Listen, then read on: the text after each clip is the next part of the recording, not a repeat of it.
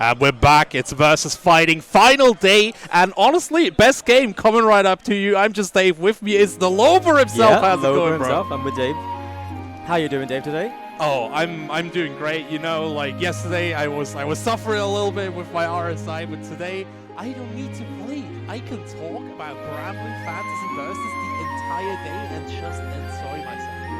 Yeah, if you're not aware, yesterday there was a bit of a kerfuffle in the hotel people were staying at.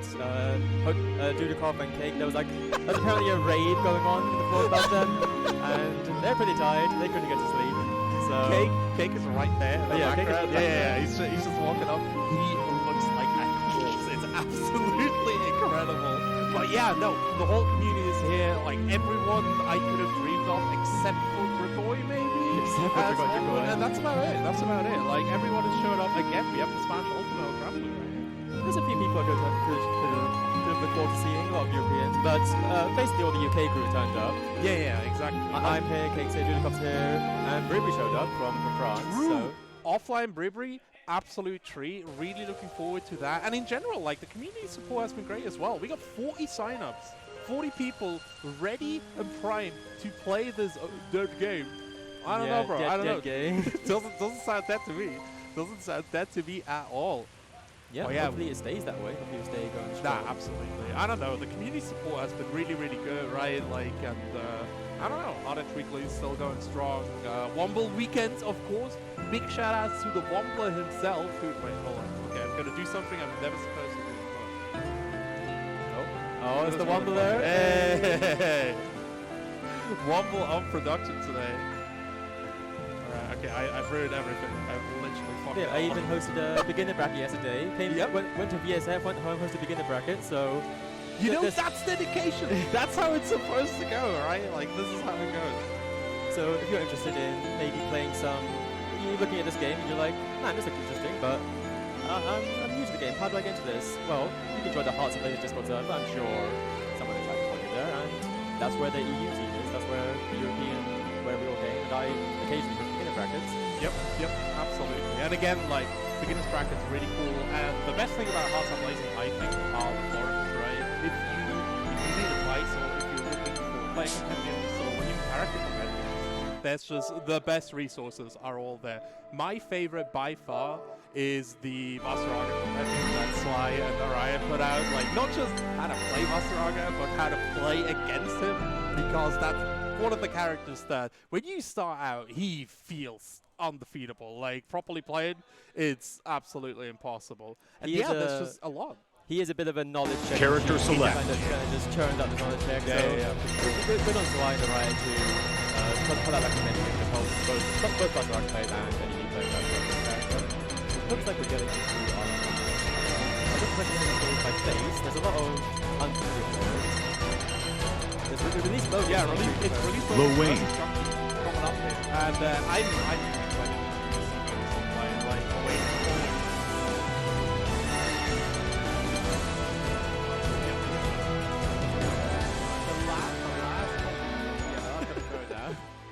So really good to meet him. He's become a bit of a living legend among the European community.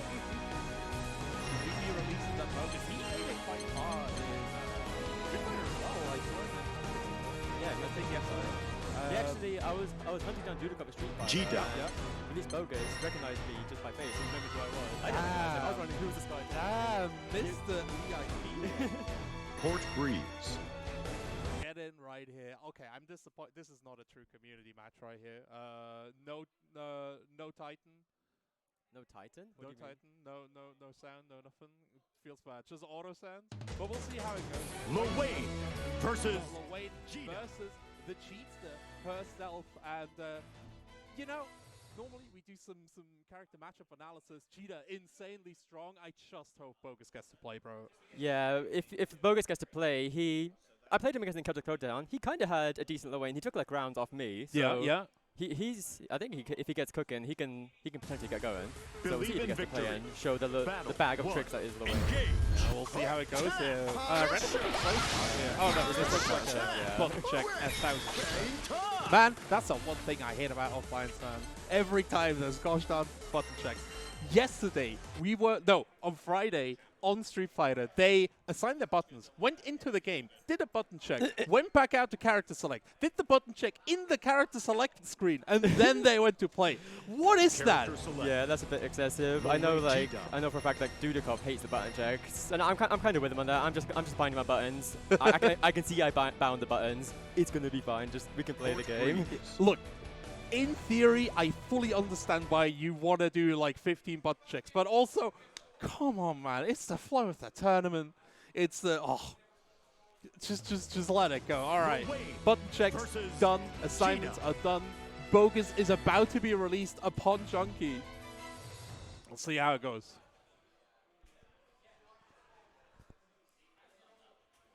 Oh, we got some sound as well in the venue. Hold up.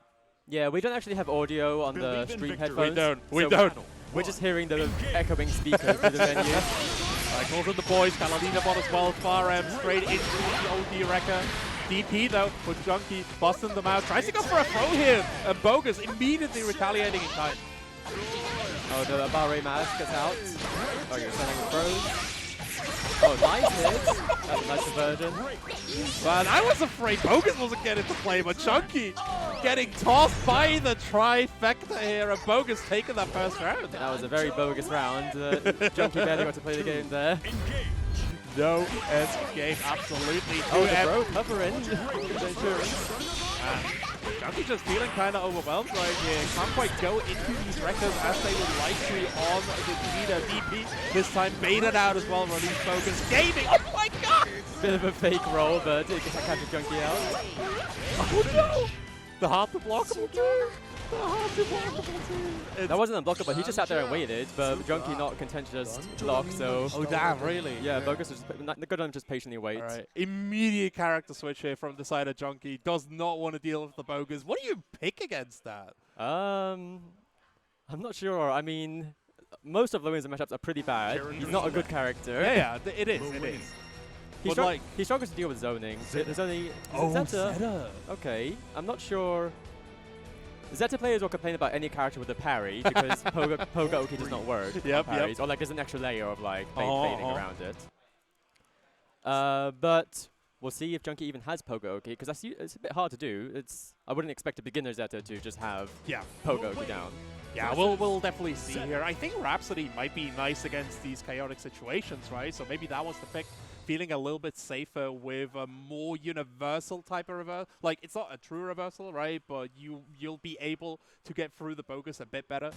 Yeah, hopefully. and maybe it's more comfortable in neutral with Zeta, to be honest. Yeah, absolutely. We'll see how it goes here. Junkie gets the jump in, tries to go for an initial Pogo. Can't quite get there. There are the infinite ones on the side of Junkie, but Catalina but shutting that down. Yeah, Junkie's always had to take a long range, but then jumps with the Pogo. No conversion of the light. Whips the spear and gets pressing on the wrecker as well. There's the Pogos. No counter so far from these Pogos, but Junkie looking a lot more comfortable now. We're trying to back off. Junkie's looking a lot to back off and trying to move these over, but Bogus chases down and gets a nice conversion. Unblockable attempted with the backship evades it, but kind of a bit of a scramble there. Ooh, that throw, that's so much damage. Bogus putting themselves to set point. It is quite a funny pro animation. He just going to lob you with the bros. It's so good. Everything about Wayne except playing against him is my favorite thing in Grappling. I despise playing against this character, but so well animated, so well voice acted. Just everything feels right for this boy. Oh, probably misinputting the spear. There's two different spear versions. Yep. The wrong upper spear rather than the forward. Oh, the rapid forward. There's a conversion of it. It's a super. It's not kill, but it's a nice one hit, one strike throw away. Be nice here. Overdrive coming out here on these Bogus. Does not want to get tipped out. Catalina Bot gets dashed over. Just going back to the save. The boys come in to pick up the Bogus as well. Mom! She's winning! Stop! Okay, does Junkie know? Jump over the lava, jump over the board. They don't know. They don't know. They were mashing 2 Elder for some reason. I'm not sure what the plan was there. Just like that. 2-0 release Bogus. Mom saving the day again. Yeah, with an SSBA win from the Wayne. Man. If you don't know, the SSBA win for Lewin is just, it was all a dream because Lewin can never win. Because he's that bad lore-wise. Yep, He yep. can never win a game. Canonically, anyway. You know, canonically, they just made this fight up. Canonically, Junkie like rolled release Bogus 2-0, it was over. But Bogus is like in the tab and like, yeah, I rolled that set 2-0 right there in the bracket. My favorite Lewin SSBA win screen is his one against Vera, where it's supposed to be such an outrage that he can beat Vera that the voice actor breaks character intentionally to say, that could never happen, and then just walks out of the room. It's quite a funny interaction. This game is so darn good. But yeah, first match already coming through here, and it's only going to get better here. Oh, hold up. We'll find out who our players in a second. There's a lot of new names, so again, we don't know our players by face. Yep. We see got that. some Spanish representation here from the Soul Calibur community. I'm really looking forward to see what they're playing. They talked a little bit to us before we started the stream, where they were like, well, you know, I normally play Soul Calibur, but the game's kind of going under. So I was looking for a new game, and Grand Blue looking kind of good. Yeah, Rising coming out, so if that's... True. I don't know how much we should want to talk about it, but if it's a game that interests you, then, you know, maybe get some practice here on Grand Blue, and the skills will transfer over to Rising. Yeah, absolutely. And again, like, Hearts are Blazing. Lower beginner brackets. Beginner bracket, a bunch of other brackets as well. Like a lot of our brackets are friendly for beginners, like the Monday weeklies, and even Chaley is running his own Swiss formats now. Which I was about to say, like, my personal favorite beginner format is Chaley's Swiss brackets, right? Because with Swiss, you always get to play. You can't just drop 0-2. You have like Swiss is basically built-in matchmaking, so you always get matched up against somebody with your own winning records. Yeah, so even though Chaley's brackets aren't specifically beginner-focused, because they're Swiss, they're still good for beginners. Yeah, the format itself lends itself very well to beginners who need to get, who should be getting a bunch of games. Oh, we've got Gideon versus Youngen. I recognize both of his names. Gideon is Womble's friend, I believe. Something... Yeah, Womble's giving me the thumbs up. So Gideon is a legendary player in Guilty Gear Strive here. Of course he picks up Soraka. Youngen I also recognize. They are from Spain. They kind of... There was that Spanish series hosted at some point. The Repel one.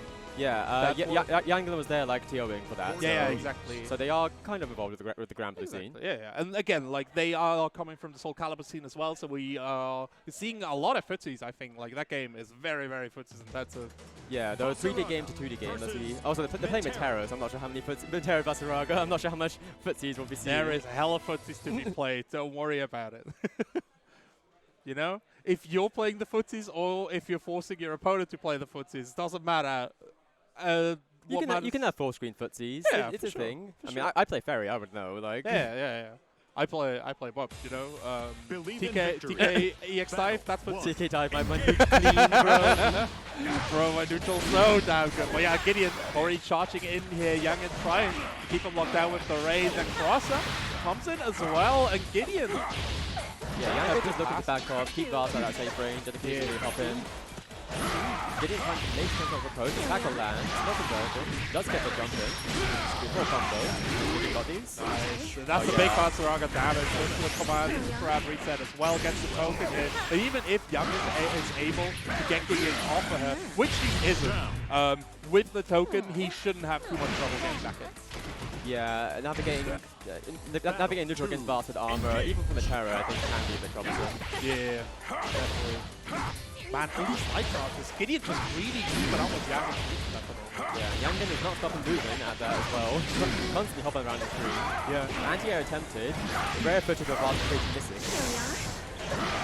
Go for another raid here. Gideon getting the counter hit. Gets the walk. Oh! Yeah, too far for a conversion. Nice counter hit again. Oh my god, we are not staying on the ground. I don't think she knows that there's no armor here.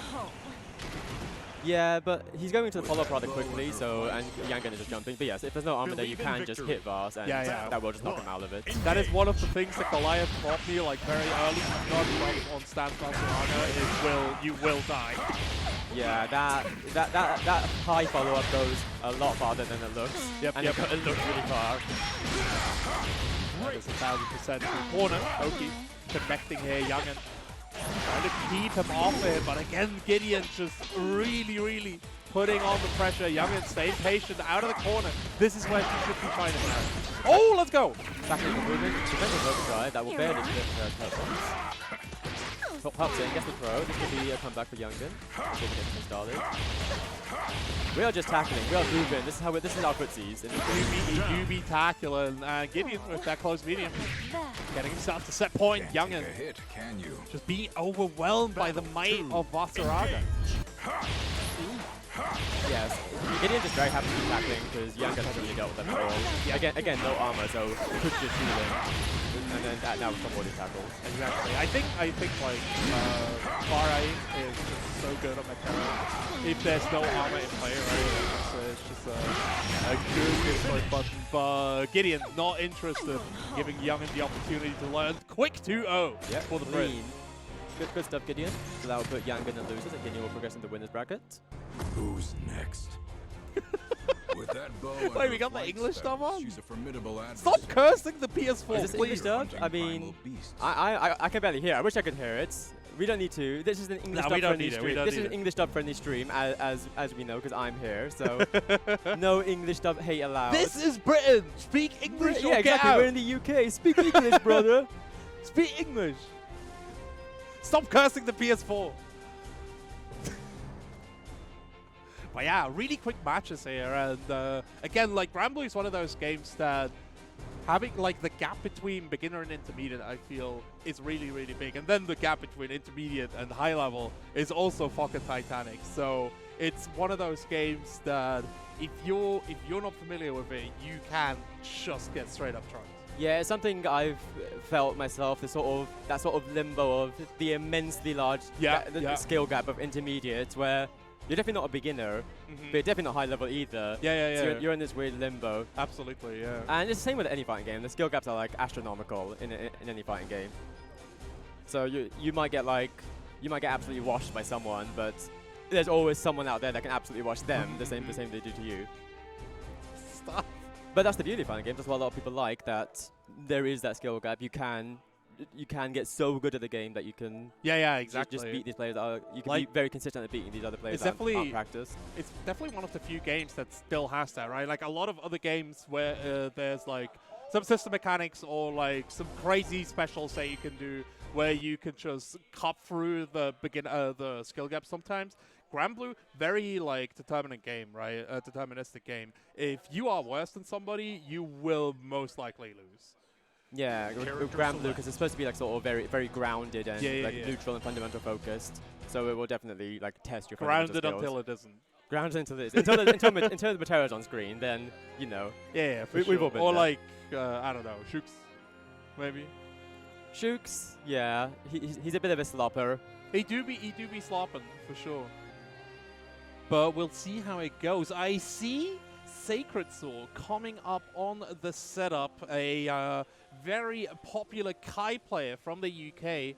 Again, like the Strive players are just showing up today. Yeah, I mean, there's Strive is happening here at VSF. They even had Season 3 setups. They did. Some players pulled up just to play those.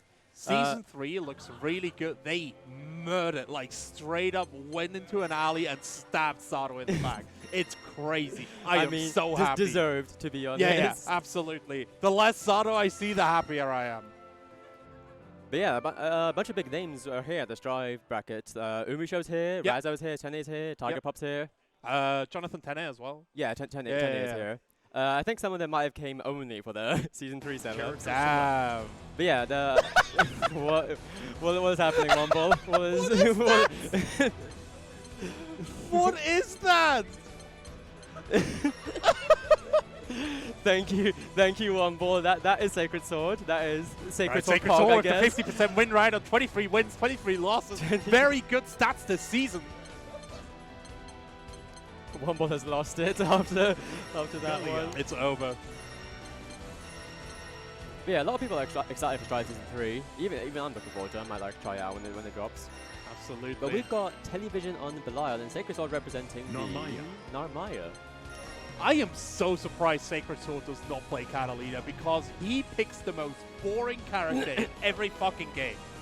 Don't tell me I'm wrong. He is visibly offended at this.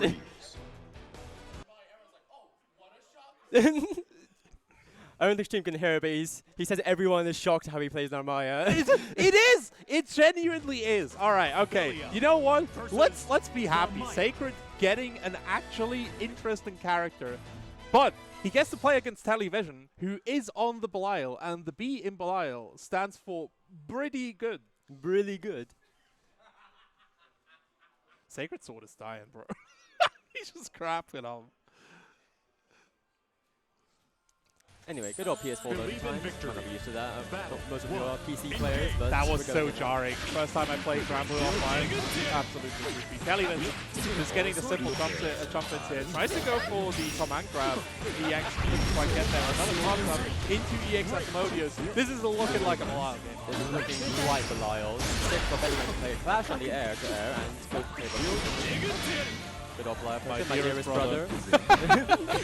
One brain cell in this fucking community. You know how it is in the community. The strange sort of DP. It clearly can seem like disadvantage, but Bro, the possible. Sacred. Nah! Bit of a Alright, Telly's scramble there. cooking. Sacred didn't pay the Telly license, so now they come back. Battle 2. Engage. Audio kind of cut out, but we're still. Oh, still oh. moving. I think I played this game, yeah. Alright, in venue, audio cutting out here. And Sacred Sword making the best of the opportunity. Pressure coming through, DP cutting through. That's nothing there, right? Nothing gets nothing. Oh, a little bit drop there. That could have been a good 5U? interesting 5U. Like Just that? doesn't work out. Nice anti-air. Oh, that's it. Pick up, but no pick up. Last on the far medium. Corners himself, but oh, we are scrambling around here. That was probably not the intended input. We haven't seen a lot of ODs in this set recently, right? Like Telly had some decent opportunities to be on Sacred Sword here, especially on chip point against Narmaya. You kind of want to try and exploit that as much as possible. But for the moment, both players just holding on to that bar. Sacred Sword exchanging some speed here. Telly wishing of air bumps and immediately coming 5U, getting hit in by Sacred Sword. He fights though. Oh my god. She got the rubber sword. Yeah. Yeah, a lot of jumpers in television, mostly not anti-air. Air-to-air again, go for people. Another jump in, but misconfirm on the DP. Oh, the misconfirm, that was all meant to cancel it, but they're getting Don't worry about it. Literally a punishment. Yeah, Don't tell them the last one. no air-to-air so far. This should be punishable, but has no punished. No conversion on that air. Yeah, a lot of straight hit damage, but the cheeky command grab, not ready, gets grabbed. It's such a violent thing, right? Like Television represented it very early in the set, and then it was mostly like chunking, right? So they were filling up the mental stack as much as possible. Do you anti-air? Do you get the timing for my pressure? And then the EX command grab comes back, and you just freaking die. Both players are frequently use air-to-air rather than anti-airing. That's probably an indication of playing other fighting games where air-to-airing is going to be much stronger. Yeah, This game is not as strong, and ground and anti-airs are like much higher reward. Yeah, Grant to really strong in this game. Oh my lord! Okay, hold on. Recognize that was punishable. Maybe the up on. Well, I kind of have that as well. They kind of DP and the trick reaction is they go into the air. And yeah, this was a Hail Mary time, doesn't work out. Jumping again, working out. No problem. Sure wish they had SBA to cash out there in the corner, right? Would have been nice. Battle 2. Engage. So 1-2-6. Nice. Get the boot flip. Coming right through here. Here we go, and there's an anti-air time. Not the ideal anti-air button, but it does work out. Rock dodging the weight up, not working out. The 5U dealing with the Taliban using that far heavy. First time in the set, like efficiently used our knockdown after the EP safe jump. Then right into SBA. See, this is how you use SBA. Yeah, this would be nice. Still got a healthy chunk of life to work with. Yeah, we're just doing the final. Yeah. The extension was so nice here. Oh, nice. Catches the walk up. Telly. Oh, not ready for the second hit. Maybe a bit of knowledge. There wasn't the scramble grab. Not blocking the safe jump. Okay, we are scrambling. Who's going to come on top? Oh, the air terror attempted, but the jumper managed to win there. Yeah, these JLs have been doing so well for Telly, right? Like, not just the cross-up button, but also it looks like so incredibly active in S situations where Telly just getting the better of it. Yeah, those buttons are active the whole way arc. Yeah. Pretty annoying to air to air. That's why really you want nice. an anti-air instead. Witch grab, a little bit punish here, but take it back to turn, side switch into the command grab, taking it already this time, hard knock down on the essentially the equivalent as well, and Telly just eating all the pressure. Oh, get him. Oh, was it the wrong? You don't want to be in the corner? Telly saw that fake wall from release bonus and was like, hold on, I'm going to try this. I want to do that. SSBA here, catching out the poke from Sacred Sword though. Fully cashed out television. One decent combo away from the win. Sacred Sword also one turn super away. Oh my, that can't hurt that much. Oh me, oh my. No anti-air to jump in again. Another jump in. Oh, the 2U hits, gets knocked down. Again jumping in. Womble just blocked him. Oh, could pick up. Man, we are just jumping. Oh, okay, there we go. Yeah. Chip damage. Chip damage here, no OD from the side of television. Even though like she just built the bar. So there was definitely an OD in Sacred Sword's future, but Telly not fast enough on those reactions. Alright, final match here. DP putting him out of the air. Yeah, we got me. Yeah, if you're not comfortable with the 2 heavy anti-airs, the DP anti-air is more than fine. Although, like, yeah, there we too go. heavy Yeah. is pretty good. And the meaty vision will get exploded. Talking about that, by the way, you're walking back this VOD. You can GB. Yeah, if you're blocking it, you can DP that. You can also punish it if you let it rock. Maybe. If you can block it, you can punish it. Yeah, exactly.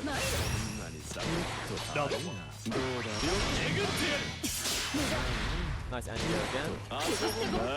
Again with a 5U. No real punish. Really cutting back. Oh! The DP effect got turned around because there was Scan Flash. Trying to get Scan Flash here. Talking about DPs, television. Calling out Sacred Sword, trying to take back his turn. In the corner now, the Extensor getting hit by the EX clip. Common right through. Another JA here. The comeback grab reset television. Getting Sacred Sword in that corner. The X-Wrecker gets him out. But another jump in into SBA. Gonna finish it out for television. 1-1 double Luis. That was a nice goal from Super. That will give Television the round. Really nice stuff.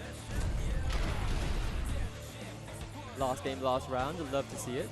We're always here for this excitement. It's really good, for sure. And both of these players, again, like, we talked a little bit about how skill differences are very pronounced in Practice. These are two players that are on similar skill level, so it's really entertaining to watch. Gets the DP here, tries to go for the EX explosion. Oh, very gutsy decision. Sacred Sword blocking it out and punishing. Where Clash, Television still able to seal off back. Sacred Sword looking for more jump-ins. Television getting called out on that fireball. Oh, the cross-up from Sacred Sword. One more hit. Gotta do it in the Kanana cross-up. Television was not clutching blocking it. any of those, and Sacred Sword will get the game as a result. Damn! He just took the momentum and ran with it. That was crazy. Yeah, that last round was all Sacred Sword. That was really good. 2H is good, bro. Well, yeah, Sacred Sword putting that 51% on the win rate. I've been informed that apparently I'm on stream next, even though I thought I was in the next pool block. So someone else managed to take over on commentary. Getting, hold on, I'll see if I can see kick what's Cake. happening. I'll with see if that. I can kick Cake. Yeah. Alright. Cake! Is Cake playing too? Goddamn. I'll find a co-commentator. I'll find a co-commentator. Don't worry about it. Chat, in the meantime, it's the weekend. It's Wombles. It's time. Video games. How y'all doing? Oh, Cake?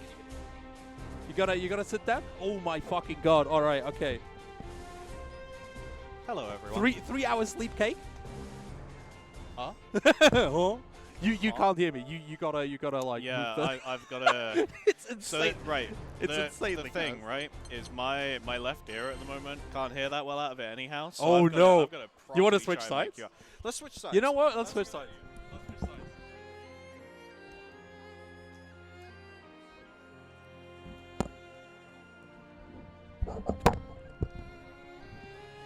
The cake end? Hello. Hello! How you doing, Cake? I'm doing good. You're doing great. I'm a little tired. Anyone who follows me on Twitter would have seen the video that I posted last night of the fucking rave that was going on. I love it when there's a rave at my Airbnb. It went on until 4 in the morning. So I am so sorry for that happened to you, bro. to segue in from that, the Character other select. person who was staying here was affected by that. Yeah. Was Dudikov, who I'm staying with. We got Dudikov on stream. Talking about Dudikov, he's up against Nye on stream right now. That should be, I don't know. It'll be good, I think. Oh yeah, it's gonna be good for sure.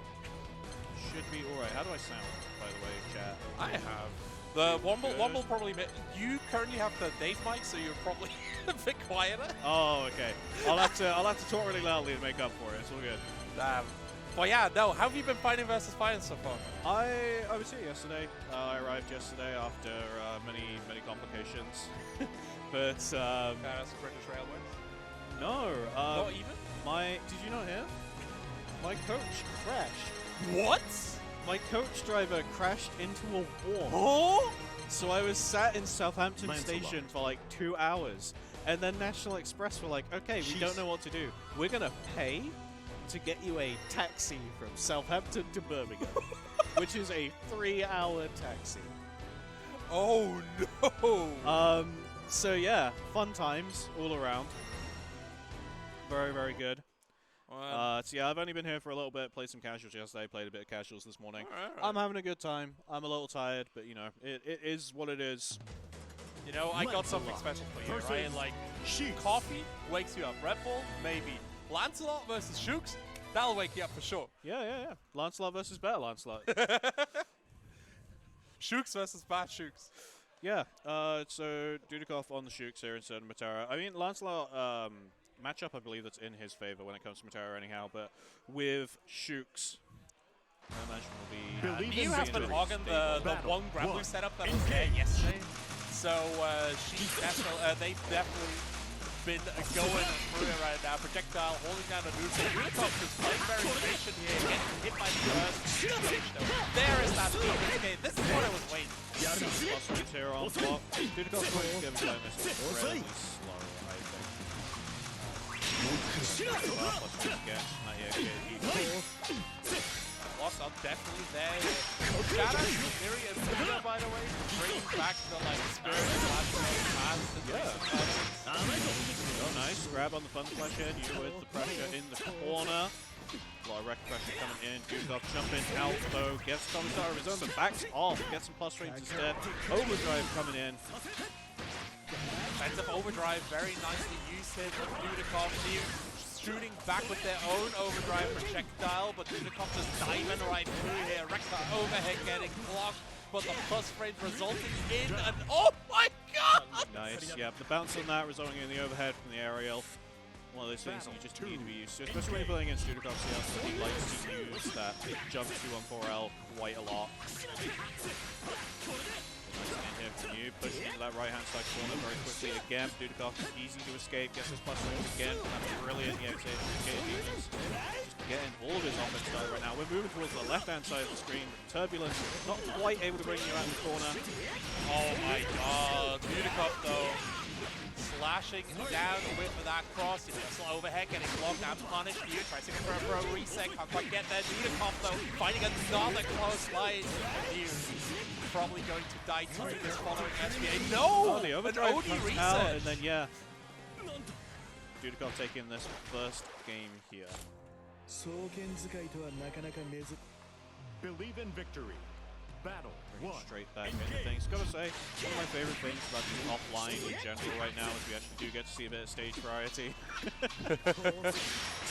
I'll see how it goes here. Dudikov, this is the second EX counter that he's used here. The first one was actually baited out by with some delays here. So Dudikov starting to get into Nia's rhythm. Well, Dudikov at the moment not covering this EX Derby. Gets the punch here on the whip for plenty of damage coming out from that. Overdrive setup coming in again.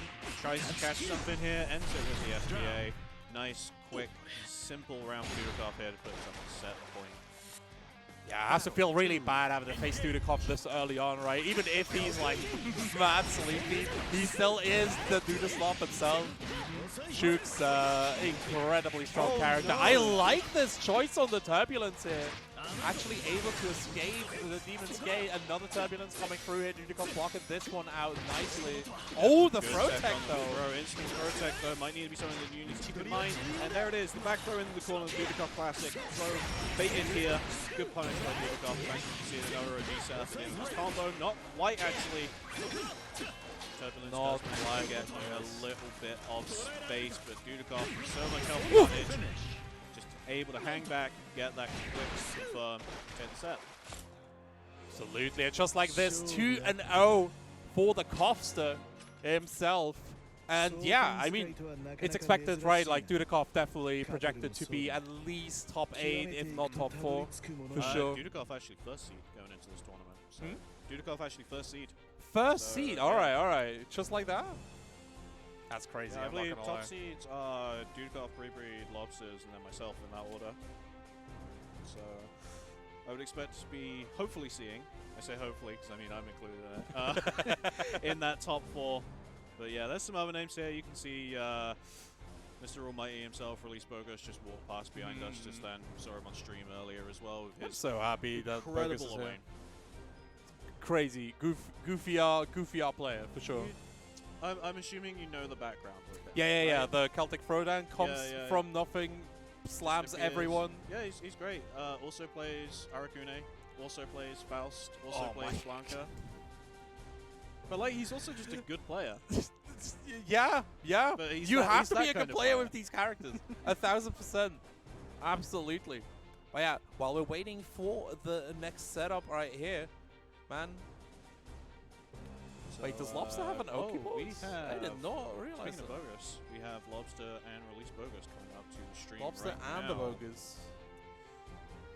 Lobster actually, okay, so a thing that I really like is when you're on commentary, you get the time, like, you gotta be, like, doing constant analysis anyway. If you play and commentate, that's, like, the cheat code, right? It Because, kinda can be, yeah, you get to look at the other players. You can go, like, all right, this is their layer 1, this is how their habits are looking, so you can already comment at layer 2, basically.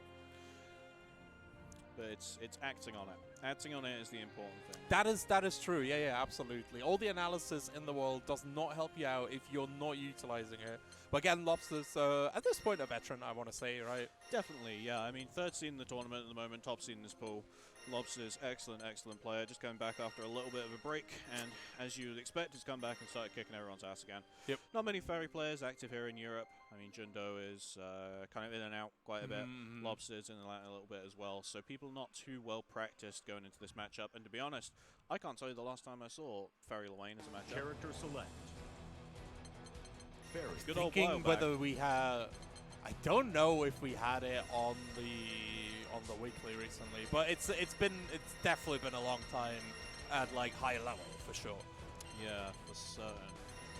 But we'll see how it goes right here. Do you think Lwane, like, so Lwane is mostly about like scoring a knockdown and then playing this weird like keep away game? Do you think he can even establish that kind of game plan against a Ferry? I mean, obviously one of the things you've got to consider is that Ferry can kind of play any range on the screen pretty well, and obviously up close, she does have access to that DP, something that, you know, he's got to keep in mind.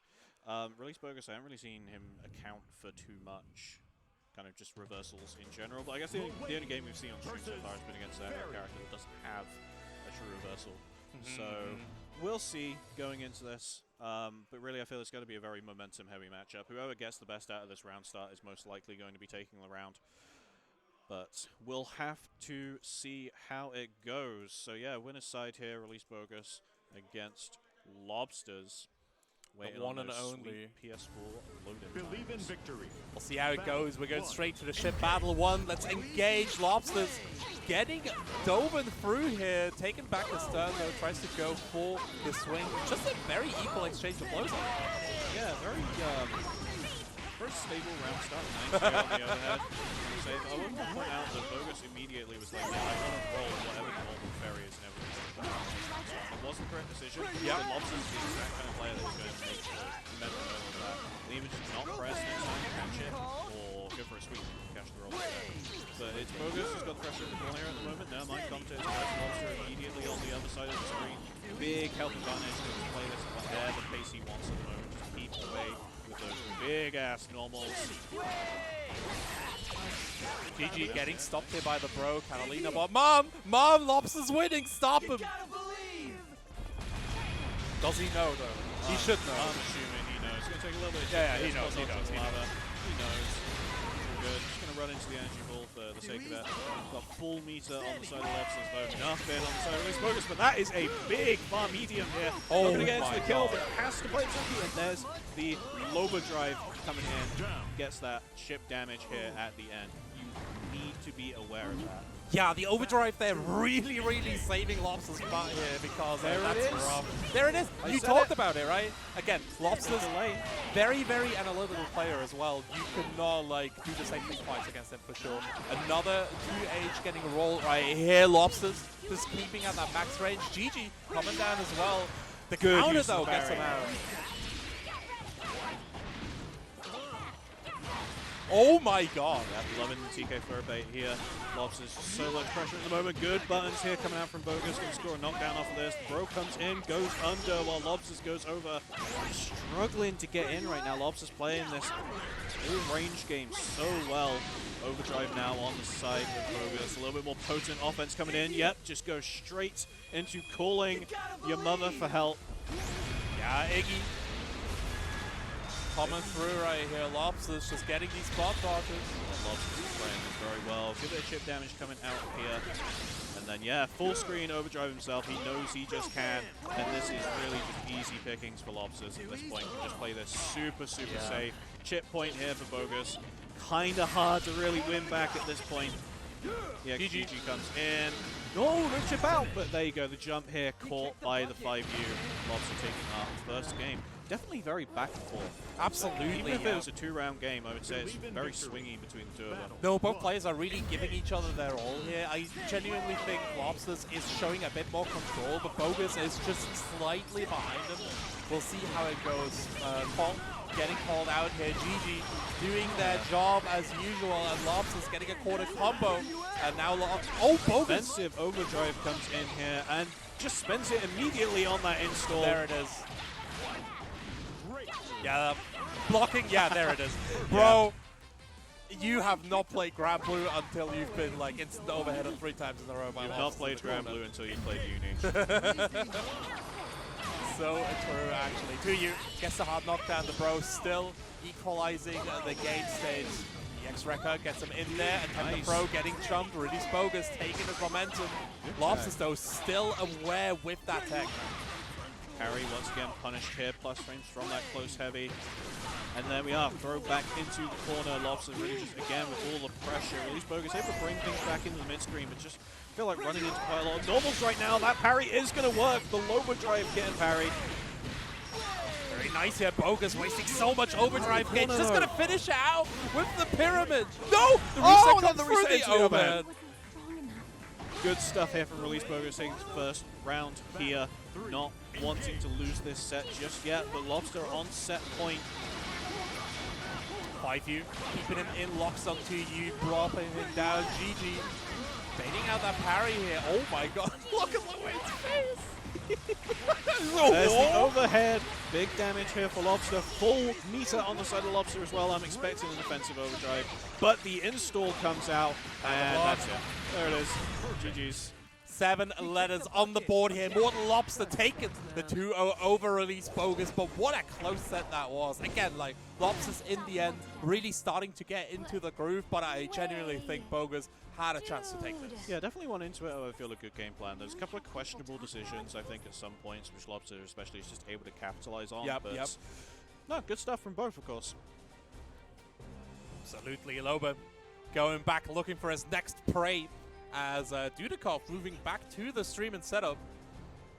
What are you laughing at? I'm laughing at Lobster, laughing at you.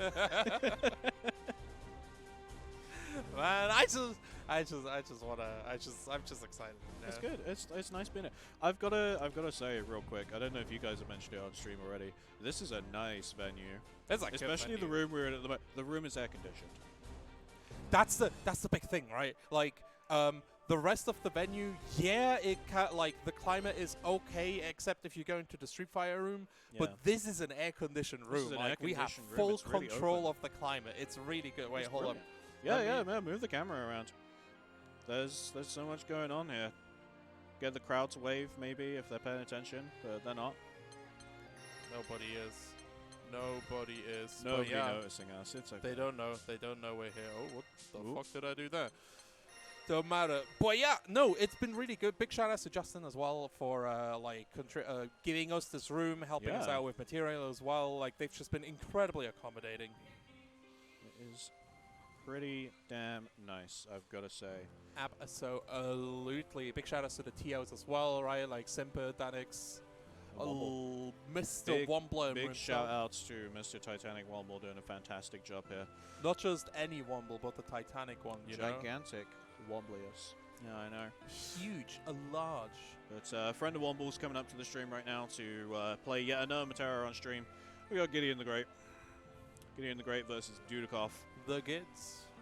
So yeah, we saw Gideon earlier playing against Yang, also playing this matchup. I'd imagine probably going to be seeing the Matera here because Seox into Vass is actually one of his kind of less favorable matchups. It is rancid for Vasaraga if the Metera like gets going. Ideally, you just straight up stop him from getting the token, and he just sits there and cries at full screen. That token is so important in this matchup. Sorry, I'm knocking my mic all the time. How dare you? How dare you? It's not like I've been like accidentally kicking the table around, shaking the camera. Oh, earthquake! Hey. Earthquake, be careful! Earthquake in the middle of Birmingham. Whatever we do, but dude, I don't know if it comes out well on that video or not, but it was like being in a fucking earthquake last night. The walls were vibrating, genuinely. Matera. That's how a rave goes, bro.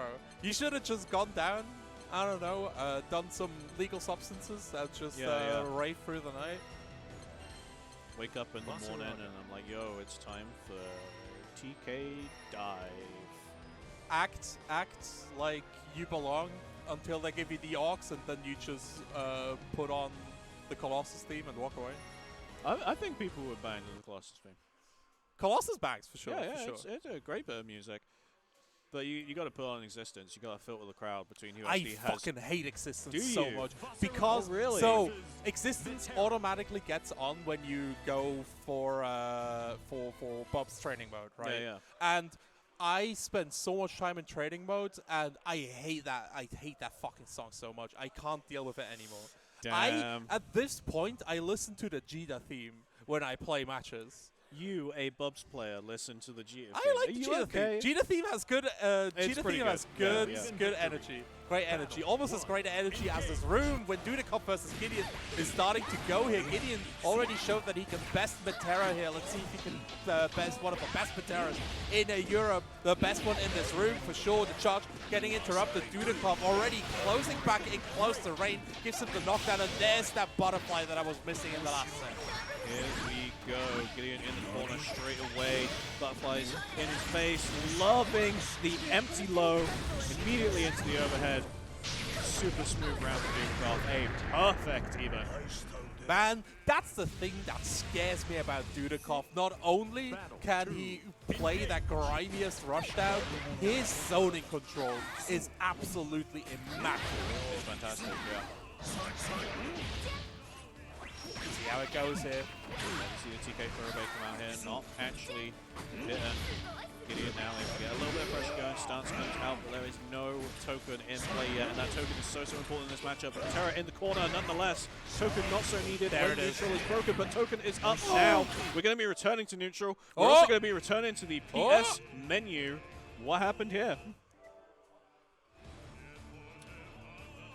All right, we got a TO sorting this out. Someone Disconnect connected your their pads pads. for God fuck's sake. damn. It's actually over, lads.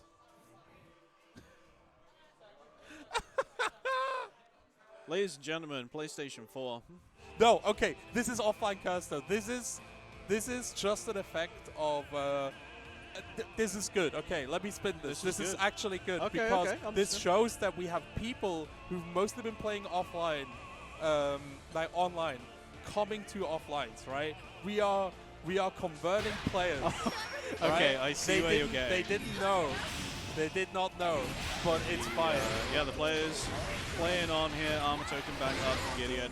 Nice, really good usage of it actually. Oh, Dudikoff caught by that with the command throw.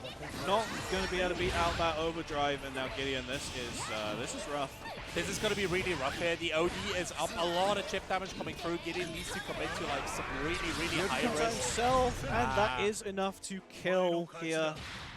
It's so hard, like, getting OD off against Metera when she's already in the flow. You really want to, I don't know, like, the only point I've found is when she commits too close by and tries to go for, like, the overhead mix-ups. But even then, since Universal Overhead moves you back, you might just get your OD baited. We'll see how Gideon deals with this. As Dudikoff back in the corner, but only for a second. Lows have been working out so well It's and so nice crazy. into the butterflies again. So much damage coming out. Gideon in the corner. Not wanting to pull the trigger on that anti-air button. Ooh, Catapoke almost connecting here. Gideon getting a knockdown though. OD out for Dudikoff, just wants a little bit more space, but Gideon just trying to attack. No token, so no punish on the throw! Chip damage not a factor at this point. Nah, brother! Not happening. Get him! Kill him! Nice charge close Murder heavy starter. him. So much damage. Spike just like had to sneeze and he doesn't know why. Good stuff coming in here. Dudikoff now on the defense. No anti-air again, just able to jump out the corner. Double 5A overhead after the flip here. Dudikoff can't quite connect. Gideon needs to Gideon find trying to get that token another up. closer. Oh no, the butterflies. Oh, it's No. over! It's over! The roll! So much work and all for nothing. Dudikoff putting himself on set point here. This is the matchup. One more round here. Gideon needs to find the read right the heck now. 2H for Dudikoff. Anti-air into full combo and setup. 2H coming through as well, but Gideon just nice. looking That for the empty end. low again being represented and still working here. Butterflies up. Empty low once more. Every time top lows. This time, SBA going to connect it. Wait, this doesn't kill, right? Not quite enough for the kill. Gonna get one more knockdown situation. Oh! Goes for the reversal super. Just a little chance left for Gideon. Probably pop the armor token here. No, just runs straight in. Wants to push Dudikoff into that other corner. Oh, and then Dudikoff just able to jump out over that stance follow-up. Good effort here from Gideon, but it's Dudikoff who takes the win. As much as it didn't work out in the end, I really like the decision to not forego Oki for the token there, right? Like, yes, the token can be really important, but you're already so incredibly low life. This is your chance. You need to grasp momentum by the throat. I think that was a good decision there. We'll see how Gideon fares here in the loser's bracket as Dudikoff moves on. Dudikoff moving on to winner's side top 8 with that Oof. win.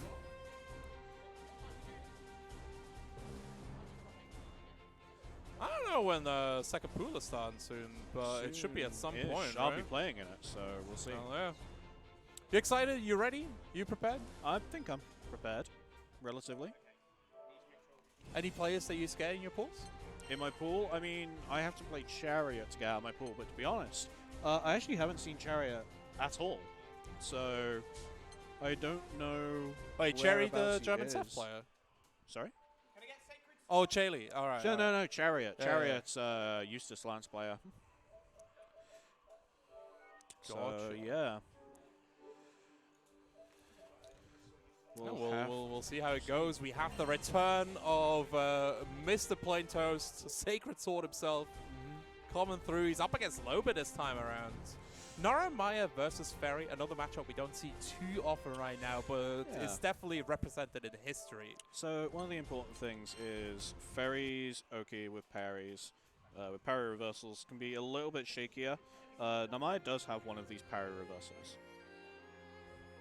So I'm interested to see how Loba approaches that. Sorry, I was going to check the bracket. My entire internet has just gone down, so oof.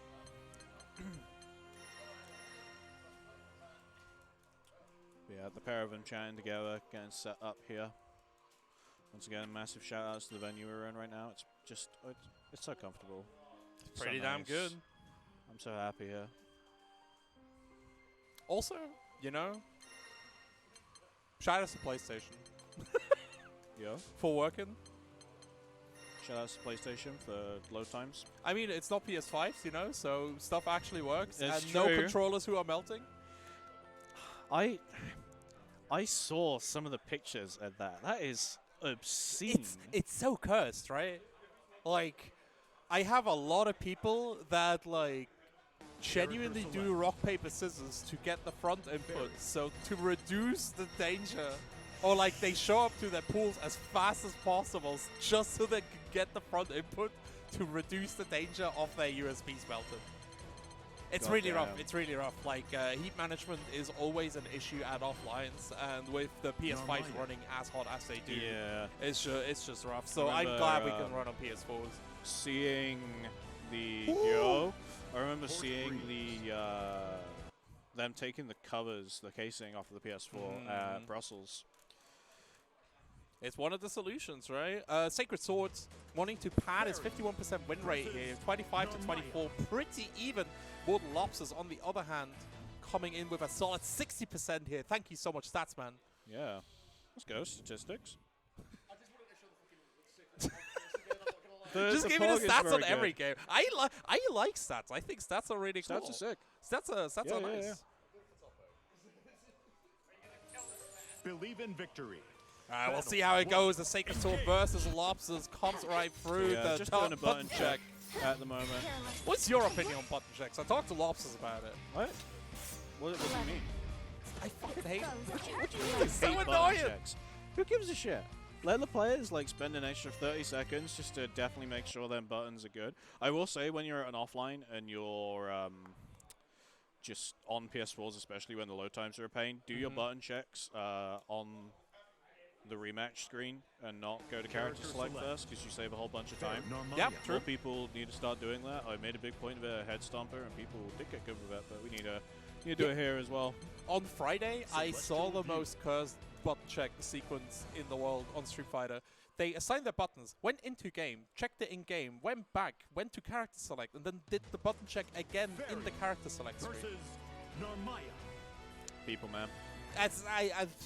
It's driving me nuts. I understand why people do it, but it's just funny to me. Sacred Sword versus Immortal Lobsters, a British team kill.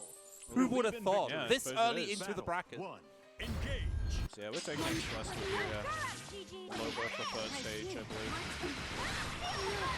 It's a good stage. Nice into the corner, catches that sweep there for the hard knockdown as well.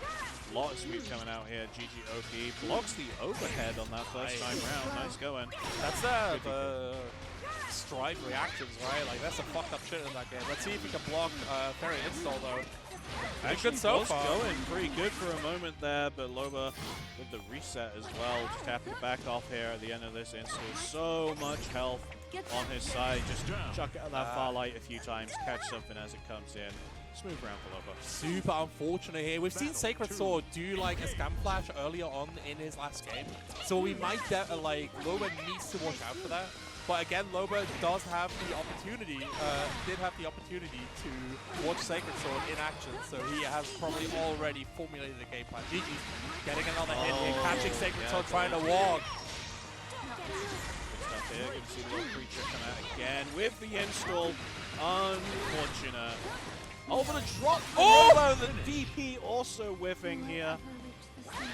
A little bit sketchy at the end, but Lobs is taking this first game. And I'm so happy that Bob's DP goes like 360. It's like the only good thing about that DP. It really is. There's a scam flash, by the way. Sacred Sword starting it out quite nicely. No TK movements that we've seen so far. Off that 2M either. Not so much coming out in the conversions department in general. Just these loose little hits coming in here, but keeping Lobsters in the corner. Good pressure coming out here, but the back throw incident into GG. Oh my god! I can't believe it. Lobsters calling out Sacred Sword with the immediate DP in that corner. And now Lobsters just looking for an opportunity to get that install started again. Health is back to pretty much even with the pair of them. Lots of chip damage coming out here from that 5U. Sacred Sword needs to get out of the corner fast, but just wait. And OD install being spent immediately again. So rough here, but the defense working out, and then the overhead coming in, no confirm into kill here for Lobsters, but that time is the overhead again going to convert into that round win. Lobster set point, I believe, to move on to top 8. Yeah, Lobster's definitely showing up right here, trying to go for the grab here, but so many buttons coming through. That spot dodge was kind of nasty, I'm not gonna lie. Good stuff, nice delay button there to beat the armor on that DP. Again, not going to be enough to kill, but we're going to see another install situation. Control the blocks here, not blocking these overheads again though, and Lobster taking this one. How many overheads? Yes. Enough overheads. Lobster's going ahead 2-0. Man, this character looks rancid, I'm not gonna lie. Every time I see Lobsters play Fairy, I'm like, I gotta learn her. Lobster's just so good at capitalizing off these situations. Really good at mixing up what options he's going for on that Oki, just keeping you on your toes. And we saw Second Sword actually blocking quite a few of them at the beginning, and then just the adjustment. Yeah, exactly. Like, the thing was, Sacred Sword's level 1 defense was pretty good, right? But then Lobsters was like, alright. I see. I'll kill you. Die. Die. Let Life me do Locker mistake, 4 die. installs. Bro. At least we only had 2 Loba drives this time, right? Loba drive into the Loba head. something, will it krill? We can go into that joke. Will it probably, krill? Man. We gotta stop this. We gotta stop this before it gets started. How It's as far along is simple the as pulls that. actually? Hold up. Let me check this out real quick. Simpa has been running the tightest ship on this bracket. This is bro. good TOing going on here. We got Gideon returning to the stream again. We got New coming up to the stream as well. We're going to be seeing Vasaraga versus Lance. I'm excited for this.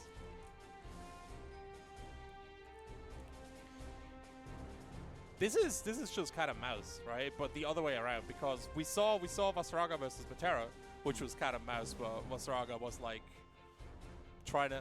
Actually, it's the same way around. But this time it's just claim that I know the intricacies of the Lance Vasaraga matchup. Yeah. As with any Lance matchup, to be honest, because this character doesn't exist in Europe.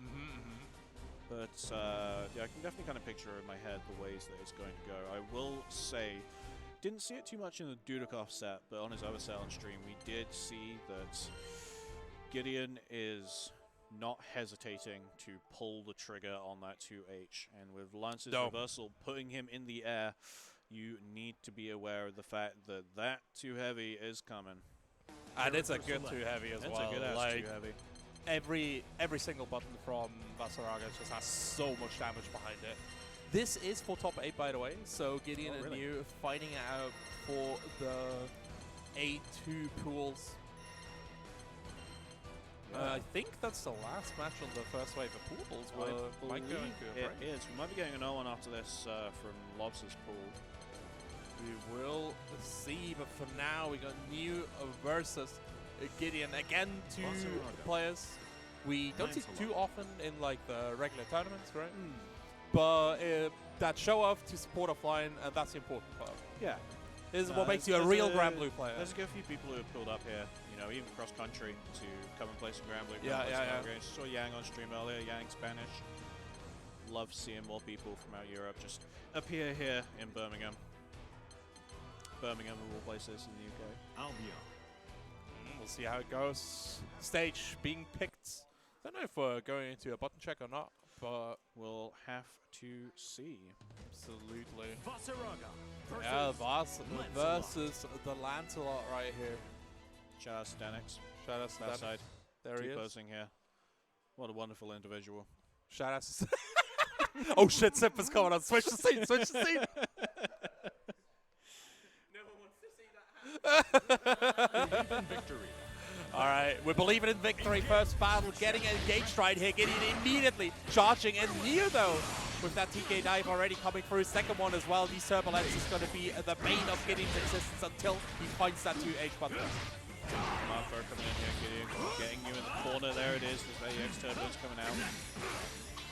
Good stuff. So, one of the big important baseline rules against Lancelot, right, and we saw Gideon not adhere to it straight away, is if you are mashing against Rekka, you do not mash crouching.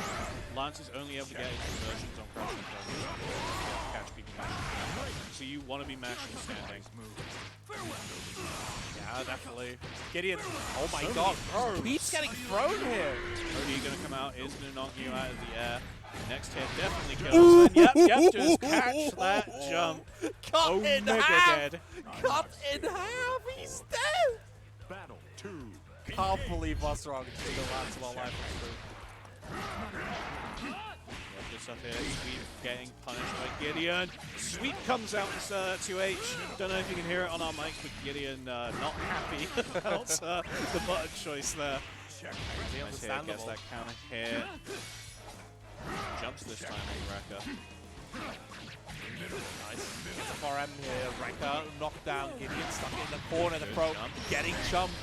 New has been representing a lot of jumps here. Oh! Tries to go for MGSG. Not the answer you want to be having here. You just want to, if you're committed, hit that 2H. Oh my god, the jump heavy coming in. Gideon taking this first one.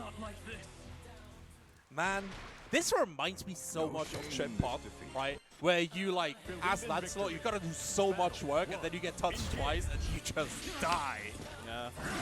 Lancelot also just having those 0 damage shooters as well, fucking typical monsters. Oh! Melody gonna come out here. First one that we've really seen on commentary for a fat minute. Conditioning, baby! Good stuff. See the whiff throw again here. But Gideon kind of happy to be in the corner, I feel. Not too much coming out here. Jumps the overhead this time. That jump being a good option. There's a lot of news offense right now. Turbulence going to allow you to just re-establish her pressure again. Tries to go for the overhead, but mashed out this time. You seem to pick their, like, ending choices based on rounds, right? He's just walking! Full screen start swap coming out here. Another throw from you. Side swap this time. Oh! Second throw gonna come in. Take her first round of this set. By the way, rare footage of high strike whipping and getting punished. Ooh, talking about punishes here. Getting a nice hit, tackle coming through, cross up and getting blocked. New. They're just exchanging corner right now. Projectile keeps them locked down. Tries to get a run up here, but Gideon is ready. Ooh! Again, just to get in against that far heavy. Mash standing this time. Love to see it. Even if he did get caught. But yeah, the X-Gorilla Blade just in neutral here, but Gideon again able to get his pressure going. Stuck against that right hand side corner. Nice. With ball dodge that OD. With the OD looking quite nice here. Gideon immediately returning in time, wants to get New off of them. Another mash interrupting the run up here. No big combo, but Gideon's taking back the turn. Santa back coming right in there. Another Gorilla Blade straight into the super, but the super whips. Yeah, super whipping there, I believe, because she didn't allow both hits of that close heavy defense. The obvious out. Battle 3. Man.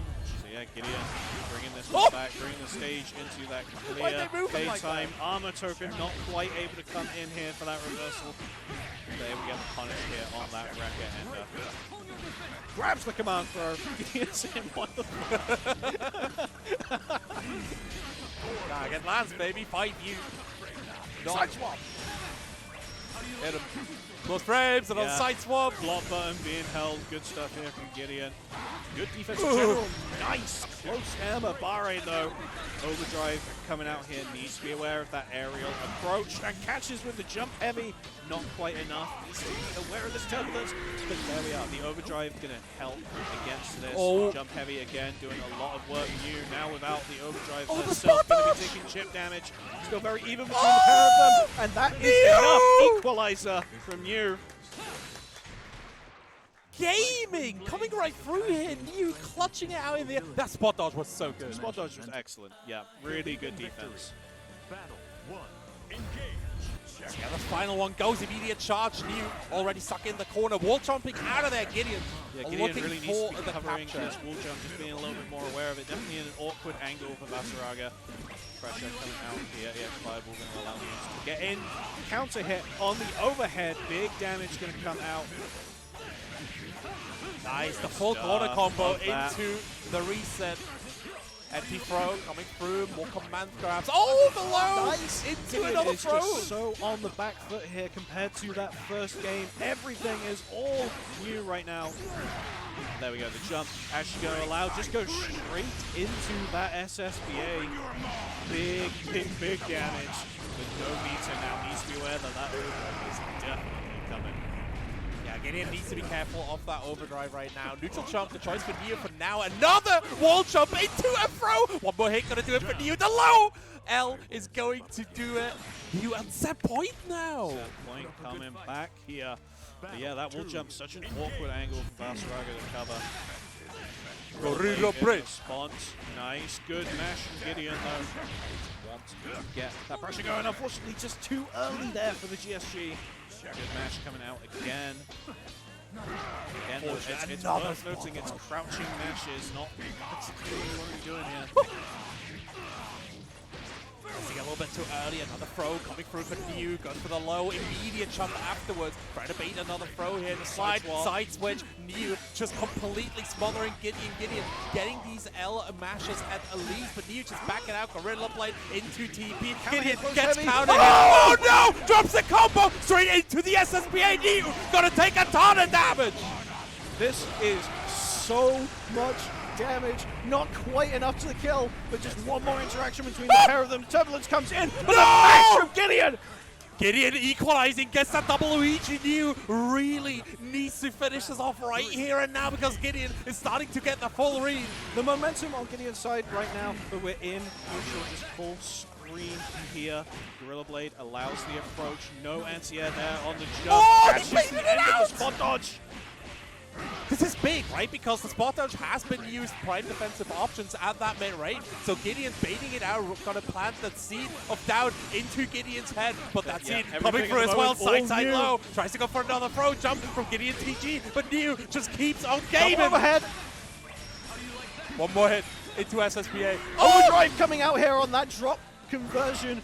This is so dangerous for Neo, but also so dangerous to Gideon. And Gideon she's dead! Get in! Don't drop it! He drops it! OD gets him off for her. Gideon wants to charge him, and the projectile stops his approach. Neo clutches it out. Let's frickin' go! No token. Bruh. No token. No token? No. GG's, look, he's offering the handshake. I won by a hair's breadth. Jesus. Oh, that was so damn good. That was the Scott Gramblue. fucking great. So yeah, that is your reminder to keep it simple, No keep token. it clean on your conversions. Woo! But a fantastic set. New here, moving into loser side top 8 of this tournament. It's a passing seed, I believe. Yeah, absolutely. I think we might be taking a short break before we launch the second wave. Let me check my we got a production real second quick. wave of pulls. Oh, couple more sets actually. 2 more.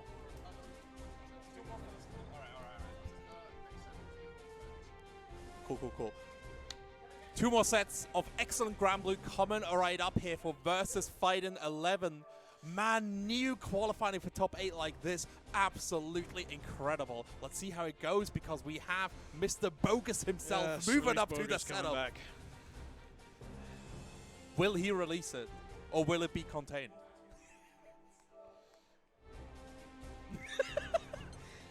So I did commentary at CT, right? And I didn't know until I looked back at the broadcast, but Bogus, Crowley, and Kale were doing the Luane shimmy behind me. I'm never going to forget that. Thank you. Character select. Legend, really. Wonderful, wonderful individual. Oh. There we go. Button assignments going through right here. The most beautiful sound in the world.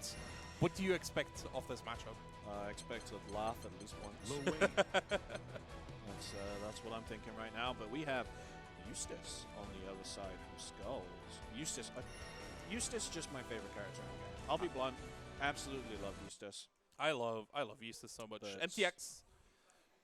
So yeah, this match is for qualification to the top 8 I was qualifier. just looking at it myself. So yeah, not the top 8 here. Winner of this going to play a Sacred Sword, who we had on stream earlier. And then the winner of that set will be going into loser side top 8. But for now, our loser semis of this pool, Release Bogus, MTX Skulls. All right. Would you rather go to the Rave with Eustace or with the Llewellyn boys? Believe in victory. Huh? What Llewellyn time? Llewellyn boys? Gang. Gang? Damn.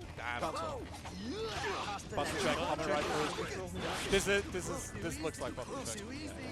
So yeah, we're button checking. No, this is neutral actually. I want to go with Eustace because, like, Eustace, he's just like me. Once he sees the dog, you know, we're zeroing in on that. We're gonna pet the dog.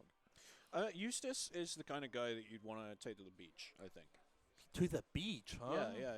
All right. Llewellyn gang for the club, Eustace for the beach.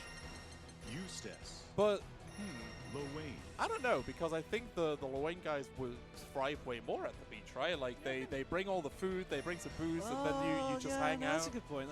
I don't know. Eustace seems depends on like what the you want. private. Like, Eustace? it depends if you want peace and quiet, wink wink, vine boom, whatever, or if you want the party gang at the beach. I see guess. that. And for me, I think I prioritize peace and quiet. Also because I just generally don't like beaches. But You know what? I feel that. I Yeah, genuinely yeah. feel that. But we'll see how it goes here. There is did no he swap beach. the language to English? Sorry, I'm chill with that because these two Believe have. in No, victory. it's been English for the whole stream. No pandemonium. See how this goes here. Release Bogus landing that first hit, but now MTX Skulls trying to get started. Good interrupt from the side of Release Bogus, immediately calling in the lads here. Not allowed to start establishing that projectile pressure from full speed. Oh no, the unblockable. Again, unblockable sorted. HBA coming in. There's going to be enough to get this kill nice and Bogus. What a great tag. It's so good. It's so fun to say. It genuinely is. There's a bunch of tags that are just fun to say. Talking about fun, MTX Skulls getting the funk going right here. Rat Race goes in the counter, getting outplayed with the delay from the Universal overhead. Double boys getting back jump, but now Release Bogus with that far end into the wrecker. Oh my god. Coming in once again. Maybe slightly mistimed there. Skulls overdrive here. He's going to get punished. You can't. It's just Armor's fruit. It's just Armor's fruit. HPA is a really big knowledge check, I feel like. Believe in victory. Learning how to deal with that, definitely a big part. In general, like, Llewellyn is just a good character to be in training mode against for an Roll getting caught out by MTX right here. Bogus countering the overhead this time around. Just needed that timing right.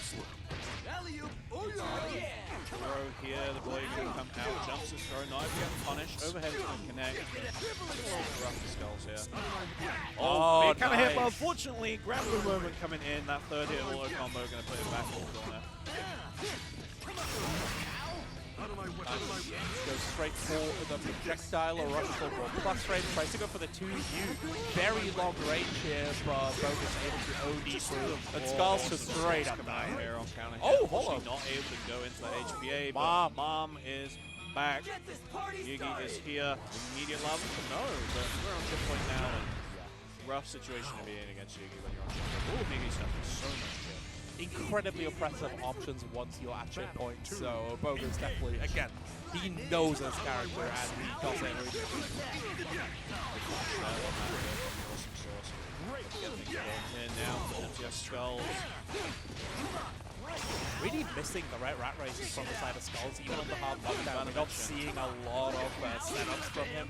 So Skulls losing a lot of potential pressure by omitting That H grenade is so important for everything that Eustace does. We're not getting the chance for him to see it. Ahead. Six here. Gonna get that dog crush there at the end. Near chip point. Oh! The Get 'em! SSBA Get in 'em! response! Scorch the skies. Good stuff here. No meter really on either side of the play, but Bogus just sitting back. Big health advantage. Unfortunate with the unblockable there, but what a great response. Really nicely Yeah, played moving here. on. Release Bogus. almost getting taken out back, but MTX Skulls in the end still dropping. I want that parfait. That looks so tasty. I'm up for a Time parfait to right graduate from I don't Dude Bro Academy. You think? Guess our I'm weirdly tunes hungry. could I don't know. use a I need refresh. some food afterwards. I had the disappointment of my life earlier. Oh, really? I What went happened? to Greg's. They did not have any sausage rolls. I was just Well, you know, heartbroken. I went there, I got a steak bake and a chicken bake, and it was all good. They still had sausage rolls when I went there. I as well. had a pan of chocolate. It was nice. It was nice, I guess. I've been sausage positively roll. surprised by Greg's. Like, I thought it would just be like another chain, but like, especially the hot meat stuff. It's kind of tasty. It's kind of good. It's good. It's nice. good. It's cheap. That's the thing as well. Like, I can for $5 I can get like 2 pastries and a coffee, and like the coffee is nice as well. So shout outs to Greg's actually. Yeah, let's go, Greg. You know what? I'm gonna take back my Sony shout out. Shout out to Greg's. Shout outs to fucking Greg's, dude. We'll make a Northerner out of you. It's okay. It's all right. It's all right. If I get to get more Greg's, I'll come to the north. Popping off. I'll come to the north. Just north EU. So yeah, this is our loser side top 8 qualifier here of this pool. Sacred Sword against Release Bogus. One of these players coming in with momentum from that previous game.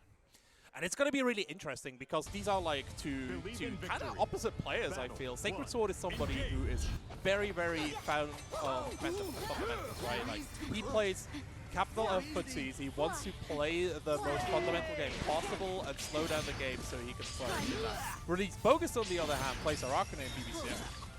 That's all you needed to say, really. But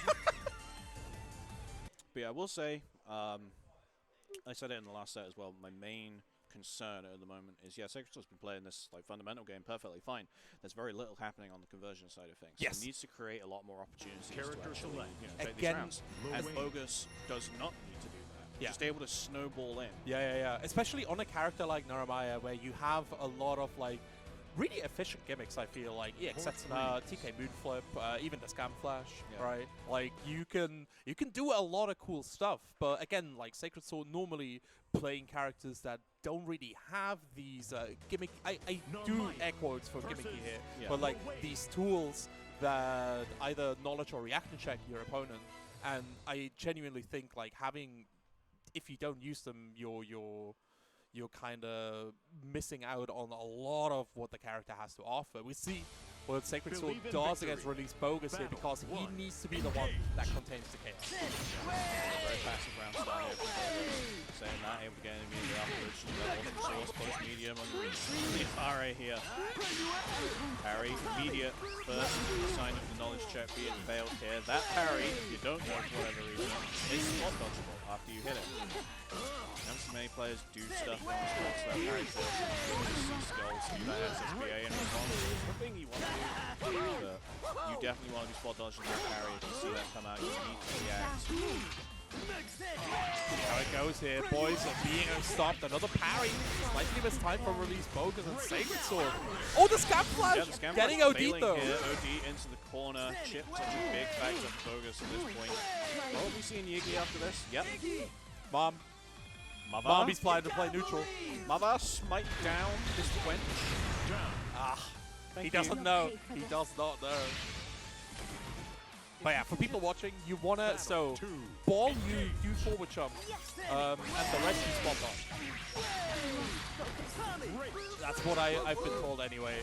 Coming right through here just before the strike, Catalina bomb hitting immediate Sacred Sword, stuck in the corner, mashing out, but then another parry gets it through. EXDP busting out. The thing though, it's that armor DC. That armor DC not really caring about those situations. Yep. It's really nice, right? Bogus. This good. I won't stop till I've won. Quick and easy for Bogus here. We saw a little bit more going on in that first round, but again, once that snowball is going, it's really going strong. It's hard to stop, you know. On this character for what might be the last game of their run. They're not able to pull this back. Nice. This is a great start. Yeah, playing again some very fundamental plays here. EX Sentinel going through another EX Moon Flip, trying to hit him, but Bogus able to mash it right out. A Barre close heavy. Learning from Dudikoff. Grabs the armor DP this time, put it straight in the corner. Not going for unblockable here. Nice tech on the throw, and then immediately just response out, bring us back to the mid-screen. Overdrive. Doing so much work for Bogus. Spends it immediately on the HBA. Oh no. That's cheeky! Oh no! That's cheeky as hell! Oh my god! And yeah, Bogus put himself on set point here with that, catching the empty spot dodge there of HBA. Just launched into the corner straight away though. The Lancelot at home, bro. Back row instant coming in here. There's that unblockable. Good stuff here. The max out straight away from Sacred Sword. Got a lot of work to bring back here. Grabs. Come at me, bro. Sacred Sword got really good reads on when Bogus wants to go for these counters here. Again, like getting the grabs, but the main thing that Bogus has been doing excellently is calling out every time Sacred Sword wants to go for a run-up reset. It should die. No, this is working. Oh, that doesn't work. It doesn't work. Release Bogus, top 8, loser side. Great stuff to both players here. Bogus has been released right here upon Sacred Sword and securing spot in the top 8 as the bros are having their food break. We will have one too. What is it, 10-minute break? Whoa, who wants wasabi and rice? Oh, it's half one. Half one? We got a good 50 or so minutes of just kind of cool down. We could totally learn a thing or two Absolutely. So yeah, we will take a little break here. Go grab yourself some food. I sure will.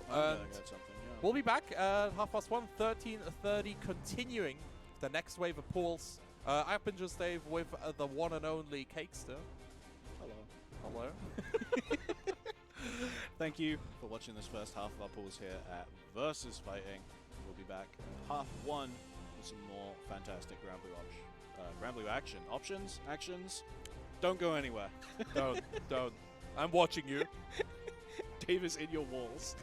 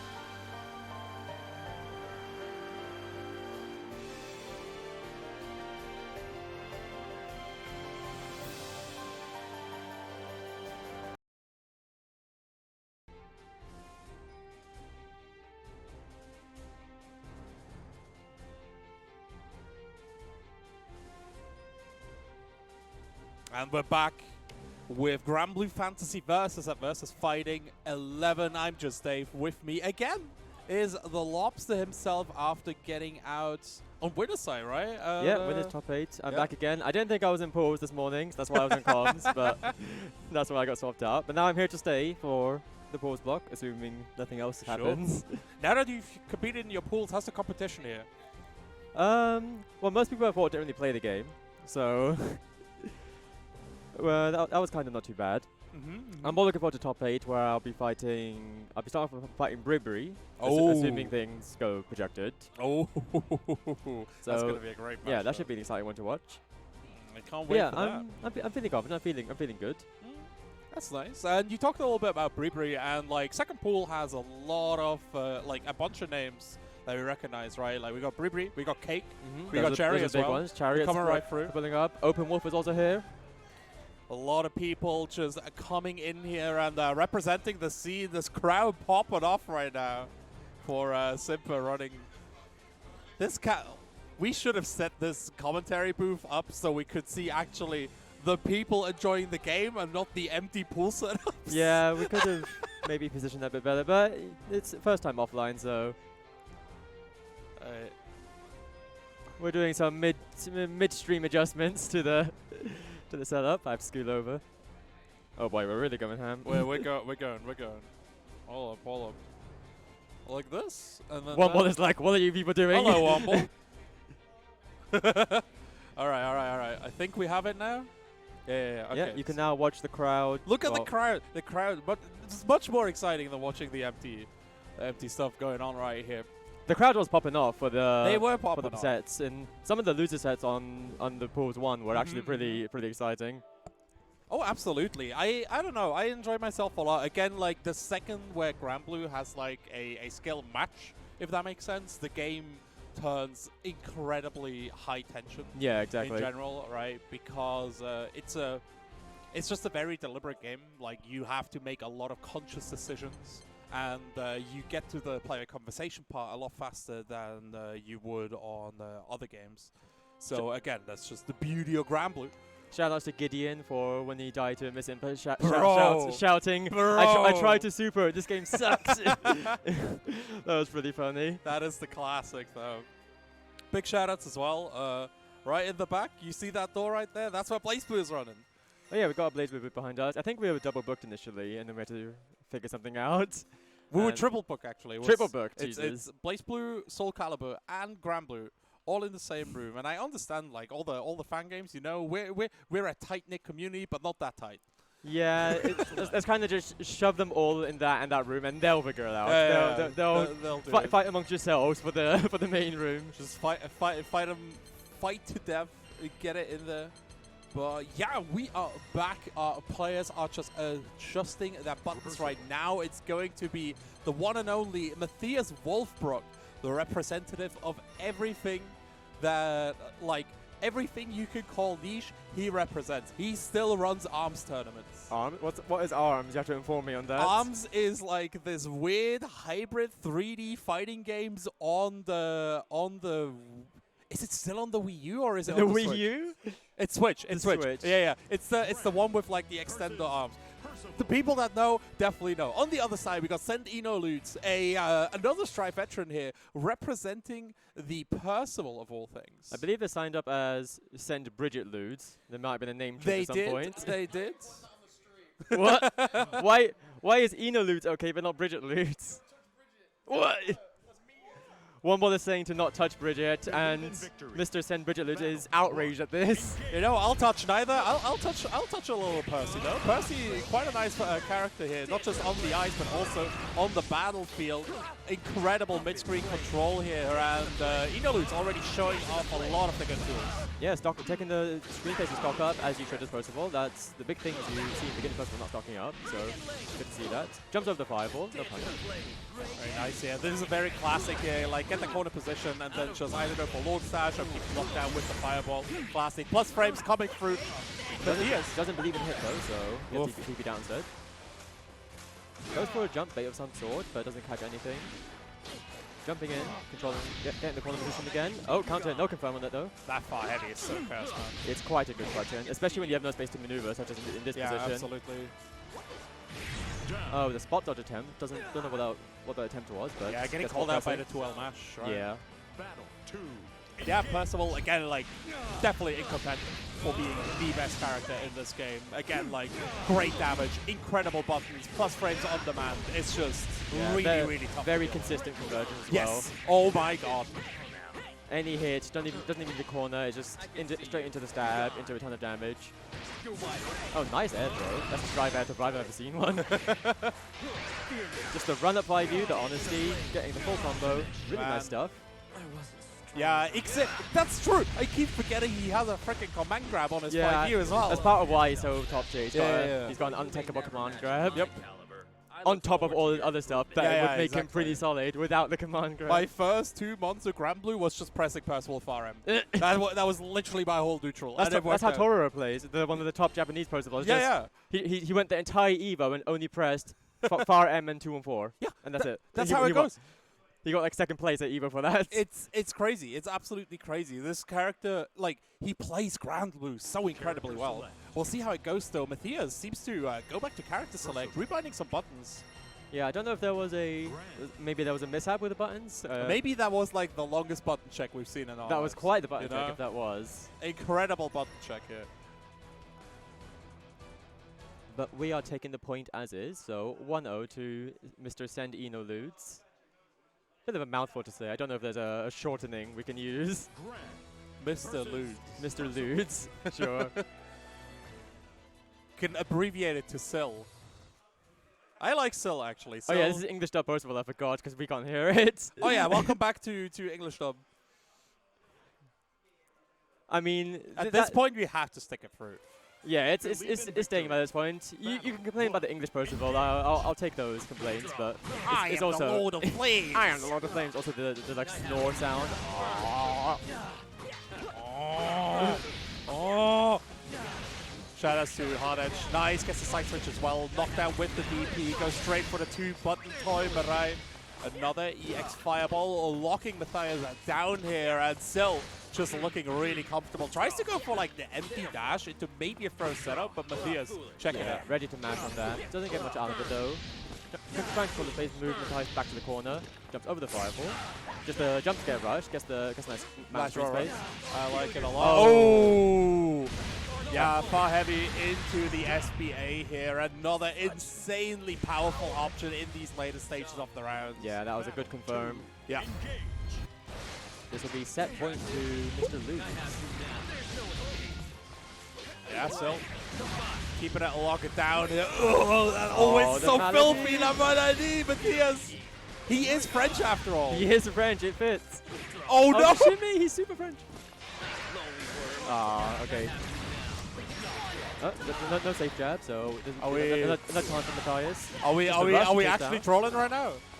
This could be a comeback for Matthias. Let's go. Oh, the far M. Yeah, far M gaming is a good button. Far M gaming right there. Just like that, 2-0 for Sill here over Matthias Wolfbrock. Yep, really nice Swift. Really nice Percival. Didn't expect that to be that good. You did well for yourself, So yeah, well represented. Although you may never match my caliber. Very well represented here. Again, like, Percival, what a character. Virim isn't here, actually, so no, like, we needed a different Lord of Flames. So maybe Sill might be in. Someone needed to take Virim's place. He is UK based, but I guess he couldn't make it. Unfortunate. He was, I mean, to be fair, he's been working so hard, right? Like, he's been at EVO, he's doing all these showcase streams for Rising as well. Like, Virim has been doing enough work for the community. Yeah, he did travel quite recently to America, and as we know, that's not cheap. He can skip versus fighting as a treat. As a little treat. As a little treat. We'll allow it. You're allowed Virim to skip this one time. You're on thin ice. All right, talking about being on thin ice here. I don't know. I botched that. I'm sorry. Cake is coming up. Cake is coming up. You know what? Cake, you're on thin ice too. Cake I don't know why. Cake is on thin ice, apparently. We don't know why. He just is. He's just been really, you know, stretching the line. Man wanted a sausage roll today. Couldn't get a sausage roll. He really wanted the sausage roll. We went for lunch, and I was like, "Where you want to go for lunch?" And he's like, "Greg's. I want to go to Greg's." And I was like, "You went Greg's earlier today, but they didn't have sausage roll earlier today, so we needed the sausage roll." We need more sausage rolls. He got the last one too, so he is truly blessed by the gods today. He got the last sausage roll.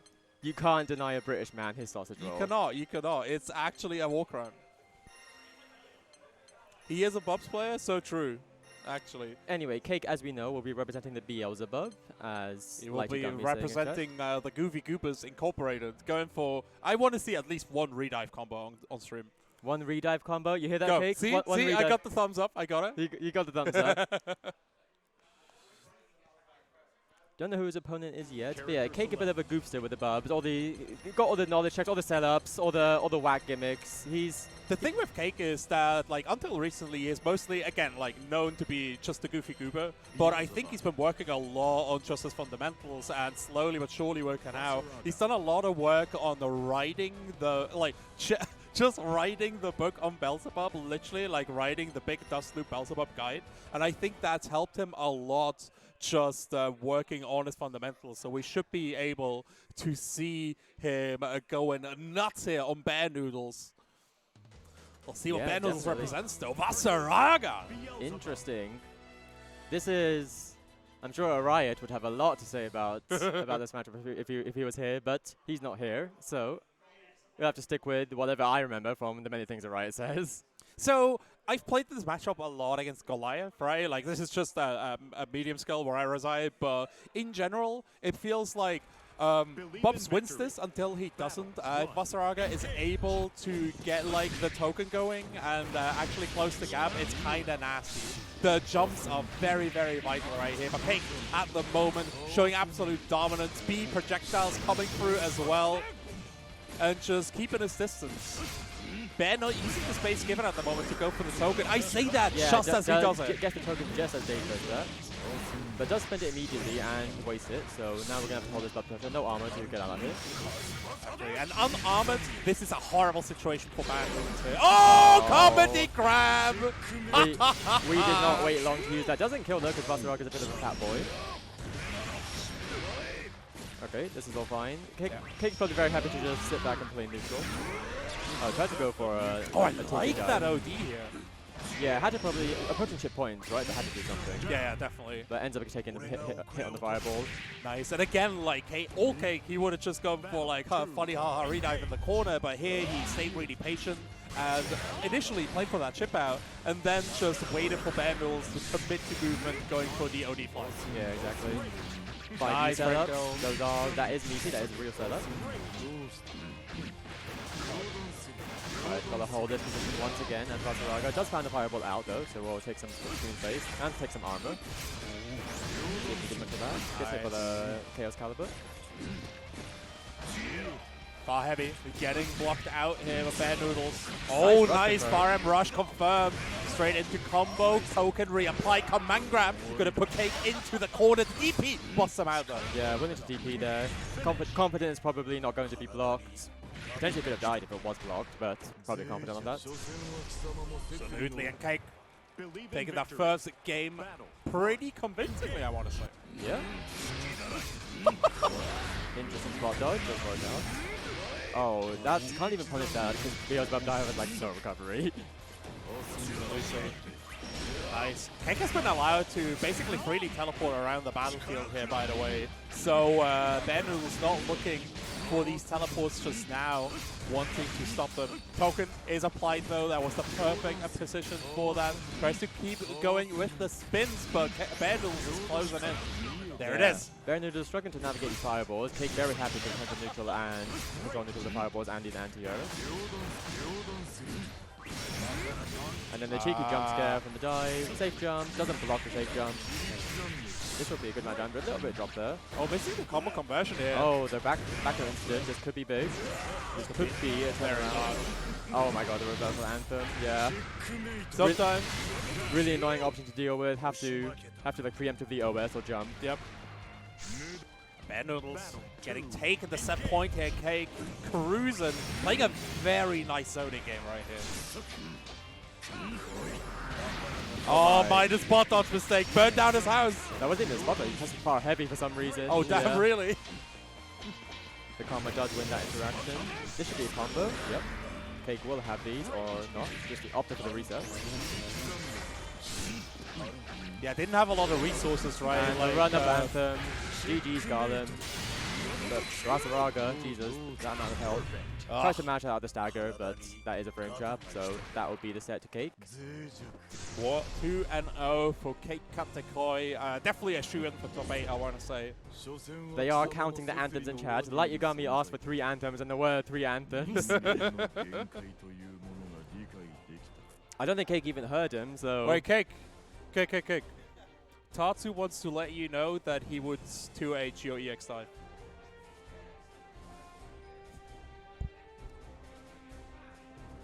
Dugong is better at 2-aging dives than you. We got some shade being thrown around here in the venue. I'm not sure what the beef is with Tatsu and Cake. They have played quite a bit. There's usually a lot of like runbacks between them. But yeah, all in friendly bands.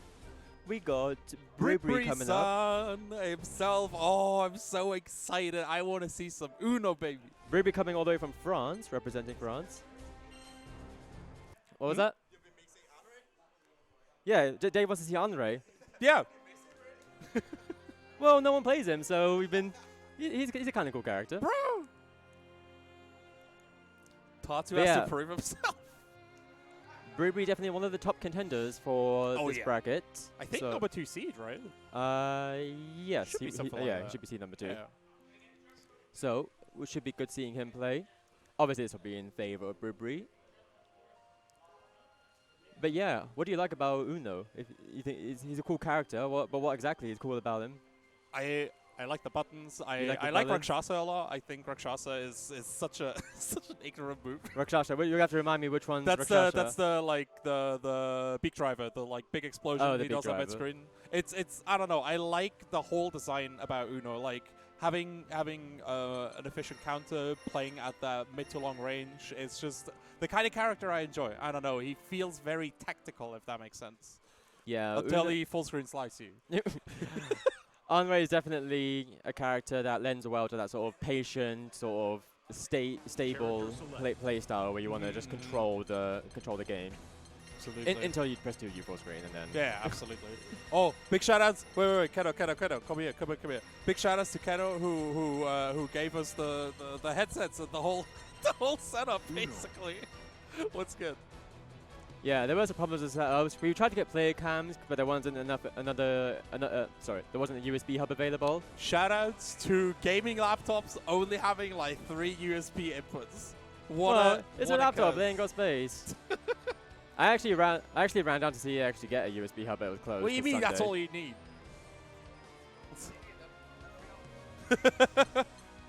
Alright. They go Bribri-san against Sam. Sam. Oh, button check?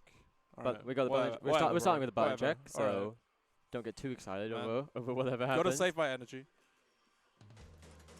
But yeah, we got another Beelzebub, assuming that's what Sam is picking. Sometimes people pick different characters for button checks, but so far that hasn't happened this bracket. But yeah, I'm assuming Bribri will be well trained for this matchup. Oh yeah, for sure. Because Cake is in the bracket, even is in his pool even. Yeah. So he probably prepared for it as well, right? Like we've had like Strider and Necron have been coming back recently as well. So there's been good Beelzebubs that you're actually yeah. There's usually not a desaturation of high tiers like Beelzebub, much to everyone's dismay. He's a fair character. Fair character, don't worry about it. He's a fair, honest slother. Oh, I love him so much. Oh, you play Beelzebub, don't you? Yeah, I do. I switched from Percival to Beelzebub. You switched from Percival? Yeah. Why? Because you wanted to win even more? I like Beelzebub's projectiles more. I don't know. I prefer his game plan, and then I saw EX Dive, and I was like, yeah. That's fair. He has got a pretty good projectile game, and then the EX dive can really seal the deal. Yeah, absolutely. Especially when you see the way Cake uses it with all the funny little re-dives. Cake and Necron specifically were like the 2 players that like made me switch to Beelzebub. But yeah, always nice watching high-level players for inspiration and seeing how cool the character can be. Absolutely. That's I don't know, that's what I always do. I check out like all the good players and like, okay, this is the max that I could get out of this character. Do I want this? That's what I want. But we'll see. We definitely got to get the max out of these two characters here. Bribri-san already starting out, very patient play here. EX Flies catches him out. 2U into the Parabellum. Sam trying to lock down the mid-range for now. Ooh, you see the counter, right? Yeah. This is a important omen. Catches out all the cooldowns into the full combo. Hasn't got much. He uses Rush to extend to get the cooldown recycling. Yeah, but didn't have much by the end of that combo, so we'll have to that. Just the reversal super does work out. Can't believe that word. More EX Flies, immediate teleport, tries to go for the overhead, actually catches Bribri. Stuck in the corner now, double Rakshasa, first follower, but the counter. Nice parry on reaction. On that dive here, Sam. Sam putting on some great pressure though. Yeah, let's see if he can keep it up. Far Heavy barely catches, but second hit. Oh, diving over the Rakshasa. That's how it goes. Nice double spin, that absolute neutral classic. More stabs coming right through here. Bribri-san wants to get through. Tries to spin through the EX Flies. Can't quite get there, but dive getting countered and Bribri getting a juicy combo. Yeah, that was a really nice mid-screen conversion. That was all from the parry on the dive as well. Yeah, really registered and it's really paying off. Exactly. Okay, dive. We're fine. Bribri would definitely be fine with this. I think Bribri has been eating every single EX Flies in this set so far. Yeah, but Bribri's still getting much more out of the interactions, especially with the damage conversions. Battle 1. Engage. Tried to go for the Karma here, couldn't quite get it, and Bribri-san immediately taking the momentum. EXTP gets on the hard knockdown. Oh, that goes through the back row? It does. Again, like, Andre has a lot of tools that let him just play counter to his opponent, which I think is so cool in this game. That was a really cool interaction. Nice parry. Could have been reaction to overhead, but either way, that will get him out and give him a nice safe jump into a kill. This will be set point to Bribri-san. See how it goes. Tries to go for another Parabellum. Can't quite get there. Rakshasa keeps on locking down the spin. Masking more beat drivers. Add more in the corner, baby. Oh yeah, I thought that DP coming. More back flies, TPs. Tries to parry, but we're just patiently waiting. No real punish to parry. Medium dive here. Delaying the landing for a little bit. Messing up Bribri's counters. Gorgeous spacing from the side of Bribri-san, and oh my god, again these counters! Yeah, the parry, interesting counterplay. Teleport is reactable, you can usually smash it out, but the parries are working out. Oh, that could have been a critical damage, but no conversion. Could have gone incredibly far here. Oh, the Karma. Not too much damage, not even a hard knockdown, so we have to keep the lane neutral.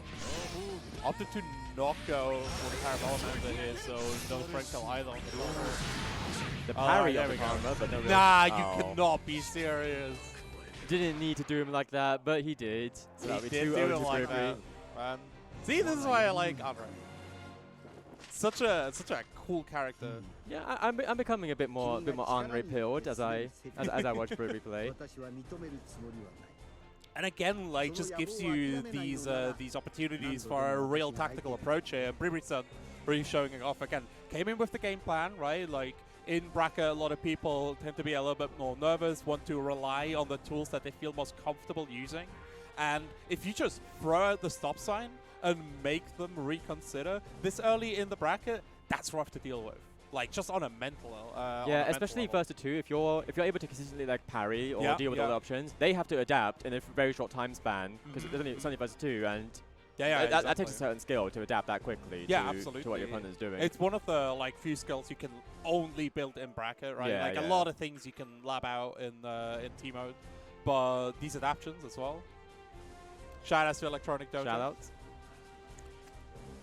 Running the Street Fighter 6 right now, if you want to check that out, but you don't because you're here and you want to watch more Grand Blue. With our we got Open Wolf coming up next. Yo, Open Wolf! Yo, Open Wolf. He's another HAB resident. Yo. That's the European community, if anyone feels like hopping in, saying hi, playing some games. The one and only. I heard he got bopped in BBCF. Bopped as in... O2'd. Oh, well, that sucks. Unfortunate. BBCF has a lot of killers. Like, DLZ is here. Sir Panda is here as well. There's a lot of good people here. I'm not familiar with BBCF players, but I assume those are big names. Yeah, no. EX1 star as well. DLC is second best or best player in EMEA region. Depends on how good of a day Star is having. But DLC is insanely strong. Well, I think these smaller games, they typically have pretty dedicated communities. Absolutely, so absolutely. You're going to get the killers flying out to play their game. Yeah, for sure. Especially BBCF, like it's been going for a bit of a revival. The rollback patch did a lot as well.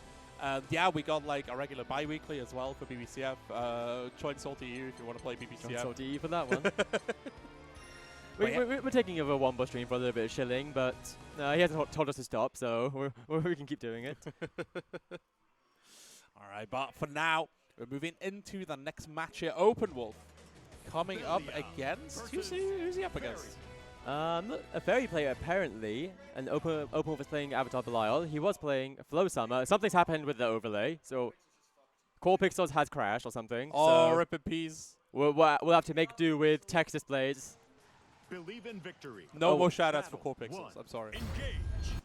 So yeah, as we know, I'm a bit of a fairy player. This matchup is pretty good for fairy, I'd say. Not like amazing, but pretty good, I'd say. But Open Wolf also, I think, is this game. Not ready for the command grab. So Abel in general, like the general advice against Abel is just let him kill himself. Bottom text. Do you agree to that school of thought? Yeah, you need to control. Fairy can control the space really well between like her air buttons and like MDP and stuff. So it's hard for the Avatar Belial to really just get away with all the shenanigans like you normally would. Fairy still has to play very carefully and patiently, but when she does, it's pretty hard for the Able to get away with a lot of stuff. Alright, for now though, Open Wolf able to put close armor on the back foot. Laser, attempt to throw. Getting dealt with projectiles, blocked out as well, goes straight for the laser. Open Wolf actually not spending too much health on the follow-ups. I say that as he teleports in on flow, getting a nice shot in the corner. Yeah, there should be a full combo, just a little bit of health for it, as it has to, but this is way more damage than Fairy. Weird side to save time, you have cornered yourself into corner pressure, but not getting much out of it. The throw attempt on the landing, that won't work out, and you'll die for that. That will be the first game to Open Wolf. A 1-0 for Open Wolf right here. He's coming. He's in your walls. Believe in victory. He is coming. Battle 1. Engage. Flow Summer needs to find a way to slow down this game right here. You have Oki. Open Wolf not blocking. Oh, nasty. Hold on. A bit of damage. Could have looped it even more if they wanted. Oh, this is the first. Yep. This is the extra thing. Oh. Need to DP that on reaction, yeah. Okay, install gaming. Yeah, fair enough for DP. You don't want to hold. Very install. A bit hard to hold that. Okay, we still have install. Very skillfully like wasting the time on Flow Summer's install here.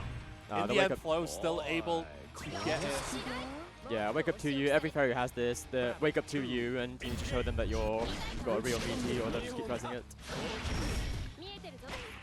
Oh, the spot dodge is not the option there. Okay, back into the corner. You can do something here, potentially. Oh yeah, that's not, you can't request there. Back throw again. Good corner for both players. Oh, DP. I like that DP. Yeah, just keep DP. Open Wolf out of the air. Laser. Oh, that would be unblockable, yeah. Oh, another back throw from Flow though, putting Open Wolf into the corner. EXDP busts Mariah out. Flow Summer probably looking for that OD. The spot dodge goes horribly wrong as Open Wolf gets the dive kick. Spot dodge is not the answer here. I'm not sure what Flow Summer is looking for. You can spot dodge a laser, but you can do that on reaction if you need to anyways. Otherwise, spot dodge is not very good. Oh my god. The stanky 2U, it has way more range than it looks. This will be a full combo into the safe jump, but mixes up the sides again and corners himself as a result. There's a go for a universal overhead here. Projectiles sniping Flow out of the corner. One more corner position. OD coming through, busting Flow Summer back to mid-screen, and now Open Wolf is using these lasers to contain Flow Summer. Know your space. Yeah, can't roll those lasers, catches the feet, roll it on the upper body invuln. So that would be 2-0 to Open Wolf. Man, this character looks so good when he's winning, man. Yeah, the problem is he doesn't usually win unless your guy is playing him. Yeah, so. yeah. But yeah, Abel definitely has some pretty cool stuff. I mean, I'd say Fairy looks cool when she's winning. That is not untrue, absolutely. But Open Wolf taking the 2-0 overflow Samo. They're going to move into the next game coming right up. Yeah, we're getting it immediately, so. What do you mean the most up to date? Like the version number. I mean, we're getting some questions about anyone know the version of Grand Blue, the current Grand Blue version? 1.25. Is that what you're saying? 2.85. It's the latest I'm not sure. up to 2.85. 2.85, yeah. Released as of January 24th. Potentially playing without Overdrive or Rush. That would be a different game. No Loba Drive? No Loba Drive. Imagine if I pulled up to set up and then OD just doesn't come out. It doesn't exist. Man. Actually having to guess and wake up again? Actually having to hold. Bro, actually having to play defense? It couldn't be me. Either DP or Overdrive. I never take that. I'm a Street Fighter player. Block and then wake up, last possible option. Yeah, we're getting Lancelot post-fall. I believe Mr. Enolude is back on stream. More Sill coming right up. Oh, this is Chariot. Yeah. It's Chariot, yeah. Good to see Chariot popping up. Wasn't sure if we would see him, but he is here. Random music, man. Random music? Yeah. All right. That's a risky. You could end up with like CAG theme or the Wayne theme or something. You could end up with Existence. No, apparently we have 2 Bubs players in bracket, so I'm sure they'll be jamming out to that. We'll see how it goes here. What song we getting? All of this is stressing me out. This is the most stressful situation in this whole tournament so far. Believe in victory. Okay, it's yeah, fine. Chariot a regular player, so he should know what he's doing. Though Sendino Luz was definitely no slouch, it looked like, in his previous match, so we'll see. Nice whip punish on the far heavy. Can't come out that range. Yeah, do not let him start dreaming right here, Chariot. Starting out nice and easy. The crouching and medium punch goes through. Spot dodging. The medium follow-up as well. Even, yeah. This will be a full combo. Do we have Oki? Oh my god! Yeah. Let him play! Does not block, not getting to play the game. That'll be the first game to Chariot. Oof. Very, very rough games here for Cell. We'll see if he can get his game going this time around. Okay, tries to dash into the car with the command dash. Oh, not hold the block button. Nah, bro. Yeah, gotta be ready for potential left-right mix with Lancelot. People saying this game doesn't have mix. Then they play against Lancelot. Tries to spot dodge far heavy. Can't quite get there. Enolude immediately double turn that I hit. 3 stocks ready to go. But Chariot starting to close the gap once more, looking for that entrance while jumping into the descent. They're straight for the H follow-up here. Enolude finally letting Chariot escape. Yeah, using the wall jump to escape. Oh, nice! Tries to spot dodge, but can't spot dodge those command grab. Takes the stocks up instead though. Oh, nice anti-hit, but no counter hits. Oh, this is gonna hit, right? Yeah. With the anti-air properties here, still able to get around Chariot, burn to a crisp. Yep, one round apiece. Looking like a good game so far. This is the Dragon Knight matchup. Could have played the Dragon Knight music. Oh yeah, that's true. But we didn't, so here we are with random music. Another curse. Look at Lunalude just drawing away. Yeah, Lunalude chilling on the stage. She's vibing, you know. Gets the full combo with the Wreckers. It is Lance, so it's not too much damage. Alright, controlling this with fire heavies. Text the command, text the grab. I like that, right? Like, Sil has been going a lot for these empty Lord stashes, so Chariot started to pull it out. Yeah, try to potentially walk back there, but didn't work out. I can't believe that works. That does work.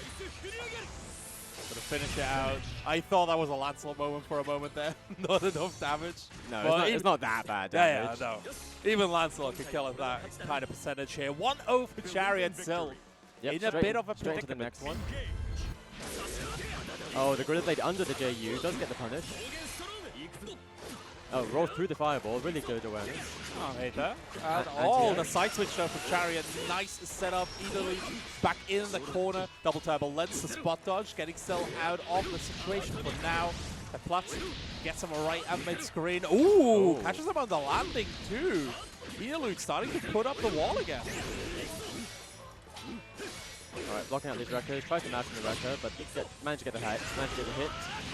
And does get the conversion with the crouching counter hit. That is the only time that the wrecker actually deals damage, if it's crouching counter hit. Overdrive giving Cell another opportunity to deal with all of this. Jumping over the throw attempt from Chariot here in the and corner. this is OD for Percival, so this could be a comeback, but not if we're getting mixed by his Lancelot. Not like you gotta this. hold that block button. Not like this. Chariot, set point. Cell though, to turn up the heat as it is. Heavy to the right, 3 stocks coming ready, but Chariot still able to get some punish. Gorilla Blade getting blocked and slightly punished here. Not a full one, but at least a bit of damage. Oh, light Fireball's DP, the mix, bust doesn't him out. hold it. Jumps over the fireball, gets a jump to punish. Another one. Another one. Tries to wait for something, nothing comes out. Oh, the jump scare from neutral, that converts from that range, yep, and that goes into Fluker. This won't be too much damage, and there'll be 100 meter for Enalude, so this could potentially go into Enalude's favor. Yep, there's the OD. This could be the start of the comeback. Oh, that doesn't anti-air, he landed in time. Unless he press again? No, we're blocking it out. Yeah, difficult to punish. How do you Oh, that could have been death, that was so much fucked damage. up. Oh no! Oh, no! the trade goes in the favor of Enaludes. That'll be the next round to Enaludes. Hold down the neutral of my child as Enalude sends out all these fire ribbons. Chariot trying to find an opening here, but Enalude's defense has been really, really nice. Uses the light DP not to use up the big cooldown back throw though in the corner. Anti-air Chariot can't quite get the conversion, but still a crouching light confirm is definitely there. Enalude needs to block this, but the high-low-low opens them up again. A Chariot Blocked both getting highs this closer and time, closer matches to that out. kill. Alright, gets the jump over. This time at anti-air counter hit, this should be a full combo. And Yeah, there we go. Yep. As we know, anti-airs and ground blooms, some of the highest damage dollars in the game. Oh, Like Core counter hits. Pixel is back. Oh, Core Pixel's back, yeah. We got 2 overlays, Womble. I love double overlay. That is 2-0 to Chariot. 2-0 still getting thrown into the losers bracket here, where there's some spooky people right there. Yep. See how it goes. Who are you most excited to see actually? Who From am I this most pool? excited to see? Yeah. Well, let's see who we in this pool. Yeah.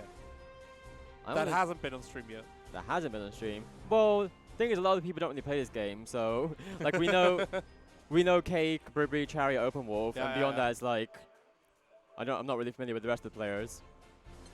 All right, hold up. We're gonna have Cake and Chariot are gonna be fighting at some point on the winners for their pool, so that should be a good one to watch. Wolf Danix going on right now as well. Yep, Open Wolf Danix. Danix representing the Zeta when I was playing them. Fun character for sure.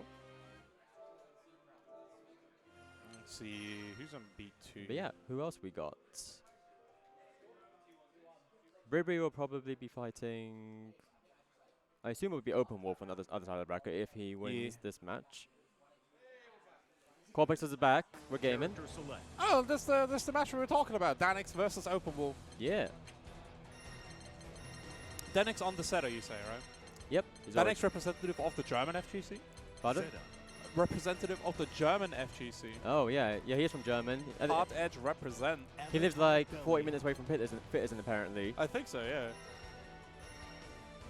Yeah, let's see if he can contain the insanity that is Open Wolf's Abel. Zeta versus Abel doesn't sound bad on paper. Well, It's hard to tell because Zeta players complain about every single matchup, no matter what happens. So it could be anything, as far as I know. Abel is a bit of a one of the few. Well, maybe not few. One of the knowledge check machines. Gotta know what you're doing against him, or he might just get to run you over. So we'll see if Danix knows. Does I he think know? they're messing with audio. Is he aware? Yeah, we're just getting our players connected to the console, and then they'll start when they're ready. I believe. Coliseum. I think they random into Coliseum.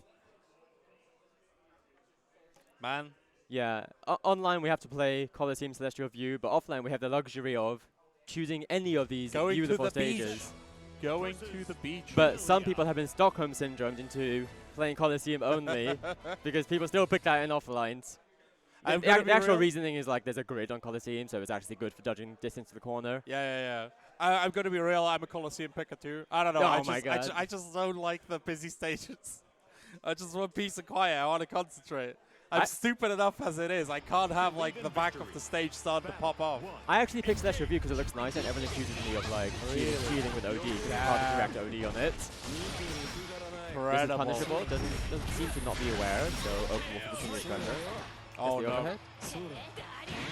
Yeah, Danix going for that 2U here. Second hit hitting Open Wolf, but Open Wolf immediately striking back, dropping the combo though. Tries to go for a Rhapsody follow-up, can't quite get there. Danix just trading a lot. Open Wolf starting to put himself back into that kill territory. SSBA available for Danix now. Oh, as well. nice. The ODDP gets him out of there. Spot dodges the dive, but Open Wolf only needs one more hit for him. Yeah, Danix really struggling to scramble his way out of the situations directly in front of Abel. Pretty big, I won't lie. Oh, nice tag. This could be Pogo OP. Yep. This kind of looks fake, but whatever, we take it. Does find a hit on the low. Danix does have these combos. More Pogo OP. Messes up the throw. Suffering from success, as you would say. He's too good, actually. More projectiles coming through here. Open Wolf adjusting the distance a little bit this time around. Gets a follow-up. Goes straight for the command grab. Tries to go for it, but the OD was activated beforehand, so that will get him out of it. OD is one of the solutions for that. That move is not okay. Oh my god, the counter conversion. Does not kill. Yep. Oh, my god. The Rhapsody chip kill for Danix. Open Wolf in shambles. I mean, yeah, put himself a chip point because Abel spent health for his combos, and then as a result died to that. Oh, it doesn't hold the Rhapsody long enough, so ends up getting hit by the laser. Okay, not blocking low. Checks and throw. Oh, look at the spaced spear. What the Open Wolf? Nice. Oh my god. Nice. I think Open Wolf crossed up his input there. Oh, he tried it. He tried it. Open Wolf did block it though, and will keep the corner as a result. But drops the combo. Okay, blocks laser. This is fine. This is less fine. Oh my god, mess up the Rhapsody timing. Does get hit as a result. No way, no way. He's got a force OD. There we go. Yep. Can't. This is a really fucked up situation. Getting tipped out by anything. Haven't got Rhapsody available either, so GG's to Open Wolf. That was his first game to Open Wolf. Yeah, really rough situation there. Danix just getting overwhelmed at the end. And again, like the OD just coming back for Open Wolf in the perfect time. Kind of tough to deal with, but not a... Yeah, the Dirt Spear kind of catching Open Wolf out a couple of times. Because normally, right, like people are used to like forward, back. Yeah. What Swampin does a lot. So Danix just really mixing it up here.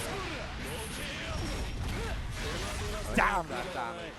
Abel does spill out quite a bit of damage. Open Wolf consistently messing up these apes when falling himself. Not what you want to be doing.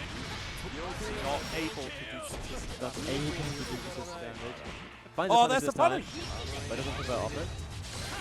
Oh, tries to backdash, whether intentionally or not, and gets caught. Open Wolf on set point here up against Danix. Danix just not able to get this momentum going that he got in the second round. Gets the Rhapsody this time, and finds a hit on the other side. Blocks her overhead. Yeah, a bit of a scramble, but Danix finding the hits here. That was a DP info cross up. Nasty, I won't lie. Another follow-up coming through. Oh, that's way in the corner. He should be dead, right? This could be a death, yeah, if he got the instant combo. Nice stuff, Danix. Man, I've always been a Danix fan. Battle 3. Always? Always, every single time. Every time. Oh my god! Open Rhapsody, it's definitely a decision. Tries to go with the Infinite Wonders here. Layton keeping him locked down. Open Wolf finding a second one as well. This time Rhapsody follow up, getting anti-air and Open Wolf. Oh, getting knocked down by that 2U. Oh, counter hit on the overhead attempt. Not sure what the input was supposed to be there. Block laser again. Blocking these kids out this time. Tries to laser to catch the spear back, but doesn't catch it. Yeah, Janny's trying to find and approach him, but just not finding him. Mistimes the roll and gets punished with the fireball. Yeah, rolling against Abel is really, really awkward, right? Because like you can't really roll laser and the projectile comes out a bit late, so you can't just autopilot the roll immediately. Yeah, that roll was like a bit preemptive, so that happened as a result. But you can like react to certain options. Oh, look at these champions actually disconnecting their controllers too. Oh yeah, we had an issue earlier where a controller was still connected and someone was pausing the game. Yep. But yeah, if you're out offline and bringing your wireless controller, make sure disconnect it afterwards. Disconnect your controllers, lads.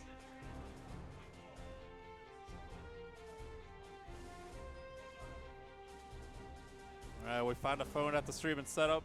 Someone's phone is there. Man. It's not mine, I know that for sure. But who was phone? Who what? Who was phone? Who was phone? Do you not know who was phone? I don't know who was phone. Like the old shitty copy pasta? Like, how old are we talking? I go down and my sister calls me, but my sister is dead. Who was phone? You're just saying words in my mind. It's like these are words. They're English words, but they're not really formal, coherent sentences. These are just words. Chat, back me up. Who was phone? You have to know who was. Does chat know who was phone? Does chat know who was phone? This is the important part. This is important information. Dave said no. Try to complete stop. Chat agrees with me. TTCs. I thought we were friends. How do you not know who was phone? I think either you're going senile, or you've got some boomer reference that none of us know. It's probably a boomer. These events are making me feel old, dude. I have to go to sleep at 10 p.m. I gotta take my sleeping pills, my glass of medicine, and hit the bed. Oh yeah. Screw you, Chad. Is that a boomer? Okay, well, Light Yagami is calling you a boomer. Light is literally 12 years old. Light is literally 12 years old. He has actually been alive for less time than Swampin has been playing fighting games. That is a factual statement. That is true. Ooh, alright. Let's talk about the video game a little bit. Kei Katekoya up against Chariot. Yeah, both known faces in Hearts of Blazing. Both play the game frequently and competently, so looking forward to seeing which way this goes. So the winner of this one will advance to top 8, so this is the top 8 qualifier. It is, absolutely. Yes. And again, like, Kei kind of feeling comfortable right here, and I think Chariot is... I think one of the few people that really, really can put a stop to Keik's rampage through this pool. So we'll see how it goes. This shouldn't be good for Lancelot, right? Like, I think Gorilla Blade, one of the main ways of getting in, but you'll get stopped by spin, you'll get stopped by projectiles too, right? Yeah, I can't imagine this being great for Lancelot. I assume you have to navigate pretty carefully. Oh, almost a -1 mistake, but doesn't get a huge counter for it. Almost burnt down his props. For sure. And also, like, if he wants to go for the turbulence mix-ups, that was a missed EX5 if I ever saw one. He didn't have the cooldown, so that was the problem there. Gets the TP out, not punished. Need to be careful if he has a bunch of TP out the corner. Needs to deal with that. For the people wondering why Chariot is not going for more turbulence mix-ups, like 2H covers the entire freaking screen. I like that OD setup a lot here. He's put Chariot onto the back foot. This could be a kill. That's Oh, hello! Could have held it, I'm pretty sure. But maybe I'm wrong. Alright. But Chariot just not blocking the fireball. Not spot dodging either, although with the EX fireball, it's really hard. Yeah, the timing is quite awkward. You have to do it pretty late. I'm not sure how do you deal with dive without a DP. This is something I have yet to learn. You can spot dodge it. But it has no recovery, so it's probably still plus. That's not wrong. The thing is, the dive can also be air-to-air. So if you're really aware, if you can get yourself in the right spacing, if you have a far-reaching air-to-air, a lot of ifs, of course, it is bounce bomb after all. But like air-to-air is a valid option. Oh, 2Uing under the Chaos Caliber. Immediate overdrive. Air Chariot attempted, but not quite. Holds the karma, holds all the pressure, blocks it all out, so we're fine with this. Gets a throw after the wrecker. Nice, goes for the low here, another throw, Chariot just re-establishing. Oh! He was in last hit of OD, right, so he wanted to spend the leader, so I felt that one coming. This will barely hit? Yeah, barely Yeah, this will hit. No punishment dive, that was misspace, could have been punished. Definitely. Chariot at least giving an opportunity to OD this time around. Yeah, Chariot's on an OD, all the hits are chipping out. Oh, that was a DP attempt, for sure. Ooh! TK dive, beating out the throw here, Cake, making it just to the finish line. Yeah, first game to Cake, but definitely hard earned. That wasn't easy. Battle 1. Engage. Let's see if Chariot can pull it back. 2 Ewing under the Chaos Caliber again. Wins the RPS there. Keeps out of pressure. Yeah, ADP really nice here against these kind of staggers. Chariot, oh no, he's far heavy as well. Oh, Chariot is not holding any of this. Ooh. Holding this damage though. Chaos Caliber, jump back to J. You go straight into the super here. Chariot ready with the slight punish though. Turbulence goes right in there. Cake. Oh, Just the DP delay DP. No shenanigans. Had a massive life lead, so pretty comfortable to DP there. Great DP, by the way, versus Lancelot in general, because it covers so much space around Beelzebub. Yeah, it also goes both sides. Yeah, if exactly. If you try to do like sidekick mix up, then he's fine. So you don't have to Gets hit by the feel anything. Malady. Oh! French Cake turns into a pastry. Going for the Bro, grenade getting setup. checked right here. Chariot just keeps going with a Cake. Eating every single one of block these, DP gets this the time, DP but card. can't convert that. I mean, could have done the rush conversion, definitely would have killed. Yep. See how it goes. Yeah. Oh, tries to go for a reverse or chip out, but Cake was out of there, but doesn't find a hit anyway. Battle 3. Engage. Final round here for the second game. Can Chariot pull us into game 3 or will Cake finish it out? We will find out momentarily. EX flies, keeps it in there. First one actually getting eaten up by the projectile, so he was just allowed to spot dodge. That's the second one. Yes, Caliber. Ooh, nice turbulence right through the karma. Can't do that. Yeah, that was an interesting counterplay to the karma. This is fun.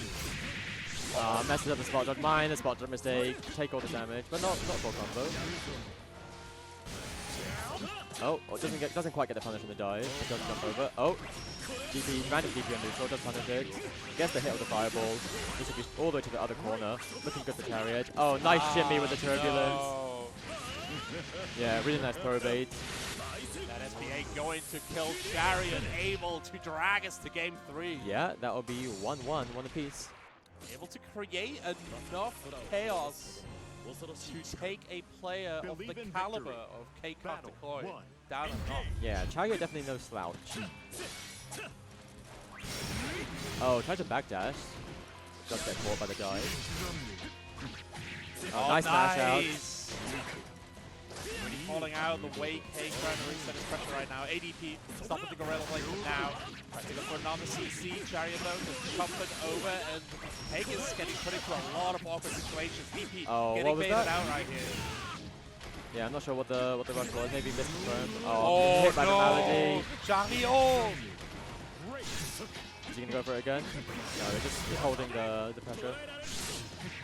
Uses the wall dive to beat the anti-air attempt. Anthem is available here. Chariot is in the range. Nope. Yeah, he can recover from that. So the simple auto combo SSVA Cake able to finish it out right here. Yep, this will be set point to Cake. Another set point though. Chariot seems to play best when backed into a corner, so we'll see how far he can get. Cake trying to hold down the neutral, but Chariot just not eating it. Although the light carrier's calibers really make this like difficult. Yeah, Chariot's got to find an opening somehow if he wants to win this one. Finds a hit, but no conversion of it, doesn't believe. Okay, that was a safe jump. Right in. Oh, really nice spot dodge. That even got was punished. good. And Cake not blocking high. Bit of a confusing situation there. Medium dives right out of there. The slide Watch your gets the feet. knockdown. Hard Gets the DP bait baited on this the time. DP. Chariot actually gets the combo off as well. Oh, the overdrive. That will put Chariot out. Oh, that was EX through the Blaze Spin, so that won't be neutral anytime soon. Oh, not sure what was attempted there. Nice. You can go for medium chaos caliber. Oh, this could be a kill. That should be it, right? There was auto combo scaling, but even with SFBA, even though it's Lance, it should be fine, yeah. Look at him, he looks so bad! Beelzebub is quite mad when he's frozen. Double Luigi. Set point for both players. This is looking like a banger set. Very nicely played here again. Like Cake starting to establish frame traps after the auto combos with the medium instead of the high chaos caliber. But Chariot. Oh, minus spot on mistake. Burn out as crops. Universal overhead comes through as well. The tick throw from Cake putting him into more issues. That pickup was nasty, no, Cake! What are you doing? You madman! Oh, that was like a fucking left-right attempt, but misses this time's a throw and gets back on. This could be a comeback for Chariot, but tries to jump over the dive and gets hit by the dive instead. Yo! Off the counter hit, charged fly. See, this is why I really like watching Cake.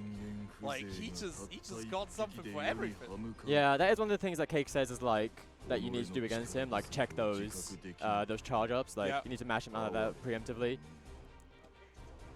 Yeah, Cake has qualified top 8. That was a top 8 qualifier. Where was the redive? You promised me redives. There was no redive, unfortunately. Very sad, very sad. Yeah, Chariot still in this on the loser side. He'll have to wait for an opponent to progress up to him. Absolutely.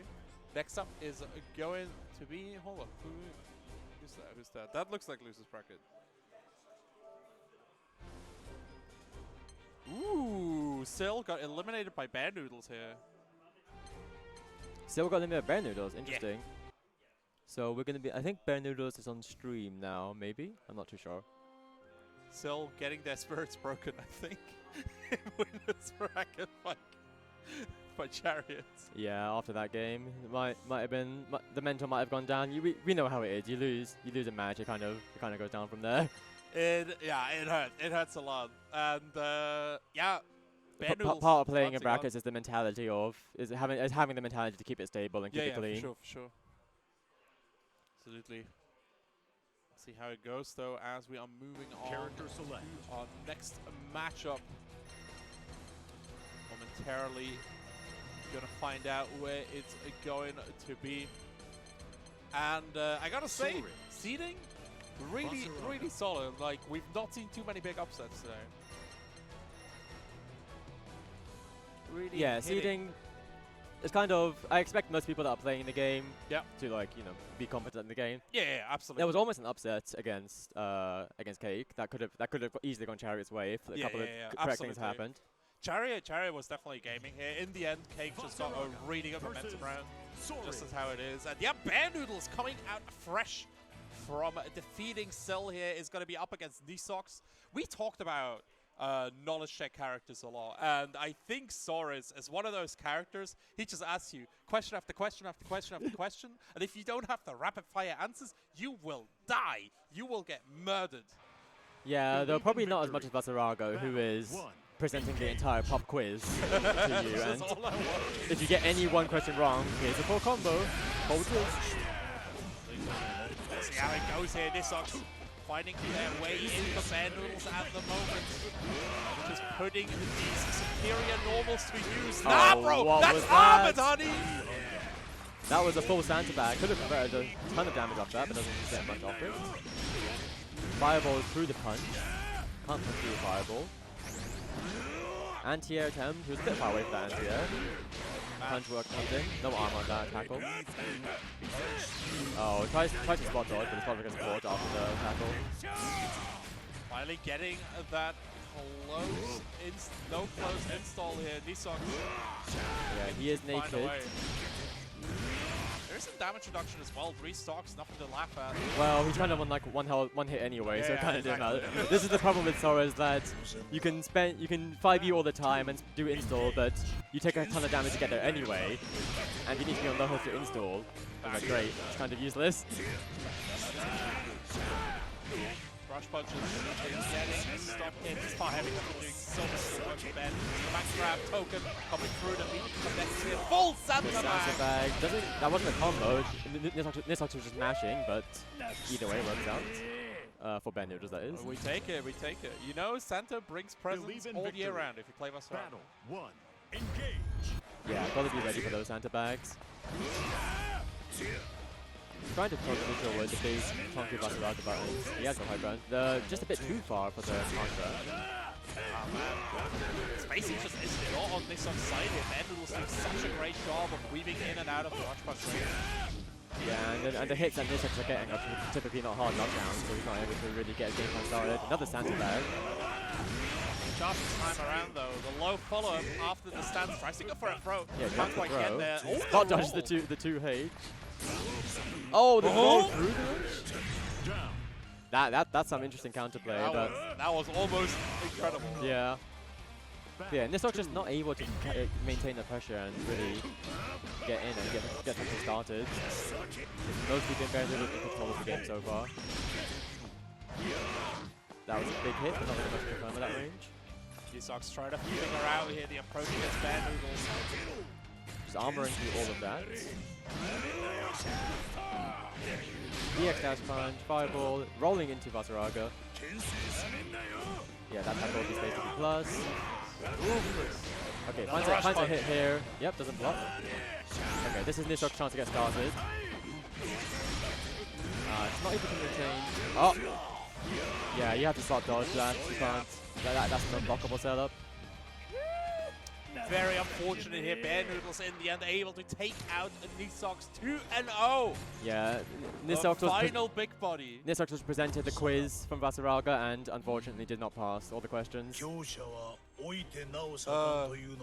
Nisox came in like ready to present the pop quiz as well, and Vasaraka was more like, no, we're doing this one. We're doing this one. We are doing. What the hell is going on with the shaken? The second I move my legs, it's like. Oh, it's a bit of a. Now we're okay. In the hotel. Oh yeah, the rave going on in the hotel. I see Burberry moving up to the setup here. We're giving the stream the authentic experience. It's how it's immersive. It's what it was like for you guys. But yeah, Burberry-san pulling up against Open Wolf. So yeah. Andre should be able to deal with this, right? Like, I've been talking so much about Andre having this real intricate reactive game plan. Like, he can go proactive, right? But I think Bribri really likes to figure out their opponents. Yeah, I think especially with how Bribri plays, exactly, I think that playstyle lends itself well to dealing with Abel. Like, just waiting for your opponent to do some option and take the correct response to that option and playing reactively. Exactly. So we'll see how this goes. Bribri-san should be able to stem the tide that is Open Wolf. This is for top 8 here. Yeah, this is another top 8 qualifier on the other side of the pools. I wonder. The winner of this will face me actually. So they'll have that to look forward to. Who do you would you rather play, Bribri or Open Wolf? Well, do I want to win? Is this for purpose of winning, or would you rather play? If I wanted to win, I pick Open Wolf because Bribri is much better at the game. But if I wanted to have fun, Bribri is like fun to play with. It's really fun to play with Bribri, and like, I don't think he likes the prey matchup, to be honest. he might not like it, but it is nice playing against him. Fun is a zero-sum game, anyways, right? Like exactly. as a Zona player, you should definitely know that. Yeah. Ferry has to detract fun from others and also have fun herself. No. I've talked to this with some other commentators yesterday. Like, Zonas really treat fun as a zero-sum game. Like, if I'm having fun, you're not. And that's how it's supposed to go. Is Open Wolf picking button check? Button check Man, again. I hope you pick that Ladiva as well, otherwise I'll get mad. Imagine the Open Wolf the Diva. Nah, I want it. I need it. Womble wants to see the Open Wolf the Diva. I just want to see Ladiva, I'm gonna be real. You want to see the Diva? Oh, it's a Lunalu. Okay. Where is Luigi Hernandez when you need him, you know? Why would you want to see the Diva? Do you want people to lose? Do you want the Diva play to lose? No, the Diva is cool. Wishing someone to play the Diva is wishing ill upon them. Man, y'all don't get it. Open Wolf and Lunalu ... Believe in victory. Dot. Battle 1. She Anyway. was drawing furiously in that last game here. She definitely, Luna definitely had some spikes for her. I mean, this is the stage with Lulu in the background. I don't know how that works. She's also there walking around. No, I think it's genuinely like in that scene, if you get to the last round, she just sits there during certain matchups, being the most normal Fujoshi in the skies. Yeah, but if someone's picked Lunaloo, is there now a Lunaloo sitting down and a Lunaloo running That's around? a good question, actually. I don't know. That is one of those corner cases. There's two Lunaloos anyway if two people pick Lunaloo. Oh, really? Yeah. Huh. They each get their own specific Lunaloo. Interested. Because she cheers you on specifically, and she has like she reacts to like stuff that's happening in the game.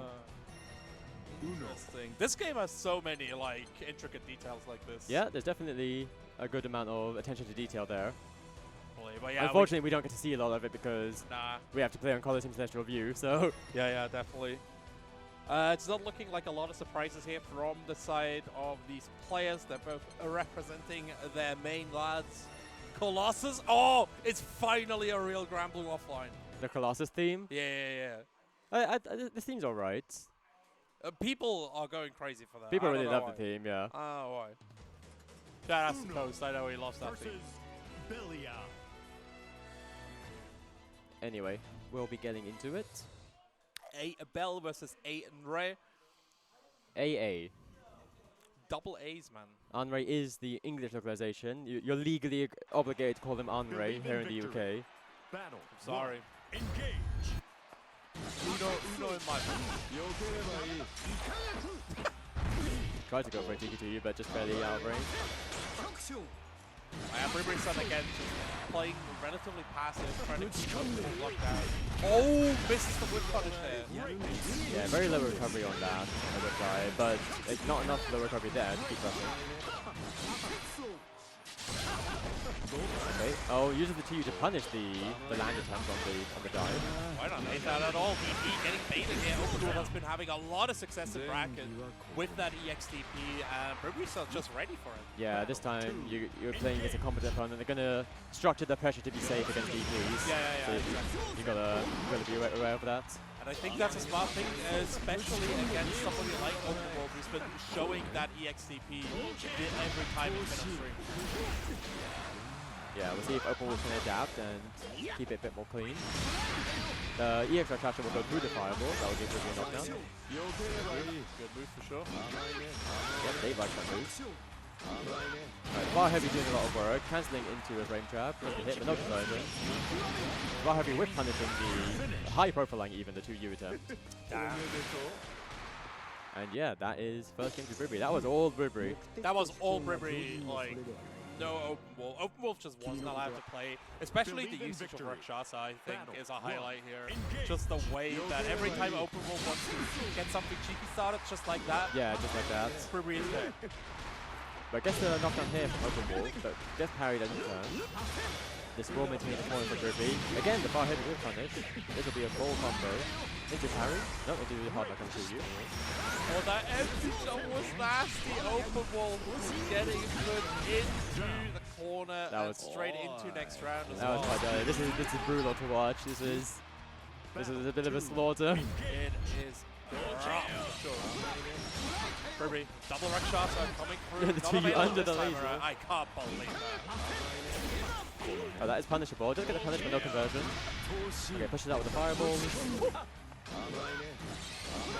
The Rakshasa again. These bar heavies doing a lot of work. But yeah, difficult to press into them. Does find a hit here for Bribri. This will be a full conversion. Into the install mix-up. This is not a good option, but Bribri is doing it. Bribri loves banana blades. Yeah, feeling confident. OD's out, pushes Bribri out. Doesn't want to hold the install. Countering. Walks into the Rakshasa. This will be a hard knockdown. Still 3 blades available. Yeah, last blade spent. Coming through here, Bribri-san. Keeping it calm and collected for now. Open Wolf. Just trying to maximize off this OD. And it's gone, and now chip damage is going to be a real threat. Bribri stuck in the corner though, the throat. Coming right through here, Bribri-san eating a lot of damage overhead as well. Open Wolf. Oh, nice block. Oh no! Yeah. This should be a kill. Really nice from Open Wolf. Really nice bait. Ruby tried to like sick RPS initially and then got back thrown for it. No sick RPS. This ain't online. You're not allowed. Yeah, not all that to that. Oh, guess the counter on the Rakasha with the Rekka. The wicked Ruby.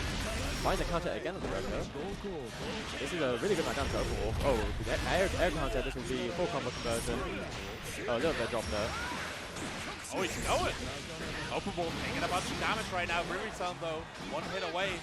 So Open Wolf can definitely scam this out. Plus frames to a huge. There we go. A 2U always it's so deceptive. It hits when you never expect it to. Yeah. Very nicely played here. Open Wolf dragging it to another game 3. Yeah, bringing it back from Open Wolf. Really well played.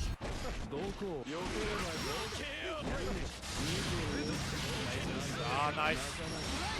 Ruby opting, reverting back to the counter for his option against any counter. Yeah, nice parry counter play, because if he does either option there, you can punish it. But gets a knockdown here, just immediate match out. You know, you play a parry character, people are going to grab you, so you have the privilege to immediate mash. A bit EX for Crash spend, so no more Rashasha for a little bit. Far heavy instead. Oh, install again. This is just a bunch of plus frames. Holy plus frames, strike throw, get thrown. Riri back to set point. Can Open Wolf best of this storm once more? Slide getting blocked out. RM, no big combo though, but still Open Wolf sending a message. Oh! Oh, the parry into the Rakasha. Interesting follow-up. I hate that at all. Yeah, so far none of these far heavies have been contested. Not an easy button to contest, but probably could be looking through that. Oh, yeah, there's a lot of hits on that. That's very difficult to parry. Oh, the far heavy again. That far heavy is doing so much work. Ruby just keeping it relatively safe from Shasa Exploit. Under lockdown. Needs one more connection. Open Wolf. Take it to the skies here. Double stop. Side switch. OD coming out from Ruby. Oh, that was almost a miss. Open Wolf needs his own. minus spot dodge mistake. Yeah. Unfortunate here, Bribery-san. In the end, keeping it tight. Yeah, 2-1 to Open Wolf. Not Open Wolf, sorry. 2-1 to Bribery-san. So that will qualify Bribery with top 8. Open Wolf will head down to losers and see if he qualifies with top 8 on loser side. Absolutely. Again, as predicted. Coming right through here. Next matchup going to be Flo Sama versus Stanix. Stanix taking a W over Sam here in the losers bracket. While Flo eliminated Setsuna underscore. Yeah, good stuff from both players. Oh no, wait. Flo already won versus Stanix. So he gets to play versus Open Wolf. So Open Wolf already has his opponent. Yeah. Not sure if they're playing on stream now or what. We'll get that in a second. I wonder. But yeah. We're getting the Chariot match first, I believe. I believe. We'll get there at some point. At the moment, though, just slumming through these pools right here. And yeah, Granblue going really, really great. Let's see. Chariot is up against Bear Noodles. Bear Noodles able. Bear Noodles, the Vasaraga player. Yeah, exactly. I expect Chariot to have the pop quiz answers to Vasaraga. He's been around long enough. I would assume as much, yeah, absolutely. We've seen Vasaraga versus Lancelot earlier on, right? Like oh yeah, that was Gideon versus Niu. Yeah, exactly. Where Niu just barely clutched it out. A very, very frantic matchup, I feel. Yeah, that was the crowd's really popping up for that one. That was quite an exciting one to watch in the venue. Absolutely. But yeah, it's going to be Open Wolf versus Flo first. And Flo was on the ferry, right? What does yep. Yeah, how does Ferry deal with Abel shenanigans? Isn't this the same match as before? Is it? Hold up. We literally had Flo Open Wolf already, so I guess this is the run back. Yeah, I think this is a run double back. jeopardy. Yeah, that's how it looks. as Ferry in this matchup, I'm just looking to deal with. I'm just looking to air Bilal a lot Alright. because Ferry has a really good edge-to-air game. Okay, And he has a sort of like a distance. And also just generally controlling space. Okay. Surprisingly, GG works really well as an anti-air in this matchup because you can just throw him and like it just bops Abel if he tries to fly. So yeah, GG is really active, right? Like, yeah, doing stuff like that will force the Abel to play a bit more grounded, a bit more calmer. That makes sense. And yeah, the DP has really nice coverage. It will catch any of Abel's air options. Yeah, no, it's very forward moving as well, right? So even at like almost mid-screen range, like Ferry is known to do, she can just pluck you out of the sky. Open Wolf versus Flowsummer coming through here. This again is a losers qualifier for top 8. See how it goes. Flow, of course, on the home turf representing the Electronic Dojo.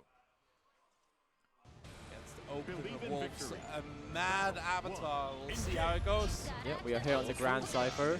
Try to go for a whip grab. Grab after the dive, so that was close. Flow has been laughing, I feel. Oh my god, that was a DP attempt. No punish from 2U. Oh! Right to mash, gets hit by the follow-up as a result. There he is, but he gets hit out. Interrupting into the spot dodge through the projectiles. He actually gets it. Ooh! Oh, the trade. Tries to go for some Tarzan shenanigans. Another roll through the projectiles, giving Flow the opportunity to start. Oh, almost gets a pickup, but barely misses it. The wake up throw. Yeah.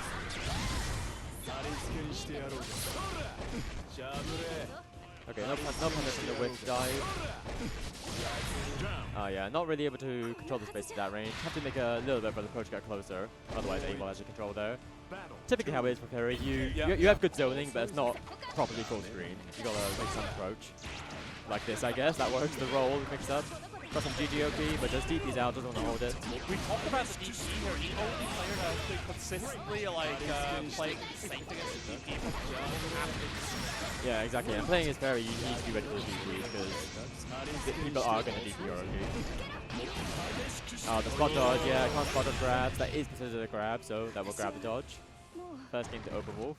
1-0 here. We might see a repeat from the winners bracket here. Flowsummer fighting for their tournament life. Yep, we'll see if Flowsummer can figure something out to pull it back. Going straight back into it. Battle 1. Engage. Alright, that was a nice confirm. Moroki. Tries to wait for the DP this time. Oh, barely out of range there for the DP.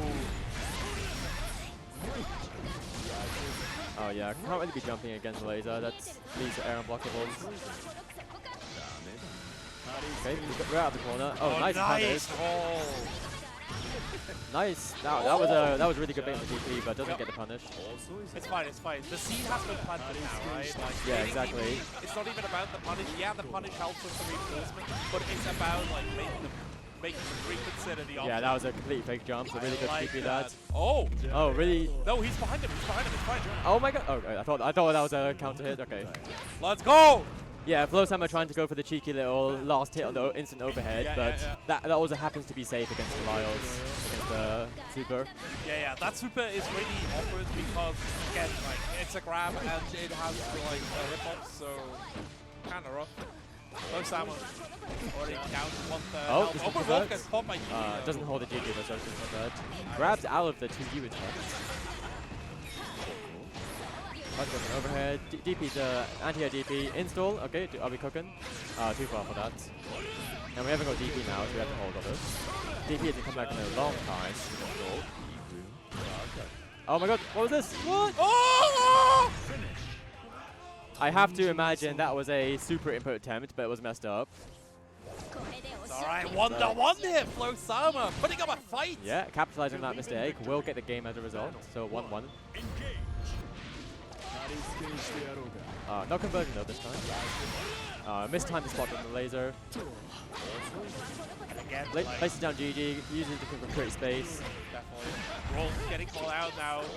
Second roll here for Flowsummer though, securing the quarter position to use, stopping the projectiles, the instant overhead, not instant overhead, but the overhead coming through as well.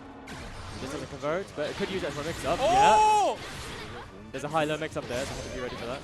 Nasty. 5U getting chopped over. Flosama suddenly stuck in the corner. Oh! Runs under the teleport spot dodge. Does not matter! Open wall! Flosama could be cooking. Battle 2. He's definitely cooking right now. Open will have to be careful. This is plus. DP out the plus frames, okay. Hey! More lasers coming in right here. And again, Open Wolf just a very considered approach right here. We can see already Open Wolf is now taking a lot slower and a lot more patient. Trying to be a bit more careful because they're on their tournament life is on the line here. DP goes wide, spot dodge to you. Flosama gets Oh, knocked down, throws him out of the rush. Let's go for a second one. Back to full screen. Oh, tried to input all of I think, but messed up. Yeah, that doesn't pierce. Having a whip grab now, and yeah, mistimed roll. Open Wolf correctly converts it. It's alright, it's alright, it's alright. Double Luigi. Double Luigi right here for top 8. Oh my god! The high profile, that is a common problem. Starts out swing and flow, gets caught on the reset here, and only a third of his life remaining. This is looking all Open Wolf so far.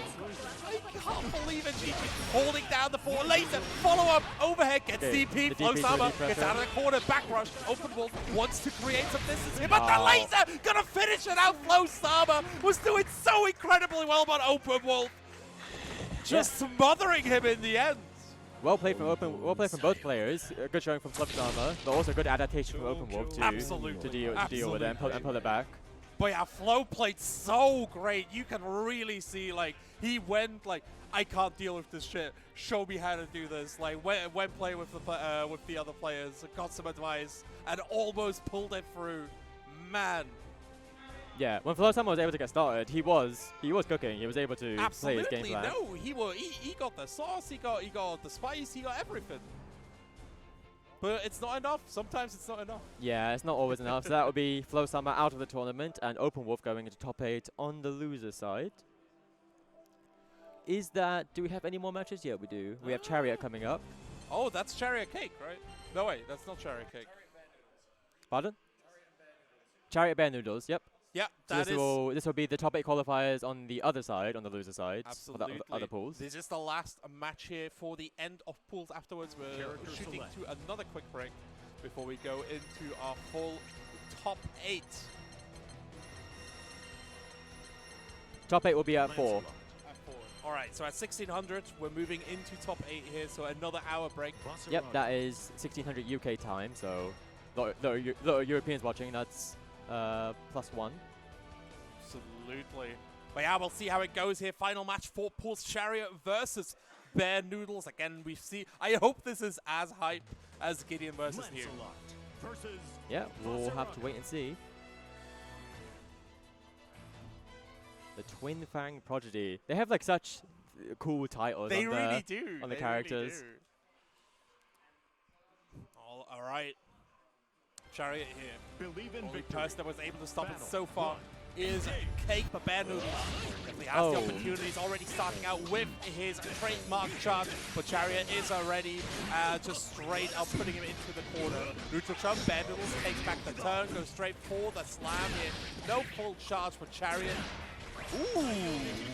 Gets his Oki started, blocks both high hits, manages to mash out, spot dodges the tackle. That will, nice counter on the wrecker.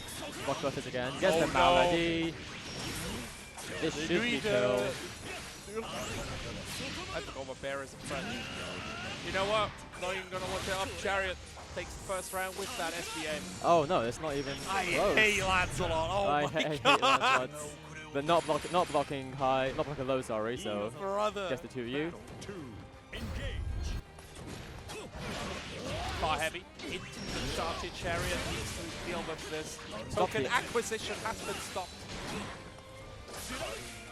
Meaty, not Meaty, plus Gorilla Blade, has to hold this. Lets the Fireball get away with it. Oh, Malady attempted to jump over it. Well, arching the projectile here, Bear Noodles looking for that charge. Token is available. Using it up just and now. Oh, that anti-air though. This will be a pretty nice conversion. I like that. I always think that conversion like fails because he needs to whip the first hit of Rekka. Oh, nice air grab. Ooh, and below. Yeah, you're putting down the fireball, right? A lot of people's response is to jump over it, so good awareness for Chariot to be ready for that and get the air throw. Absolutely. Believe in victory. Battle 1. Chariot takes a quick 1-0 hit Bear Noodles. Needs to find a way to stem that bleeding. Back throw into Token gonna be a solution for sure. Rollins gets him out of the command grab range, and Chariot just taking back the range. Alright, tries to run up, but gets hit by the fire rush by Bazaraga. Gets hit by command grab. Air to air is the wall dive. Oh, that's modeled like a little bit late, but it's a scramble. Tries to put around E again, but this time Bear Noodles is not tapping, so perhaps he can adapt to that. Puts down the fireball again. No. Doesn't get the conversion, so a bit of open spacing. Can't kill from this. Rush will be blocked. Dodge fire, the slide. The footsies with the 2U to whip punish. Actual footsies. Actual Feet footsies. have been involved here. Oh, the counter hit. Get him.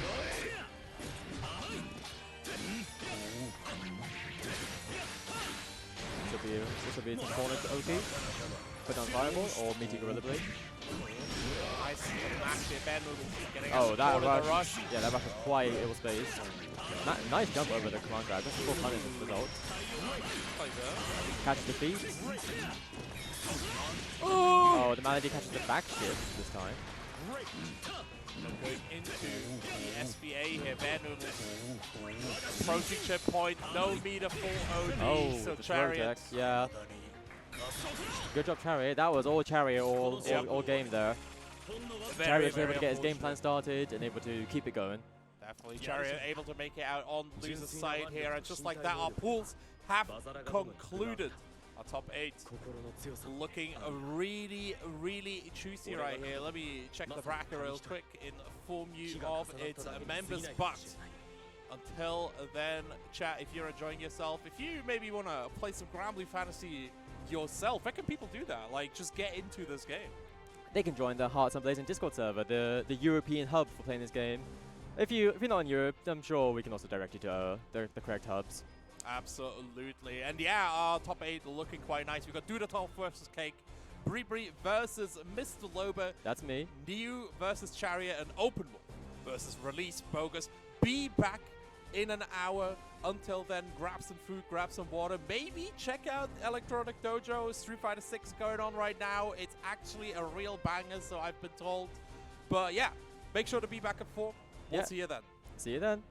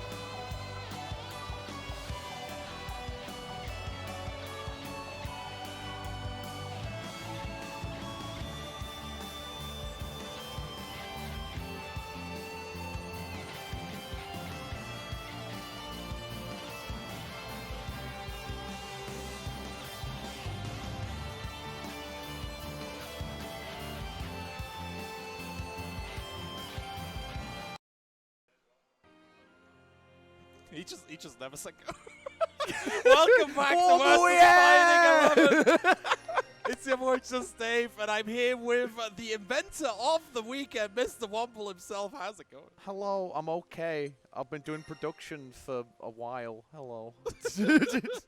Yeah, we banished Womble into the production zone. Yeah. Now Mountain Man has taken over, so now we have like 100% Womble in at all the frickin' times. It's time for top 8. The top 8 is stacked as frick. How you feeling? I'm feeling good. It's been fun. It's cool to see offline Gramblings. Oh God, it's disappeared. Oh, we're back. It's nice. No. Okay, so every time he ult taps, that's what happens. Oh, sorry, I didn't realize that was doing No. stuff. Okay, there's a lot of intricacies to offline production that a lot of people don't know. In general, as a commentator, if your screen disappears for less than starting 5 to 10 seconds is the area where you're like, production, everything all right? We doing good? But other than that, you just gotta roll with those punches for sure. And punches will definitely be had right here. Our first match gonna be one of our winners semi-finals. K-Cut the Koi up against the Duda Slot himself here. Do you think it's gonna be a Duda Slot or a Duda Kong? I'm expecting the slot. We saw the Shooks earlier in the day. I feel like across like Womble weekends and the other weeklies, we've seen a lot more of the Shooks coming out for Dudakov.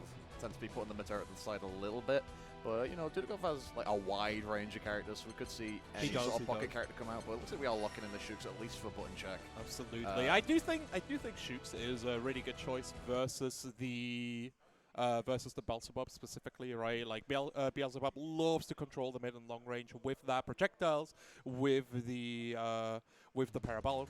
So just being able to skip that out and go straight into close range, where he will be like, the question is mostly, are you going to DP or not?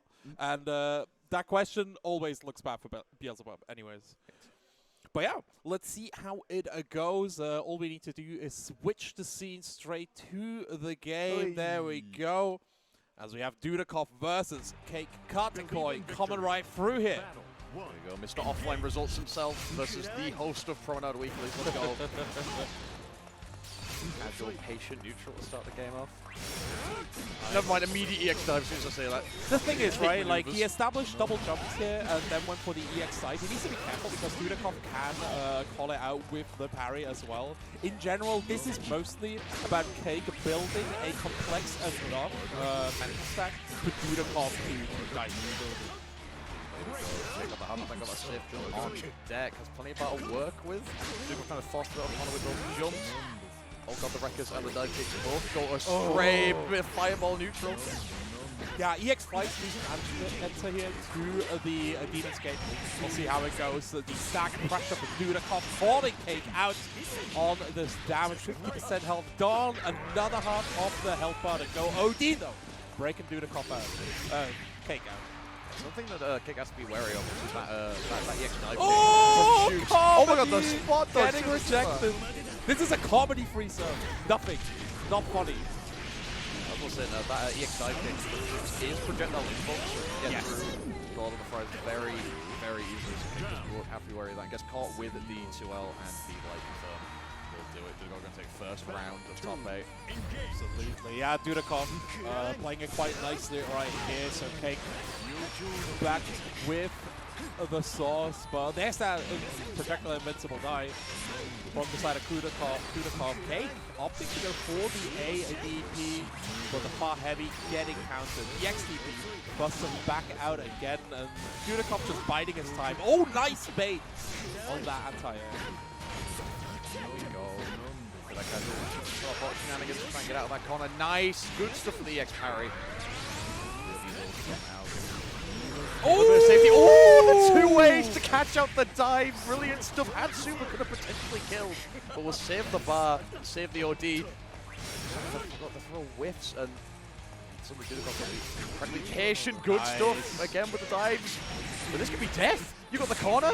Oh yeah, this is over. Dudakov going straight into SSBA Cake, eating the entirety of Dudakov's combo right here. This has to kill. Oh my god! Quite. Kicks got OD, good throw tech. Both ODs are gone. Good DP on the dive kick. Plus frames here. Nice, the chip damage, Cake. taking advantage of that OD being cashed out from Dudikov. Gorgeous play, 1-1 on the round. Who will take the first game? Very good indeed, but we're just starting off with these spins in the neutral command space. Not letting Dudikov get an inch closer. You do not want Shooks anywhere near you, if at all possible, but you got caught. Potentially trying to press, or maybe his fuzzy jump out of there and got caught by the second half of the Wrecker. Dudikov getting some nice checks on that teleport here. Cake not getting too fancy. And on the far light, getting countered. Dudikov in the corner, getting rejected by the far heavy. But again, the EX fight is getting dove through by Dudikov. He comes out. Yeah, good stuff. Dudikov able to find an opening. Risky the fist just to opt and OD for themselves. Recognizing how important the OD will be with such a little health in play. What should be a way where he gets married, unfortunately. Kind of an awkward distance right there, like couldn't quite go for a throw either. EX5 gets it back to the full teleport through the Heaven's Gate. The DP going wide and Dudikov there with the punish. One more hit going to be doing it. No chips though, Cake can hold out this assault, but the universal overhead. The Malady. Giving it to Dudikov for 1-0 in this winners semi-finals. Very good. If this is the level, the quality of games we're going to be seeing for the entire top 8, we are in for the best top 8 I've seen in a long time. That's just how it goes. I genuinely think this will be the general quality of these games. Dudikov here wants to get that comfortable winners finals position for himself. Cake looking forward to dealing with that air-to-air Demon's Gate and Dudikov off to the races. Tries to shimmy here, gets tagged by the EX for attempt being rejected. EX flies, harvesting more plus frames. DP in anticipation of the long dive. Short dive though, going through.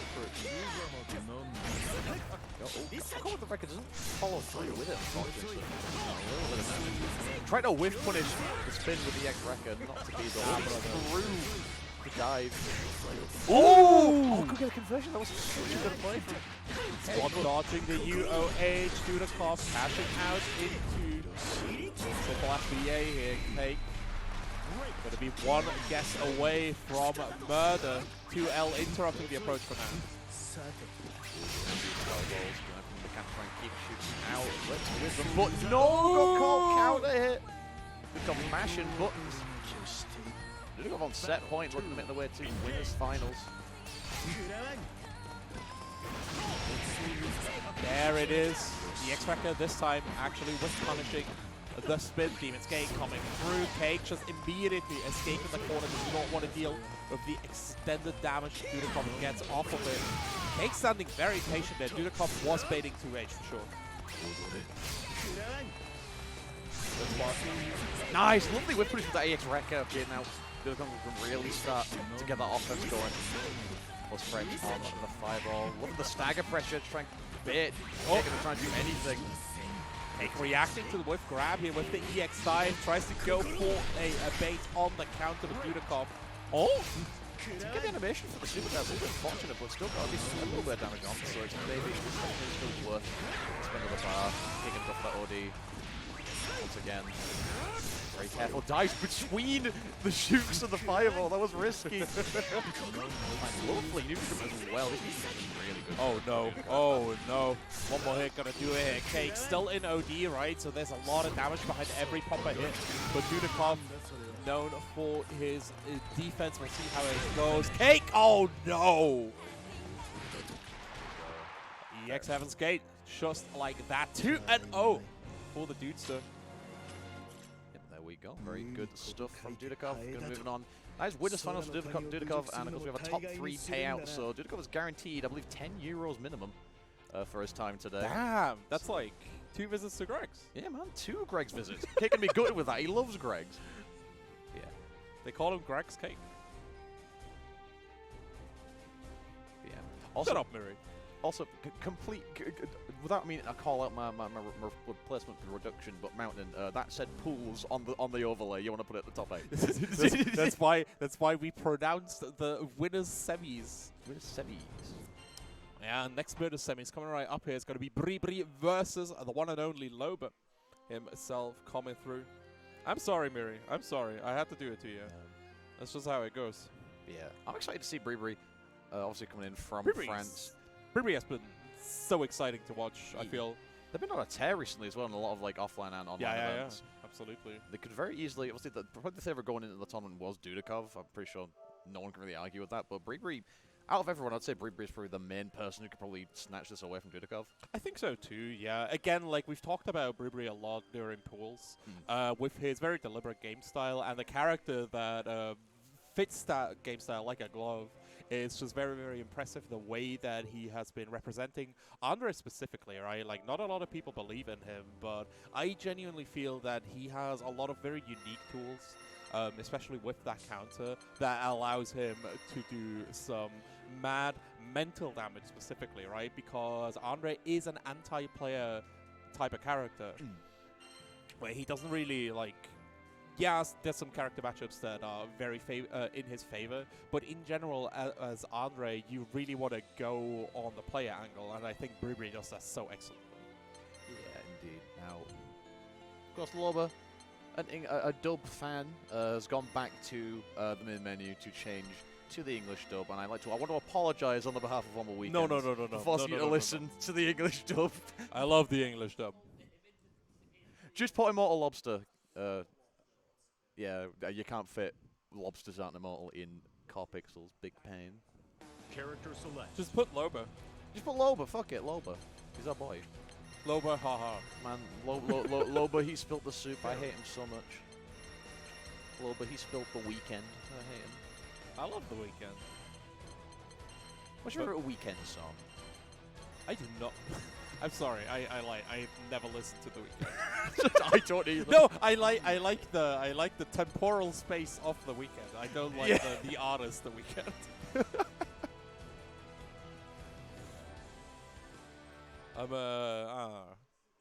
I've never actually given them a chance. Like it never came up on my playlist. There's enough about Fuzi, I have bad news for you. I'm sorry. Enough about mid-mainstream pop. We got the Anray and the Fairy on deck. Two not-so-common EU matchups. Obviously, Loba and Bribri. Two players who are probably one of the very few players for their character in the region, so it's going to be very interesting to see. Yeah, especially with Loba. Like, we've of course seen so many strong fairies over the years, right? Like, Fairy was insanely strong in some of the earlier... Mountain, stop taking selfies! No, Mountain is good. Mountain got the button check. He's smarter than us. No, you don't need to get baited. Where's the button check? That is 1000%. Look, oh, okay, I understand that. Never mind. I'm dumb. Grappling player see people mash far light and are like, whoa, neutral. I mean, that's all I play neutral. As a Vera player, I mash far 5M. That's just what you do. No, what you do is fucking mash EX Scarlet Oath the second you get a chance to. That is also very true. Sometimes if I feel really fancy, M Scarlet Oath because it's plus. It's whoa, wacky. advancing +1 normal. A sick safe on block advancing special. My favorite. Bruh. Vera players, am I right? We're all bottom carried. text. Ah, no. I gotta be nice to Womble. I know some people are watching. Me. No. I don't wanna. Everyone else bullies me. It's fine. I know, but we're friends. You know, I'm your only friend. what is this manipulation? I'm your only friend. I have to be nice to you. Don't worry about it. I got your back. No, I appreciate it. Anyway. The bill is coming at the mail. Anyways, we got Andre versus Fairy. Comment right here. No button checks. No, Mountain, this is the button check. Leave it. Just leave it. There we go. It still says pools, Mountain. So true. Put top 8. So true. Just put winners top 8. Believe in victory. Say winner semis. Or any. Just any. Do whatever you want. Do a 6 scoreboard change. Do a sick plus on block and advancing scoreboard. Oh my god, not plus a block there. Bribri getting it put back to full screen by Loba. GG is deployed. Second one coming through as well, but Bribri just dashing through. Yeah, Bribri getting it. I was about to say, Bree is one of the things I love while watching plays. He uses that far edge so well to catch a lot of these wayward neutral buttons. Been really good at whip punishing with those, and already Bree has dominated the neutrals and has taken that first round with flying colours. Not to be mistaken here, Lobster is on the ferry and Bree on the armrest. Womble going to get fixed in a second right here. As Bree just getting all these challenges here, calling out every single gap in Lobster's pressure. So GG time, what's the mix? Goes low, good stuff. Ends with the Mbeppo, the up dogs. Strictly like What is up dog? Not much, how about you? Another bit of pressure, never mind. We're going to mash out of those. Looking as strong as we were in the first round here. Very swift corner, coast to coast. Shameless man, where you at? Harry's the right GG! Nah, bro, nah! You didn't have to do it to him like that! Ooh! The call out. Bree Such a loving snowballing. I feel as though 1-0. the depths of your bond. Actually, you know what? Look, Bree, I think he's the only French player in the bracket as well. Normally, when French players are winning, like the French crowd goes nuts. They are one of the loudest crowds. So in Grand Blue, I appreciate that they can keep their excitement contained. The extra shots are being interrupted here from a Lobster. Bree's on. Wants to get right through. Nice overhead setup from the side of Lobster. The second GG goes. The DP though going wide and Bree taking back their turn. That far heavy is so freaking good. It's such a good button.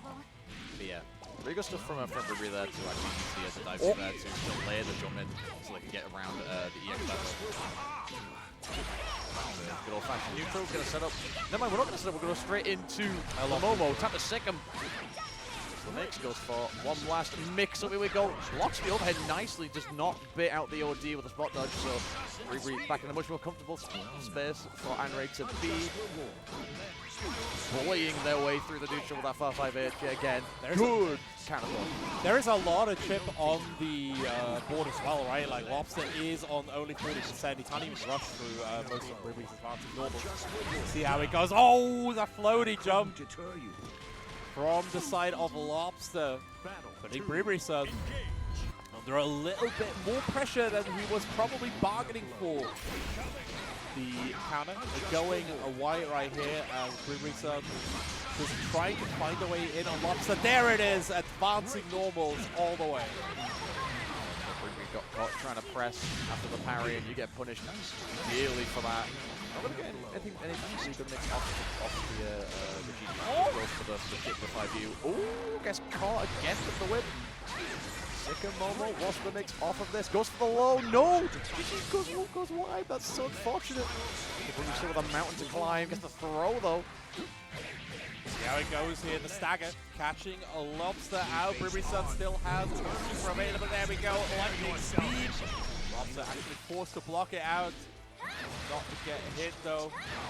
Not getting the anti-air. Double spin. The counter though. Giving Bree the opportunity. There's a side switch. Gotta clear it out. Bree puts himself to set point. Really good stuff. Getting caught by a lot of those the dive kicks from Roller, but quite enough. Nice. Parry. Those things out, but yeah. Double spins coming through here. Lobster not counting on Bree to challenge. Our health already gone. One more knockdown coming right through in your post. Lobster trying to get it back. SCDX grab. GG deployed. Bree just walking back. Really good stuff. Expected the roll to come, so just said, okay, I'm just going to walk out away from your Jimmy. Actually, nice! Farming more plus frames right here, spinning all the way to the corner. OD coming right out. Bree getting set back to a neutral. Lobster. This is where he is most comfortable. Rachasa going out. The projectile is there as well. Bree just escaping. GG again, more damage coming right through. There it is! Another frame. And just like that, 2-0 for Bree's son, Lobster. Thrown into the loser's bracket. Scars obtained in battle. Bree still sends a life from Lova, but yeah, the Pringles man was too strong. As a wise man once said, he's so Pringles, where your curly mustache at? I feel as though I've glimpsed into the depths of your bond. Do you not know that? No! Yipes said that. I only watch EU Grambler, you know. Fair enough. I only watch the good stuff. Also, it was a Marvel 2 joke, but you know. Alright, goddamn. I don't watch Marvel. I don't watch Marvel. It's just a funny clip. But anyway, Sure. Oh my God, god. shaking the mic, shaking the cameras. There's earthquakes in Birmingham. Again. But yeah, this means that we are moving into a loser's bracket, and this is where one of my personal favorites from the tournament resides. We are going to see Mew versus Chariot. Not only is it going to be a Lancelot mirror, oh yeah, you're right, it is. but Mew got the clutches qualification into this losers bracket that we had on stream, probably, right? They were playing against Gideon, and it was an insanely close match. Make sure to check that out if that was in the first pool. And yeah, I'm just really excited to see how Niu fares in this mirror. Mirrors are always really interesting, all right, because the mirror always either tends to like overemphasize or eradicate one of the aspects of the characters. It's very incredibly interesting as well because Lancelot, we joke that the character doesn't exist in EU, like every EU copy of Granblue does not come with Lancelot, it's a secret character. I mean, so, Peter still plays him, right? Very true, Peter's like probably the main known name on the character, but there's also Miri Lancelot that comes out of Jump Scare tournament sometimes. Yeah, Miri anything could Jump Scare a tournament, that's just how it goes. Not unreal, but you know. Character select. It's definitely just like that. Shout out to the gang in chat coming through as the buttons are being assigned. Who's his favorite? Lancelot. I'm a little bit biased. Obviously, you representing Newcastle Fight Club, fellow Northerner. I have to appreciate. But I mean, also, if I was a betting man, my money is probably on Chariot, just given based on online experience. Damn. But you know, my heart says New, my brain's saying Chariot, but we'll see. My heart says New too, and my brain hasn't worked since Saturday, so let's fucking go! Let's go! Let's go! Let's go! What is this character? There we go. Not sure if this is a button checker or if we're just heading straight in. They're going straight in, We're going straight through here. Losers, top 8 coming right through here. Neo versus Chariot. Yep, Neo on player 2 side, Chariot on P1. Got the names. Opposite way around. It is a mirror, so it is hard to tell. It's a mirror. I think Chariot is on the white left. I think because Chariot's sat on the left. It'll be Chariot on the right. And you in the purple one.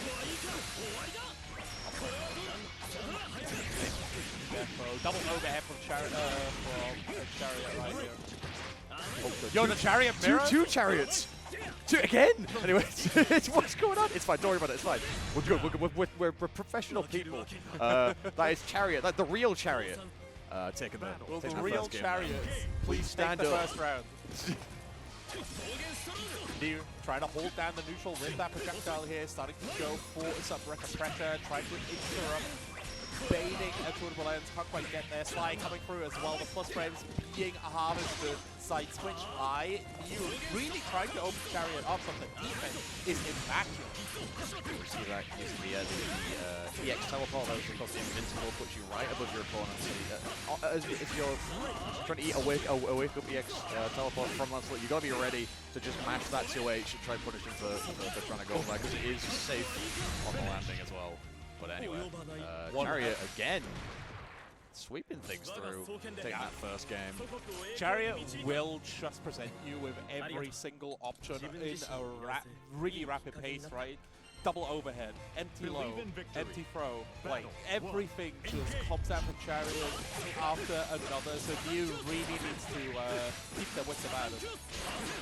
But in the corner though, gets a back shift as well, can't quite get there. Nice! Gets a small delay here on Tournable Ends for a handshake. Now, Chariot actually beating themselves out of the corner. Chariot again for that pressure. The EXTP not dealt with by New, and you're stuck in the corner. But you've got plenty of bar to work with, but you're in a rough spot. Big ol' counter hit. Something no confirmed from Chariot. That could have been easy with the round. Clash City, baby!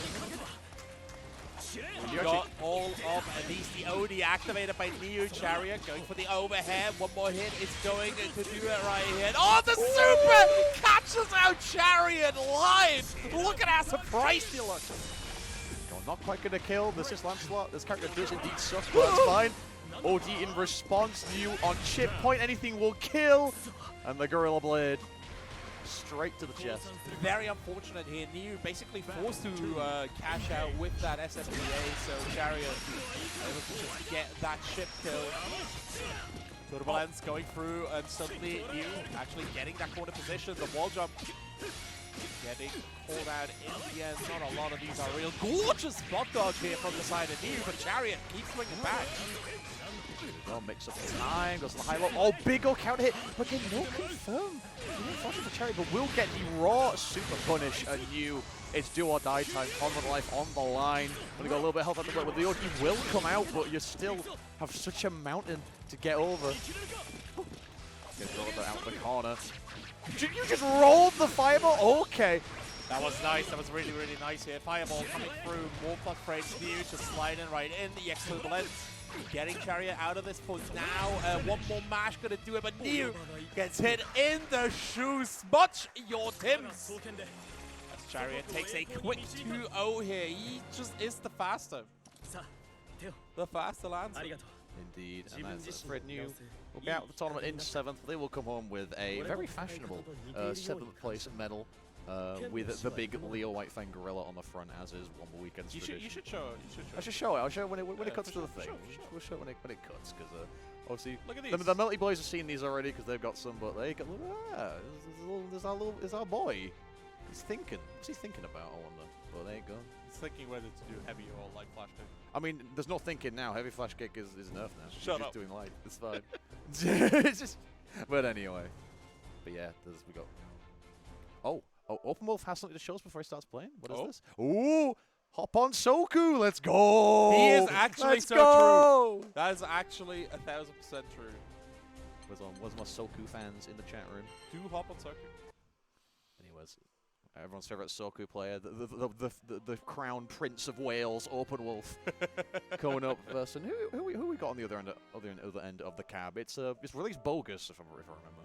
Yeah, that is 1000% correct. I couldn't think of a better opponent to Open Wolf than Release Bogus, I want to say. Because Open Wolf, he's a gamer, right? Capital G, he just goes in, we gaming. If you don't want to game, you die. Release Bogus, not dissimilar. Like, he releases his namesake every single time. And if you can deal with the Bogus, you're fine, but most people can't. So just double chaotic energies meeting upon each other. I wonder who is the most chaotic player at VSFightingXI? We'll find out. See if Open Wolf can contain the Bogus, put it in a little box, and seal it up. Or if the Open Wolf. Oh, we're doing a button check. We're doing a button check. Almost says there is a button to be checked. My favorite FGC news show. Well, where are you on the button check camp? Where am I on the button check? Yeah, like, do you like button checks? I always do them just because I don't trust myself to get it right the first time.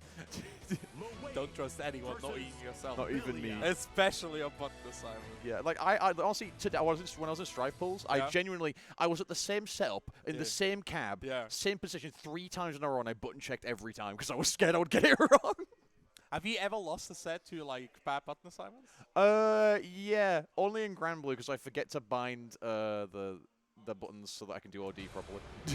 Because I'll only bind like the first buttons, and I'm like, okay, I'll press the 2 triggers. Oh, that's not OD. I just did block. Oh no. Oh no! Oh heavens!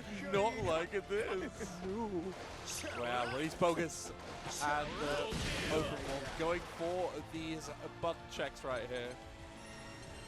Flailing about, make sure all them buttons indeed still work.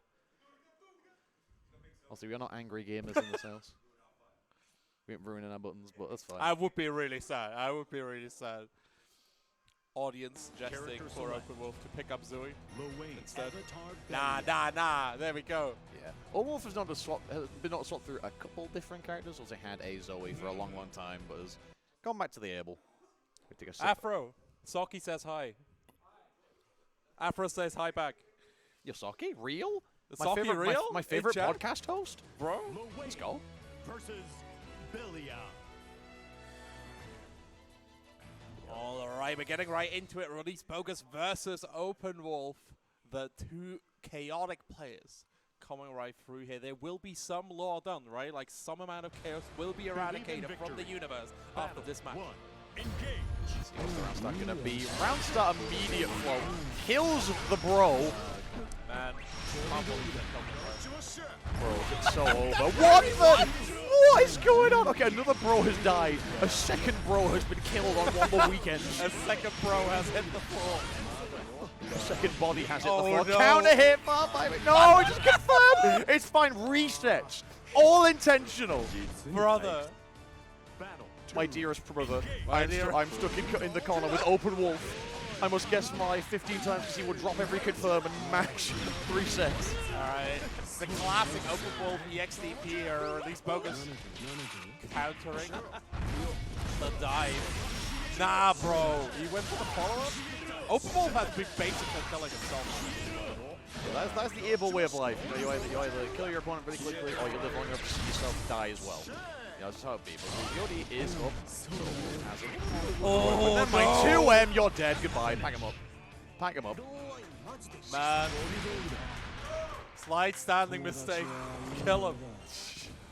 PSX Kyle up above brother in the background, popping off. Welsh Pride. All of South Wales FGC going off. Man, not even Catalina wants to do this. Cannon coming right through here. More bros are hitting the floor at the moment. Everybody do the flop. Everybody. Lovely confirm with the EX stats in there. We're fine. The awesome sauce is everywhere. Man, he just shot that man. This is probably the most violent matchup I've seen in this game. Overhead coming through here. Release Bogus almost able to get Open Wolf. The counter going to do it. He's on the board. I do think that this set is going to come down to who wins at enough scramble situations. Because there's been a fair few, right? Already. Definitely. And again, spending that follow-up here. Sliding through the laser. Bogus wants to be a release, but Open Wolf just doing a sync advance in normal. Oh, what's next one here? We're just going to let him press 5L, and we're going to get out of the corner with a light awesome sauce. Good throw tech. Back to trying to play keep out with the teams. The roll, the OD! Oh my God! We don't care. Oh God, no, he'll be very careful trying to guess for your life. Does he know? .png. He knows. Ow, my knees. He actually knows. No, he doesn't know. He can't. Infinite armor, it's fine. He ran out. OD comes out. It's not over yet for Open Wolf. Got plenty about work with the power. Oh my God! Release Bogus with the anti-air counter, taking it to 1-1. Believe in victory. Holy moly! The Bogus is out the cage and he's hungry. Oh my God, somebody! Save yourself, Bogus is out. Who nicked his McChicken?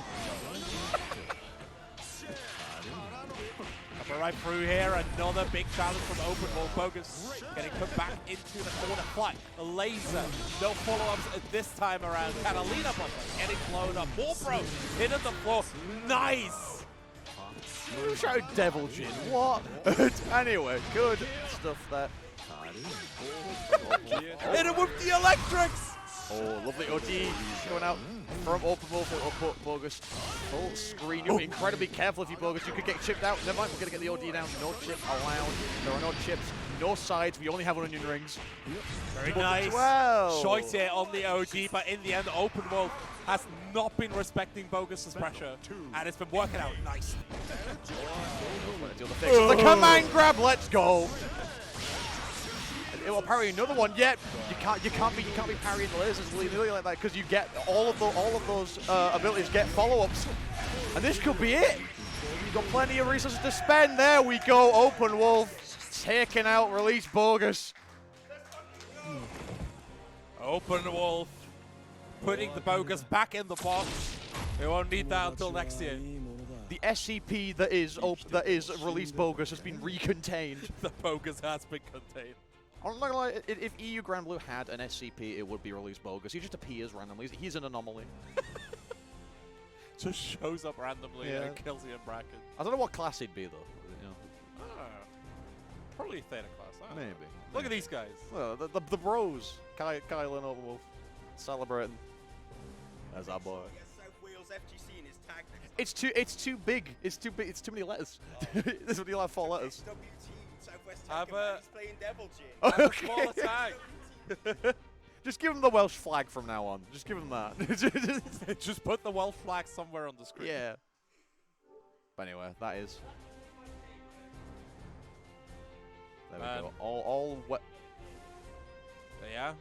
We have Lobsters going up against Chariot. Yeah. Chariots, who got... Are they going to RPS to see if they can use the English dub or not? Okay, Lobo 1, we have to suffer the English dub. Hey, let's go. Man, all 3 Bryce Pappenbrook fans going fucking crazy right now in the comms booth. Anyway, we're moving on to... This is, of course, losers quarterfinals, so still first to 2. The person who goes out here will go out in 5th place. We'll see. Oh, we are silent. Who's controller? We're back. All right. Never mind. We lost a We bit of have audio. not had... Okay, so there's like a good line of controllers that just steals the audio from the setup. And we haven't had that issue today, which I'm really happy about because it drives me insane. Drives me absolutely nuts. I'm going to sip my Ice Valley water.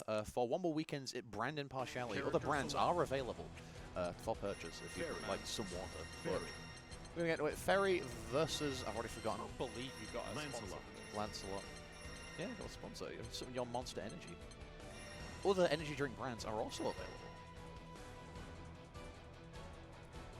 We'll just, you know what? We'll just do ad reads and send the invoice after. What are you gonna do? Yeah, what are they gonna do? Sue me? Like free publicity? No, it's the other way around, right? We're gonna sue them. Sue them. We did an ad read and you did not pay us. Yeah. What happened there? Yeah, man. What's going on there? My Womble Weekends is sponsored by Raid Shadow Legends. We can get a free Epic Champion and 1 million coins, I think. I don't know. It's fuck, what is it? Silver? 500 silver, 500 10,000 coins, yeah, and an Epic Champion. And an Epic Champion. A really bad Epic Champion, by the way. I played a lot of Raid Shadow Legends. Oh, don't judge me. I have addiction issues. Believe in victory. But anyway, we're hopping into it. Is this button check? We'll find out. That was it. This is the button check or the... Okay, no, this is not button check. This is real pressure. This is the actual pressure right here. Mr. Lobster against Chariot. This feels like a Season 1 match. It really does. Yeah. Oh my god, EX parry. Now, we have to ask the question that we ask every EU Grand Blue player when they face a Lancelot, and it's, do they know? Does he know? Loba has to. Does Loba know? See, Loba has come back from a bit of a break, so I don't see the does he know Lancelot meme may the sort of progressed a little bit since its absence, so we'll see. OD after the Gorilla Blade right there. Decent choice. Oh, lovely jump. Sweeps. PG. The trailer. Zotec being rejected. Second one as well. Loba's still in OD, so chip is not an issue as of now. Chariot gonna have... What? Okay, right. So the super got blocked. The two you punish with. So Chariot was like, I'm just gonna keep mashing. So anyway, I started blasting. What's in the mix from here? Okay, we're just gonna do neutral jump, no JL. We're just gonna get rolled out of there. The Corona handshake. Social distancing, respected. Not so useful in a fight. Absolutely. Somehow knockdown throw. Again, Chariot just teleporting out. GG keeps him in the corner. GG actually connecting here. Lobster playing really tricky around Chariot. To deal with that EX teleport as I was saying. Anyway, here comes the install. It's time to do some wacky combos. Gets caught with the 2L and will die for that. So bring these up one apiece. Global much stronger. Maybe they do indeed know.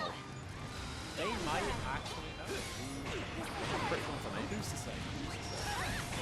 Rollerblade getting evaded right here. Lobsters Right, knocked down and put into the corner. One more Gorilla Blade. Continuing the pressure. Nice equivalence. Calling out the challenge from the side of Lobster's Chariot. Some decent damage in that corner here, especially for Lobster.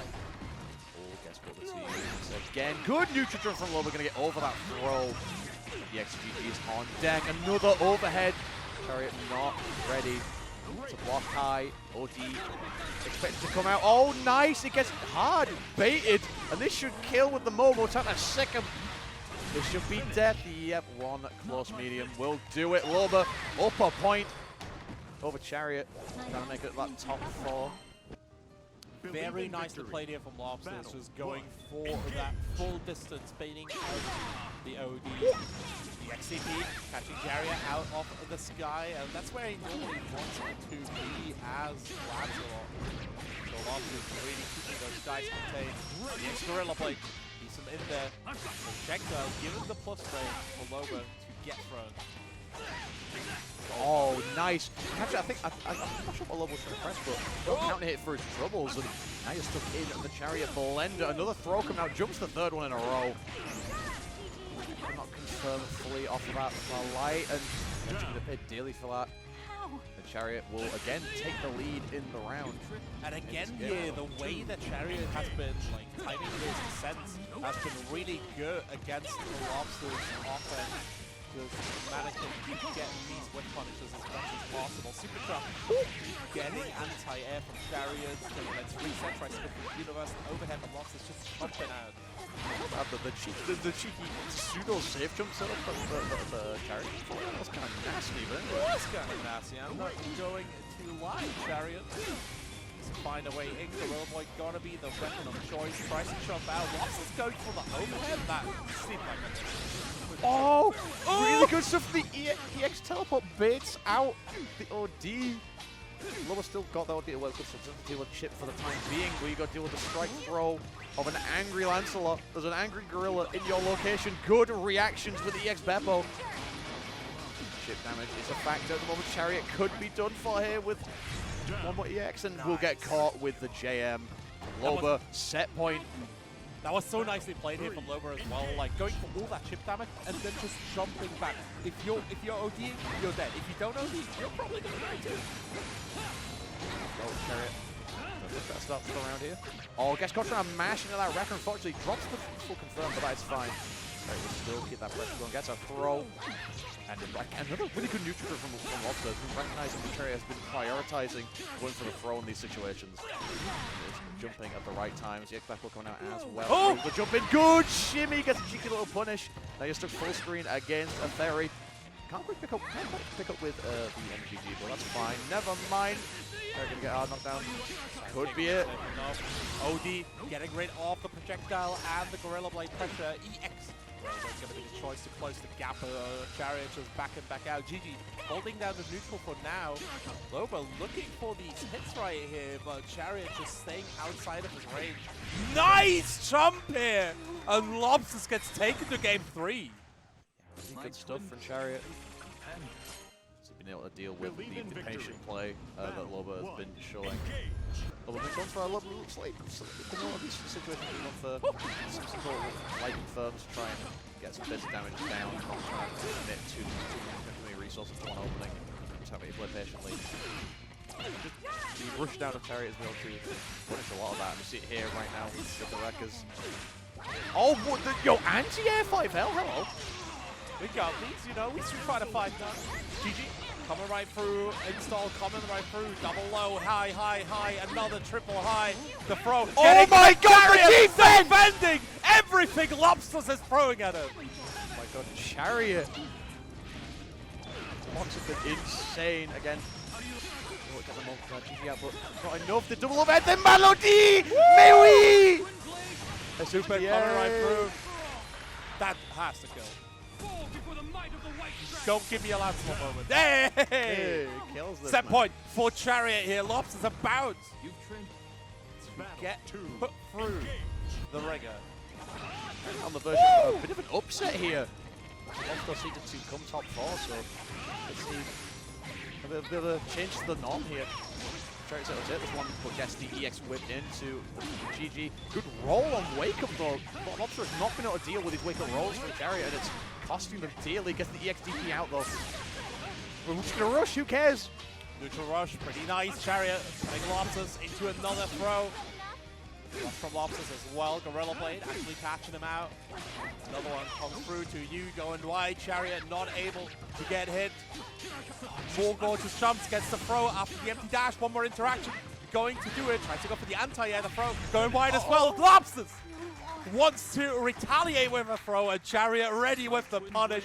2-1 for Chariot. Lobsters is out of the tournament. Very good stuff from Chariot, gonna make it to top 4. One game away from a money-making position. Loba Bros. It's so over. It's so Loba. It's all over now. There you go, Chariot. We'll move on. Really good stuff. Good to see some high-level Lancelot in an offline scenario, but now Top level Lancelot. yeah, hell Gosh yeah. darn. Anyways, here we go. So we got Open Wolf back on, doing it for all the whales. Kyle popping off. Let's go Wales! Let's go! Of course, on the other end we got Cake, doing it for the bus crash victims. That's so fucking dark. You can't say that. Oh my god! Don't worry about it. Womble, No, if you know, you know. If you know, you know. Don't worry about it. Oh shit! You cannot do this. Oh, all right. Thanks everyone for coming here. GG's Shout outs to twitch.tv/TitanicWomble about to get banned. Yeah, fair enough. It's not the honestly, it's not the worst thing we've said here. It's fine. It's not untrue, but also Is that a good thing? Probably not. Probably not. I don't know why they let me on here. calm down. Calm the fuck down. Get him out. What do you mean? Replace him. Shoot him. Bro. Oh. God damn. Anyway. Right. Enough dodgy dark humor. If you know, you know. But you know, we won't If worry you don't about it. know, If you don't why are you know, here? just fake.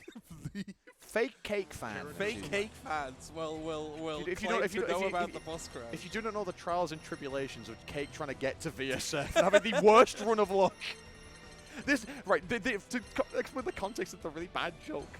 Cake's bus crashed on the way here. He had to wait 2 hours on the bus, got a 3-hour taxi ride into Birmingham, and then stayed in a hotel room where music was blaring until 4 AM in the morning, and it's made top 8. I complain about my travel a lot because I get a ton of delays and I hate waiting. But a lot like Cake had the worst thing. That's why Cake's a survivor, man. He's doing it for all the guys. What they do? What's happening? I don't know what's going on anymore. Oh. All I'm going to say, everything was going fine until I got on comms, and I feel like that's... I highly disagree. Things Pool 2 was already unhinged. Things were going okay. We did the Womble Weekends tradition of, like, borderline being kicked out of every venue ever. You know, this is why I don't do offline. I'm not to be trusted with my horrible dark humor. We only have an hour left. Like, we might get kicked out of the characters if we don't get finished on time. Oh, God. We're going to be quick. I've had that once. Just, like, pack it up, you're leaving right now. Oh, God. That is not a comfortable position to be in. You know what's comfortable? Playing Beelzebub against Abel on paper. On paper, Beelzebub wins us every time. In practice, gaming. You know, we got the power of Wales coming right through.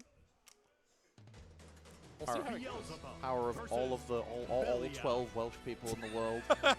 And their sheep. We got a whole sixth of the Welsh population in here. Hell yeah. Let's go Wales! Let's go, Kyle! Wales mention? Hello? Wales mention? Who's more rabid? The Valisish people or Believe DNF in fans? victory. I don't know. Is this a button check? This don't feel like a button check. This ain't a button check right here. See, this is why we're switching the scene as well. Cake already going through, goes for the whip light into the throne. The media's there as well. Open ball, not allowed to start gaming. There is a DP in Cake. There's a DP in all of our futures. Realistically. We're all going to die one day. It's going to be to a belly out. But Oni will come out. Cake looking very, very comfortable in this situation. Spending all their health. Get anything going in the super! You wanted to play Fireball War against a Beelzebub with full bar? Excuse me? Nah, brother. Oh, the neutral with the punish with the EX. Now that's the problem with playing against Cake. He knows about all the crap. Cake has been labbing in tech for millennia. He is an ancient being made of tech and PK. He's made of exclusively niche tech with specific use. What next? You know. There is OD available here for Cake, but Open Wolf going to force his out first. Cake is immediately responding with it, hitting Open Wolf as well. So no chip on the board for now. To you. Getting blocked out as well. Oh my lord! The dash up to Open Wolf! No fear. You're not allowed to stand in this house. Your ankles are forfeit. Watching the pool. That's not real anymore. DP, definitely real though. Far heavy into the Chaos Caliber. Lovely TP! I like it, I like it. That's the thing with Open Wolf, right? Like once you start checking him, he can actually play real ground. He just hasn't been forced until now.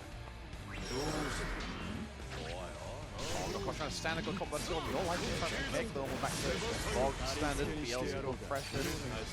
By the way, going for that low Chaos Caliber is really nice because it's checking the rules. Double OD time. Open with no health to work with. Really rough Cake in the driver's seat right now. And again, another call out. No repercussions! You thought you could play KOF in my house? Brother! 1-0 for Mr. Cake. And Open Wolf needs to really harness this power right now. You gotta read the cookbook so you can beat the cake. You gotta bake that cake. Could that be a baking? I don't know what's going on. Overheads are happening. Overheads getting back. Oh, the spot dodge, nice. We'll deal with that very well. Yeah, couldn't get the punishment spot. You got a guy. Oh! Yeah, you wanted to, almost really wanted to just force their way through those fireballs, but you got caught. Again, working on such little health. No way. You're one touch away. Not close to trying to get the wall bounce, but the empty jump throw will do it. Cake set point. Mr. Promenade. Real John Saigin. About to potentially take this set and move into top 4. Teleporting back out again here, full on from Open Wolf, piling on some damage. EXI gives him the hard knockdown. J D for the chump in here on the open cake. The standard patient. It flies into double Chaos Caliber, being interrupted. Open Wolf getting caught out by the medium Beauty Sonic here. But the AD keeps breaking Cake out. Plus frames. Delays, more plus frames. Good respect from plus frames, but gets caught out stand up yet again, and just getting chipped away bit by bit. Here we go, the funny move! Finishing out the set as well with the Anthem Cake with the signature move. Yeah, there is no other way to finish a Cake set than with an Anthem. With a big evil man.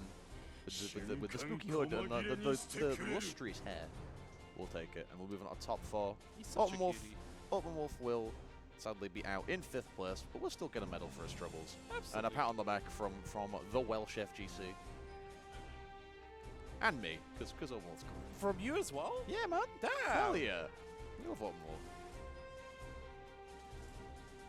Alright. Yeah, the metaphorical bus that is Cake Katakoi will keep on chugging, ironically. Nice. No walls to stop in here. No places to crash. No taxis to catch. All right. No raves to keep you up at night. Talking about raves, I've been raving all weekend about Brubry-san, and he's up against Dudikov here. Number 1 and 2 seeds, as predicted, I want to say. This is going to be a really, really interesting match. You yourself said, right, the one person that might be able to stop Dudikov is Brubry-san. Absolutely, yeah. I mean, it's a case of just how the momentum Brubry has going into this tournament between obviously their Evo run and just a lot of really good, really strong online performances. Obviously qualifying for Gala in the LCQ and having a pretty decent run there, and just generally playing very well in the various weeklies. I feel like if anyone is in form in this tournament, it's most definitely Brubry. So I feel like, and also again plays a very niche character, a very specific character that obviously a top player like Dudikov will have labbed the matchup, but maybe not as much as other characters. So I feel like if there's ever an opportunity to find a gap in the knowledge, it's probably with Anre. So absolutely. But on the other side, there is Dudikov, right? Like the top player at this event, got one of the meanest Materas in Europe.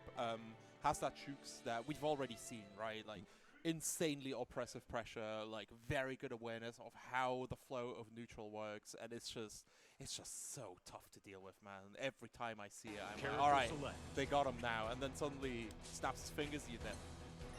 Straight up. That do be the Shooks moment. Beating the Shooks out of you. There we go. We're just setting our buttons real quick. Getting ready to play some good-ass Grand Blue. Winners finals, first to three set of the day. Right. We're seeing the Matera coming first up here, up against Anri. Interesting, since Anri is like lauded, amongst other things, as a counter-zoner character with that Rakshasa, as well as these very low slides to be able to call out a bunch of the zoning. So we will see how Dudikov will, how his game plan is looking right now. I feel like it might be, obviously, Matera spends a lot of time in the air with all those floats, so I got a feeling, and obviously, Anre tends to cover more of a horizontal range with a lot of the buttons. Yep. So I feel like maybe the thinking there is to try and just utilize the airspace a lot more to basically just avoid a lot of Anre's better buttons.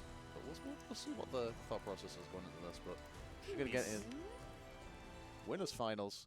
Never mind. Sick. I love the home screen. It's my favorite one. Big shout out to Danix, by the way, for giving us their PS4.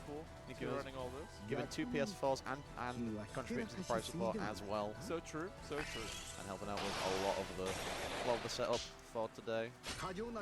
Along with far too many other people. A lot of people helping out today. Believe in victory. Shout outs to them, but we're gonna get into it. Gaming hours, first to 3. Ignore the loser's top 8. That is winners finals. Bad peak neutral. Definitely not a double check. Not, but this is a Grand Blue. This is actual Grand Blue. It's Granthony. It's always very funny because, so in BBCF Online, you have the additional mix of like, is it button check? Is it, or is it a desync? Oh god. Because there you gotta watch out for desyncs as well. Oh god. Nah, idle shutdown, that's the same thing. It's pain. The amount of desyncs I've had in tournaments. It's been pain, but yeah. It's rough, it's rough. Mountain, put it to winners finals. It's winners finals, not losers top 8. Don't swear at me. I know where you live. I don't, but like I'll pretend I do because it's threatening. Anyway. Womble about to dox Mountain Man. Character select. I mean, the camp accounts is already hard and they're already amped today. Uno. You know what? That's true. There's someone out there watching Womble weekends every single week, just taking BBCF notes. D6 offline? No. I'm talking about online. There's someone out there making notes during all of my streams of every single dumb thing I've said. Just compiled a list so when I inevitably have some sort of controversy, they can dump everything. This is what I thought when I started commentary. Nobody even fucking cares who I am. Like, people don't. You can say so much stuff on stream, and nobody cares. You know? It's very fun. It's great. I can get away with wherever I want and just say it's satire. I'm a satire account. No, I'm a character. I'm not real. No. You're taking taking the wrong lesson from that. I'm saying not every minor mistake is picked up by everyone. Not you can be openly racist on stream. Womble Weekends is a satire tournament. Shut the fuck. Based on the quality of the tournaments, it might as well be a satire tournament. I'm not gonna lie. Just an extended shitpost. It's honestly yes. Performative theatre. Honestly, God. It's interpretive art. I've had for the longest time, I've had this idea of doing like performative RPs where we do a tournament, but we take so many sponsors that we don't have time or space for the game. Yeah. Like it's just us doing ad reads to fulfill the contracts. Correct. This is the real match. We're going into it. First three. Bribri-san starting off incredibly strong. Already got Dudikov back into the corner. Not a fun place for little Matera to be, but we'll get the hops. And there we go. We're already seeing a little bit of this airspace being controlled, hopping over a lot of these horizontal mid-screen buttons. Like you see use full screen. Matera can really shine. Sure. Opportunity for shots. Big kind of hit. Dudikov's timing has been really, really good here. Like really stopping Bribri-san from being able to achieve anything. Just keeping outside of the Rakshasa range if he can, or creating space situations where Bribri-san can't safely use Rakshasa. Dudikov up 1-0 in rounds here and are looking comfortable. Roll. Projectile there. Bribri-san again, able to get in. Those few buttons that Henry has that go vertical are so stubby that you can't really swap Matera out of the sky. She can kind of get out the corner for free. Has to chase with Edawares like you see Bribri-san trying to do there. Oh, didn't quite get the confirm off the far heavy. Bribri-san does have the life advantage here up against Dudikov, but that will change relatively quickly. Oh my god, the last final pixel getting hit by the OD, another Rakshasa and being stopped here. Bribri-san just not allowed to use his anti-zone at all. Playing around the matchup incredibly well, but now this yet is sort of getting chipped out. But oh no, as soon as I say this, got caught with a short hop. Not going to kill, unfortunately. Dudikov, but the butterfly will connect. And Dudikov going to take that first game in fairly convincing fashion. Hello. So currently, whoa.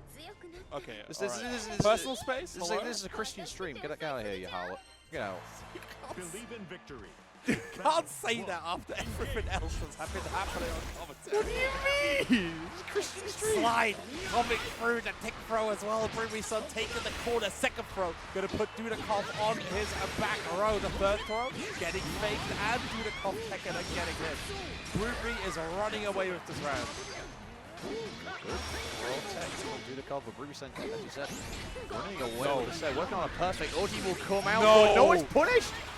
Not like this. Dudikov is channeling his best Mr. Power right now. Channeling the Swiss Superman.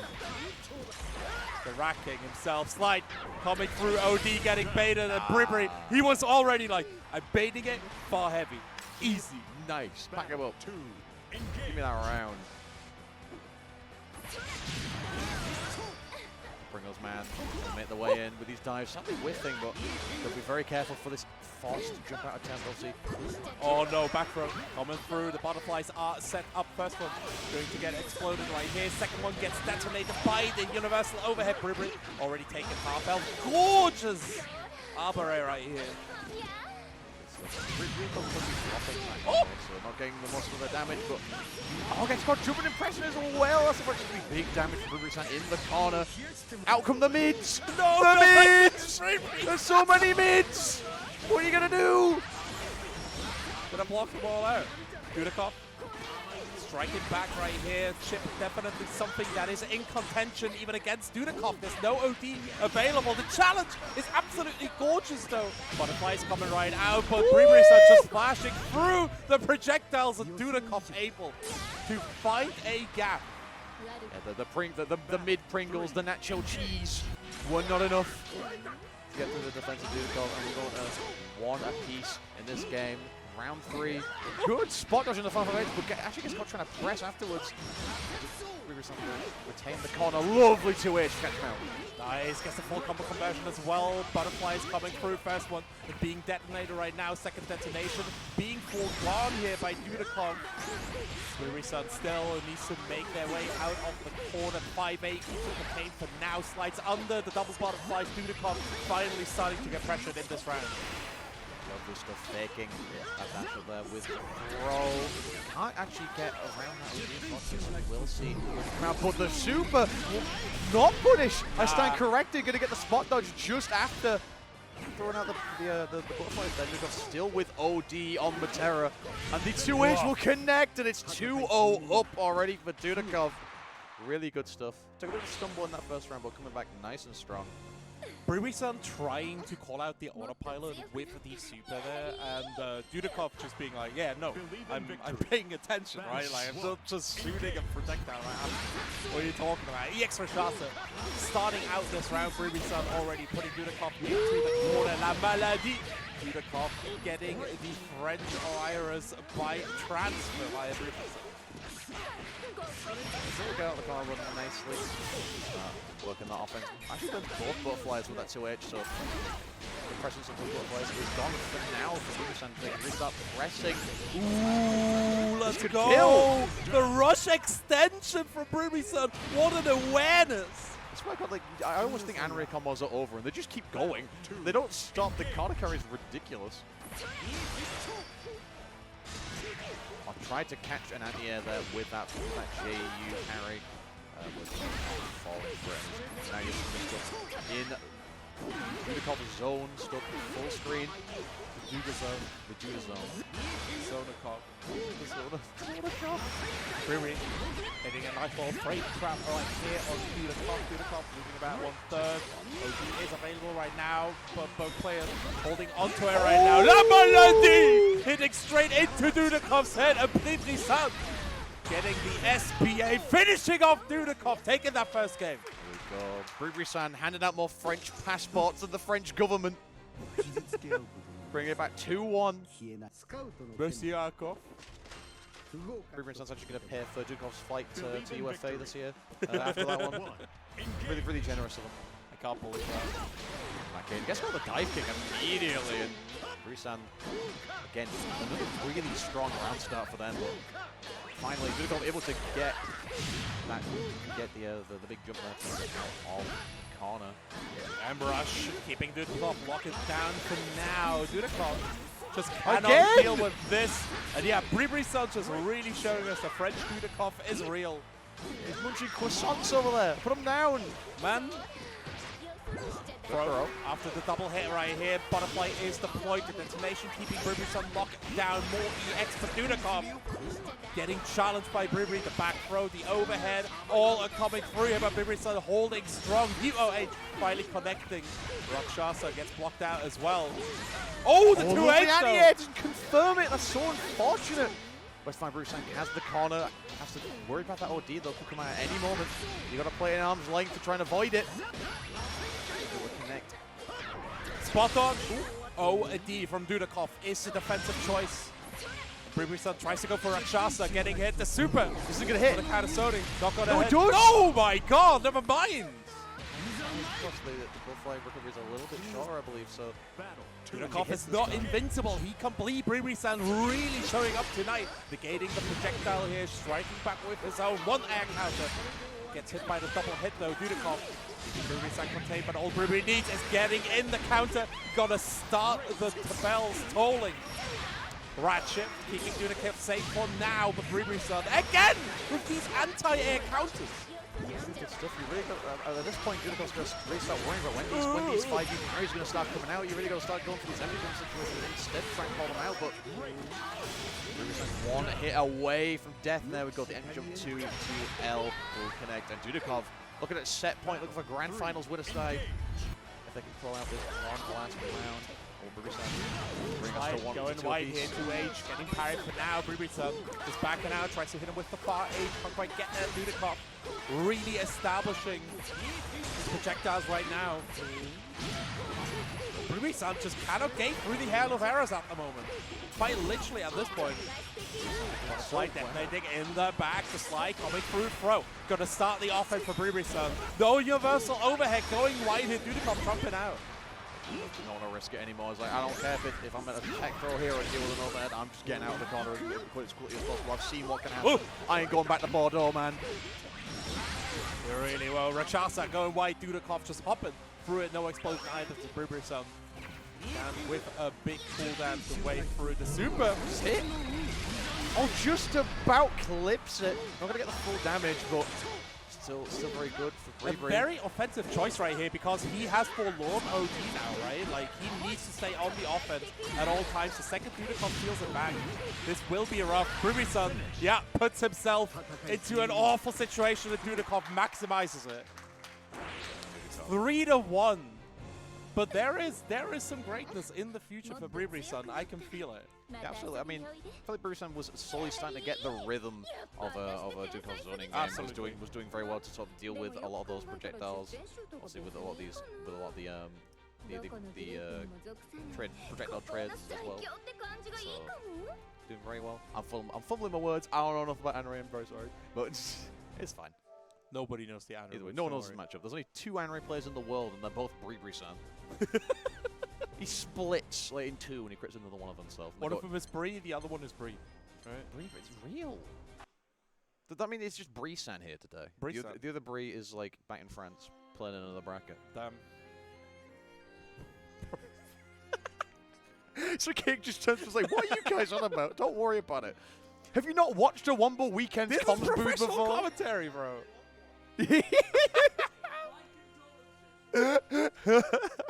I think I've done one online Womble bracket. Yeah, you did DNF once. Yeah, I've been scuffle. No, you did DNF with the Shaft. You've had the... That is true. That is the Womble Weekend's comms block. Yeah, Shaft fucking went wild on that one. I'm sorry. I'm starting to swear. This is the sign that I'm getting tired when I start swearing. It's like you're on Womble Weekends. We F and blame all over the place. Just don't say anything. I fully understand. It's fine. He had a family. No! Lancelot. The best thing about joining Womble Weekend server was the soundboard options that you have. They're all so stupid loud. Yeah. It's just loud. There is no subtlety there. There is only the funny. Womble Weekend's humor is loud equals funny or stupid equals funny. Loud equals funny is like the essence of humor, though. I don't know why. Great. It's just fun. I need to show you a TikTok afterwards. Oh God. Sorry, revive me after the commentary. It's the loudest thing I've ever heard in my life. Just Dave walks up to you at the function and says, "Yo, you want to see a TikTok? What do you do?" Anyway, going back in Lancelot versus Beelzebub, first to 2 set of the day, losers semifinals. Give me that screen. Give me the gameplay. I want to see. Give me that cake. Give me that cake. Give me that I need some cake. Does he have cake? I don't think he has cake. Cake. You got cake. Battle 1. Just for posterity, we've been called fucking idiots by cake. Yeah. I love this community. EXI right out of the corner. Gorgeous. Close and medium right, close to heavy right here for Cake. The chariot, nice and snug. Talking about nice and snug here, that corner was something for Cake, huh? Oh, stops the far heavy. Dash, throw, Chariot, keeping Cake under lockdown. ADP gives himself a little bit of space to breathe, but Chariot not interested in giving any of it. But Cake stopping every single advance right here. Back in the corner, plus frame, spot dodge, stop and spot dodge. The OD coming out from Cake.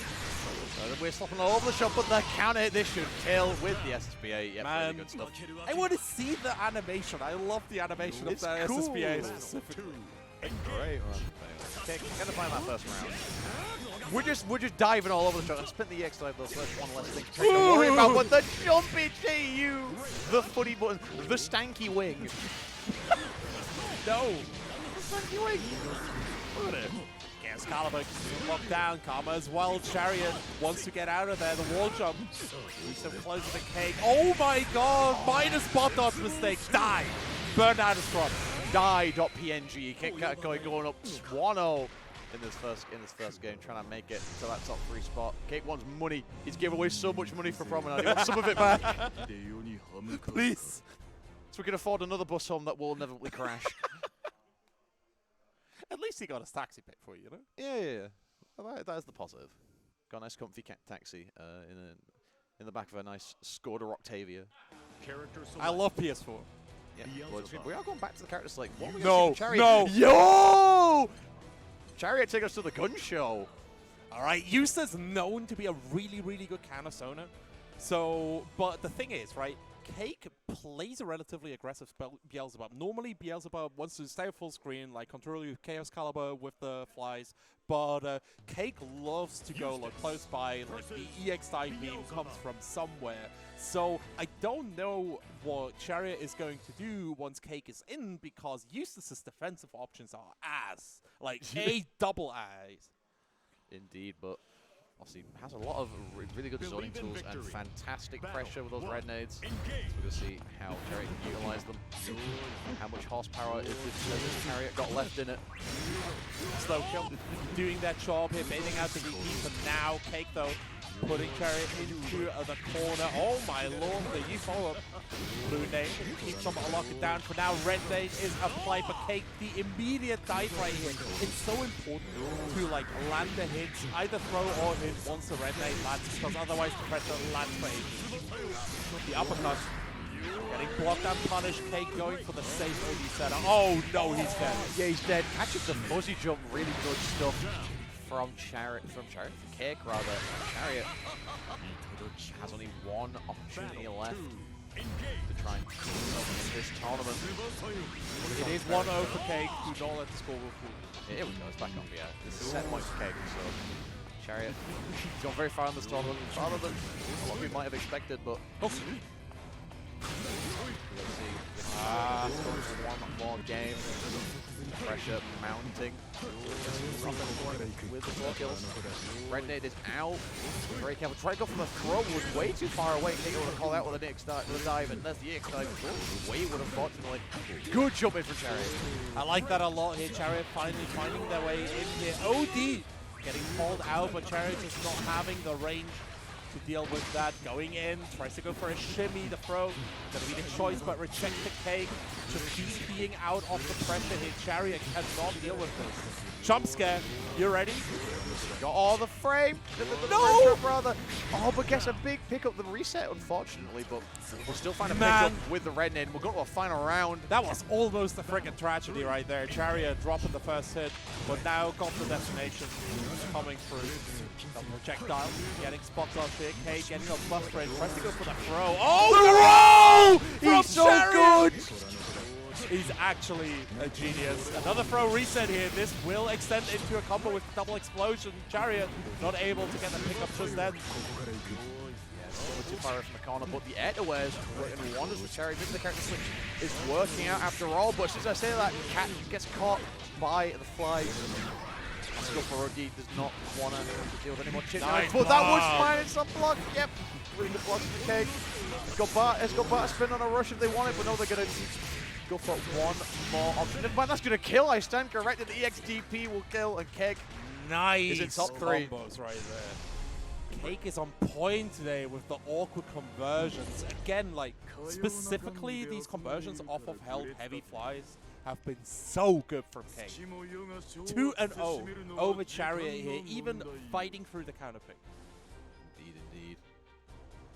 Yeah, that means our top 3 is going to be Cake, Kakoi, and Bribisan in the losers finals, and waiting in the wings in grand finals winner side will be Dudikov. All 3 of these players will be going home with not just a medal, but a little bit of money in the pocket as well. I love money. Money is great. Money's pretty cool. I wish I got money for these. Damn. I wish I had money. I wish I had money to pay you for these. But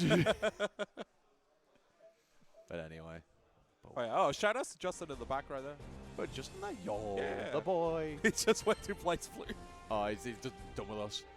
He's come to tell us to get out. It's like, we got 2 more sets left to go. Get out on time. Get out on time. It's fun. Actually, what time? Losers finals. No, we still got time. We still got time. Oh, we got loads of time. No, we got tons of time. We're good. I just slammed that far too hard. The camera. Even the viewers saw that one. Bro, it's fine. Brother. All right. We got Bribisan versus button check Cake, first. we got a little bouton check right here. Button check. Who do you see this winning? Cake has been on a tear. Cake has been doing really well. I generally have no idea. I think like a lot of matches against Bree, it just comes down to how well do you know the Anre matchup. Like that is pretty much what it's going to come down to, because Bree is one of the. I definitely see that. Bree is one of the better Anres, not just in Europe, but arguably like worldwide. Has had really good performances at EVO this year, as well as elsewhere. So it is definitely a case of how brushed up is Cake on the matchup, and how well is Bree going to be able to keep out the ridiculous EX dive filled offense of Mr. Promenade. Nice. Shimmy. It's very funny. Just watching the gameplay in the back. This is my question. How do the rest of you lot button check? Because when I button check, I press each button once, and I'm like, okay, these all work, I'm done. But I see everyone else just mashing the same button 50 times. Like, okay, I'm gonna check one more time in case it doesn't work the 50th time. So you wanna be checking like the setup as well, right? Like, is there any delay? Get a feel for everything. Like, see, I'm not thinking about that too much. That's why I'm not a top player.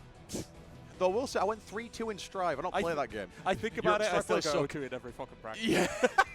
I don't think. I just. Oh, me pick Bridget. Me look into easy matchups. Me win.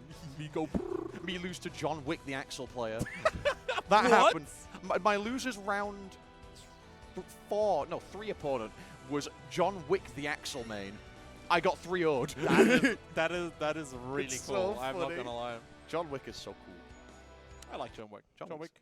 First 2 movies, really, really good. After that, it got a little bit tired. Keanu Reeves, our hero. Just put Keanu Reeves in Rising. Just put Keanu Reeves in Rising. But you know what? Well, for sure. We won. Okay, why don't we turn Rising into the Fortnite of fighting games? I'm down. Give like Eustace a John Wick skin. Make Gran be a, like, I don't know. The Rock. The Rock, yeah. Just like The Rock wearing Gran's clothes, but they're obviously way too small. Yeah, it's like the same size the Gran would wear. Yeah. So it's just like tearing. Alright, let's talk about this matchup right here, because Bribri-san has already taken about half of his health in damage for Cake, eating a big far heavy hit, putting him into SPA range. Big stuff with Bruce, cashing out massive damage. Even if this character does no damage, they were lying. I don't think everyone says. I don't know. Feels like the character wouldn't do any damage. But I like that a lot here. Bribri-san just waiting with the counter for the fully charged heavy flies. Yet again, a move that has been so good to Cake. And Bribri gets these counters off on the dives. it's just the fight between like this set and the rest set with Duco, like the 5 views have been so on point. So with a lot of these interactions. I mean, Bribri-san was the person that put Cake into losers by a non-correct. No, it was Duco. It was Duco. Yeah, it was. I think Bribri put Loba. Oh, sorry. There was a second Beyond where I played against It was. and they were suffering fight as well. Talking about suffering, Bribri-san definitely suffering. That counter hit on the far edge. Cake putting him through hard knockdown. One more set is going to do it. Oh, messes up the safe jump. What a call out! Trying to parry through the OD, not going to work out. Kick. Look, no kick. Oh my god, the X dive! You're dead! What a risky maneuver from Cake. Especially after Bribri-san kept showing the 5U on these sides, but Cake just keeps on trucking. Rashasa going away. Cake establishing the corner pressure. The throw right after the plus frame. Really easy to get ready for this. Nah, brother. Arm's length with these Anare normal. Again, try to go for that 5-8, but it looks like I just try and avoid it entirely. Just in that, but I don't want to deal with that big silly bit. Oh, 5U again! Crap popping off for that one. OD giving Cake some space to breathe. The EX dive comes through. No conversion here. A little bit too far. Counter OD from the side of Ruby Sam wants to get over. Almost got the janky interaction. Could not quite get there. What? Went for super there? No You're gonna get your animation way! after all. Is this gonna kill? He's just like me, for real. Bribrisan taking the explosion to the face. One more hit is going to do it. Cake looking for the teleport. Wants to go for the overhead, but Bribrisan mashes out. Confirmed, not French. That was game one. That was game one. Also, Mountain, it's losers finals. But right. Don't flip me off. I can see you. Anyway, the producer in his natural habitat reacts aggressively to being pointed at about these Back into it. Round game one, going to Bravery Sound. Do respond. Oh no, the punish the he was really fortunate for Bravery Sound, but still good awareness. Backshot from Brewery, keeping him safe for now. Chain uses Cake, trying to lock him down, but Brewery just keeps on swinging Cake. Not quite find anything. TKM dive. Connecting on Brewery, and now gets another projectile being dodged out. Yeah.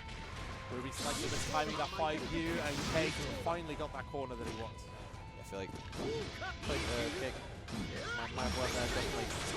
I wait to sort of get around all these 5 uses to stagger with whatever sort of pressure you're going for. Good DX dive. Gonna get that OD out, so a little bit of breathing room, create a little bit of space for that back and sort of get that pressure going. Get on the board, and finds a gap to OD in and Kick. Now, also it's not to deal with chip, no chip available on either side. Kids who can play footsies better. Nice. Never mind, EX dive, I stand corrected. No footsies in this house. Oh! Yeah! That is a solution to the counter Cake, getting the anthem sent right to Brewery's home address. Excalibur keeps him locked down. Where do you want to go for now? Goes for the M dive here, changing it up time to time, plus frames into the throw, but Brewery able to counter his way out of the corner. Changing up the pacing. Oh! Really gonna help her Kick a lot, but the teleport will catch Brewery out. Not gonna be made French today. Taking away your citizenship for now, but the throw. Get an OT out Kick. Trying to do anything they can to get out the corner. 2M into Rakshasa, putting on some additional damage onto Cake. Brewery with a lack of specials for now, but just coming back right now. They get a lot of damage right now. Ooh, 2H Anthem straight into the close heavy, into Super Cake! Equalizing the set count here. Let's go. That 2H goes so far, man. It covers the whole screen. It's so good. It's too much. Actually, it's not too much. Give him more. Give him more. Make it longer. Make it short. Just add another set of wings that sprouts out of the floor as well. That's the real stanky wing. See? Double stanky wing. EX dive on the TK, calling out Brewery's Sun attempts to approach. 2 EXs already used up here. Cake pushing into the corner. Another EX dive overhead. And blocked out as well. Tries to go for a throw. Ruby just jumping out. A lot of resources being exchanged right here. The ADP cutting through the plus frames after the rush.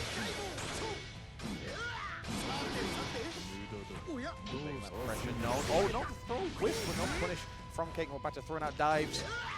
Trying to force some approaches. Going for a lot of these empty jumps. Try and make slide easy approaches. It's an easy way to get in against Amrei, because like we've seen before in the lobby match it has a match rather has vertical options. Oh, really good stuff from Cake actually. Does not bite, does not try to go for the air to where he baits out that JU, does not get anything off of it. You will get the corner, you will get OD. Good to you. Nice! The delay on the 2L. This could be death. Yep. Gorgeous bait here, and Cake calling out Brewery Sun's defensive tendencies. Battle 2, engage. Looking to make this a quick one. EX dive going wide, but Brewery Sun can't Can't quite get there. No counter on the projectiles as well. Oh no, he got his French passport back. He got it back. He went back to customs, picked it up. Good EX parry, yeah, dealing with. Yeah, same thing. Oh. Wait, yo, did you try to cut? Was that 2 universal overheads? Yep, God damn. It was. Tried to go for the palm at close range. Ruby's recognizing it and punishing it. Cake getting a bunch of damage right here. Looking for a space to OD. Oh my god, but Ruby's is ready! Gets the back shift and Cake gets taken to another round 3. Incredible stuff from Ruby. So the awareness to know when that OD was going to come, knew the exact gap in his own pressure, and knew how desperate Cake was going to be to get it. Knockdown coming right through. Ruby-san baiting out another ADP, but Cake at least getting some spacing. The EX dive getting carried, and Cake suddenly, look at that bit shaking. A little bit rough. See with this corner pressure, trades 2Ls. Across the teleport out, trying to force out the corner. Bruce not able to get a punish, but will continue that pressure.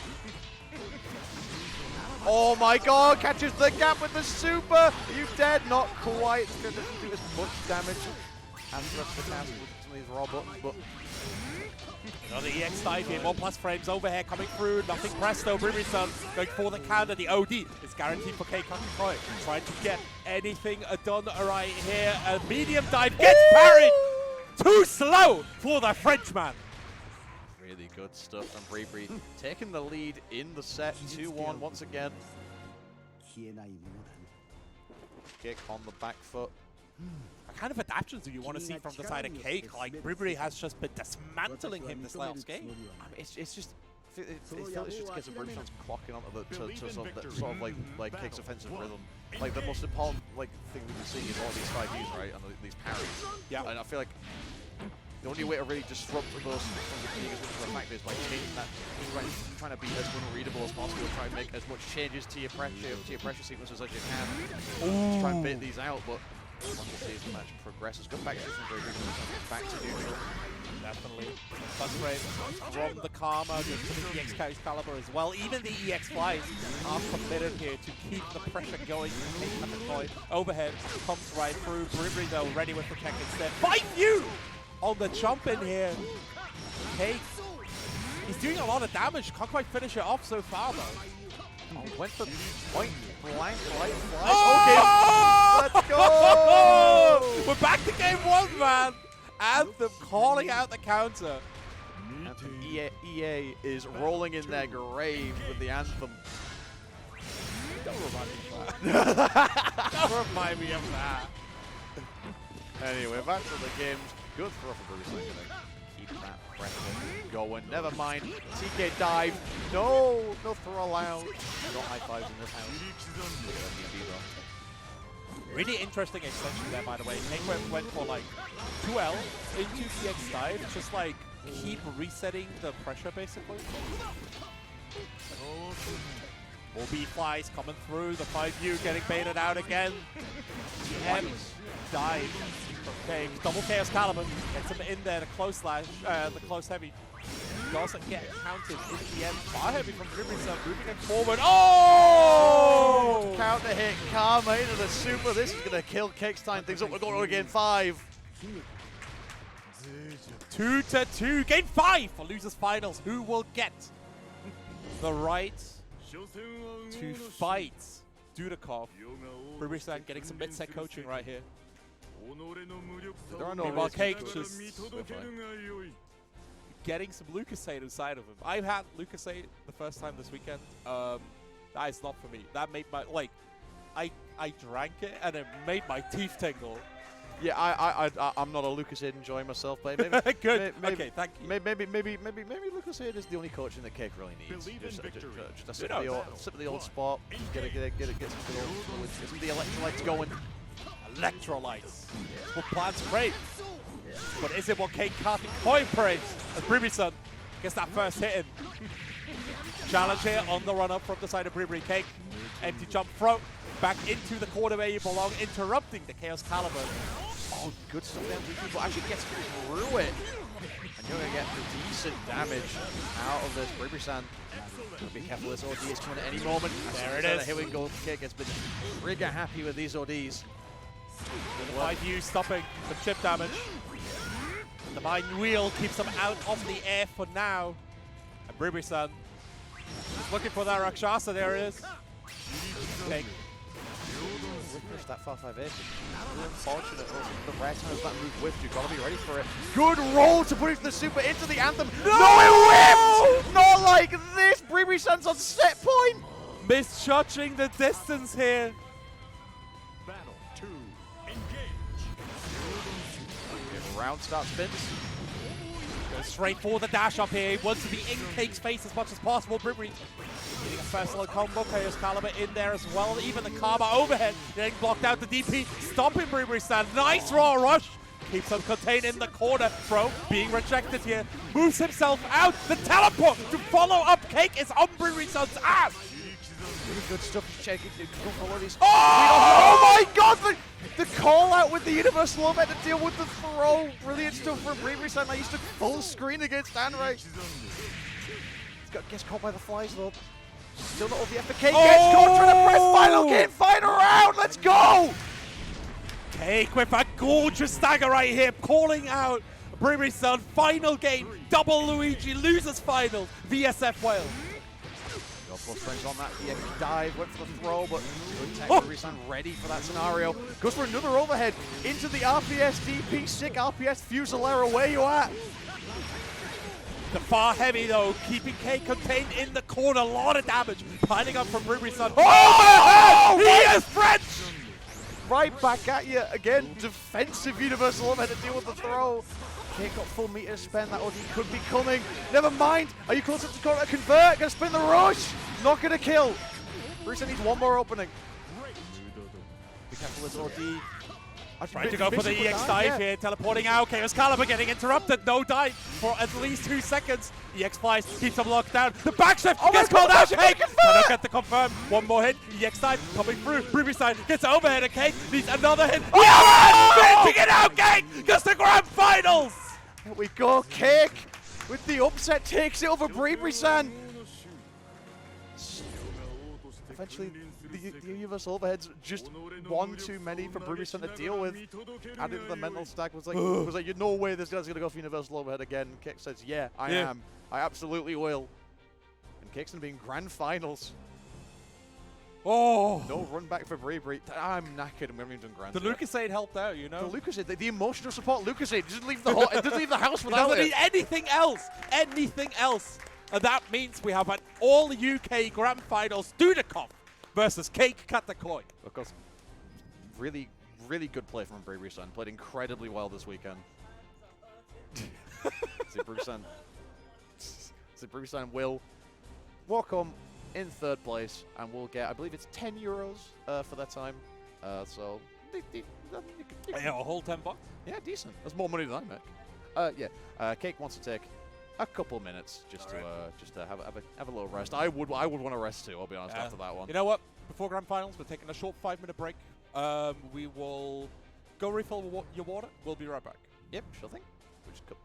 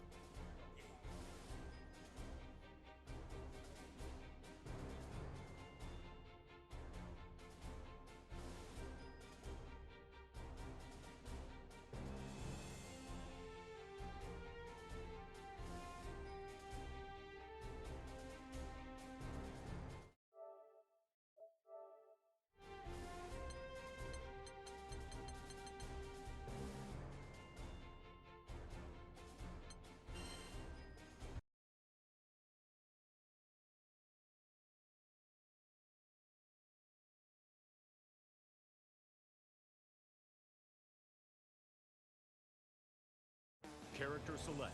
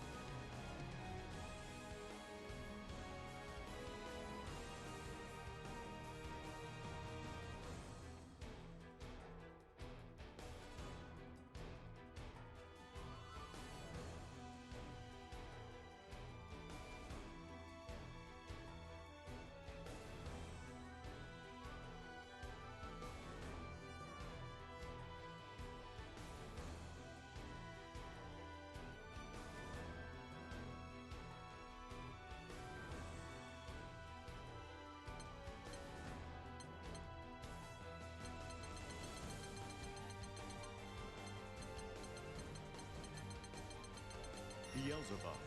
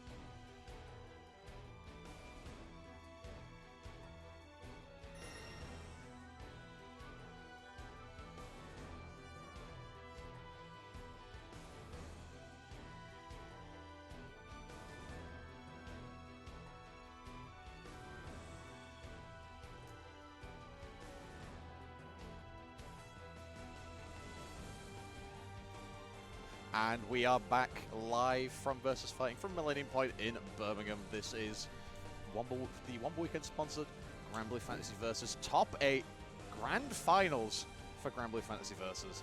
Kate Katakoi versus Dudikov. There's a bit of an earthquake going on, don't mind that. I'm trying to get you centered. I'm trying to get you centered. What are you talking It's about? fine, don't worry. I'm with it's the Just Dave. He's just Dave, you know. I'm just Dave. Everyone, I'm nobody important. I'm just Dave. And I'm here with the Wombler himself. We're about to go into Grand Finals. Cake taking the tightest losers finals of my career over Brubri-san. And now he's up against Mr. Dudikov himself here.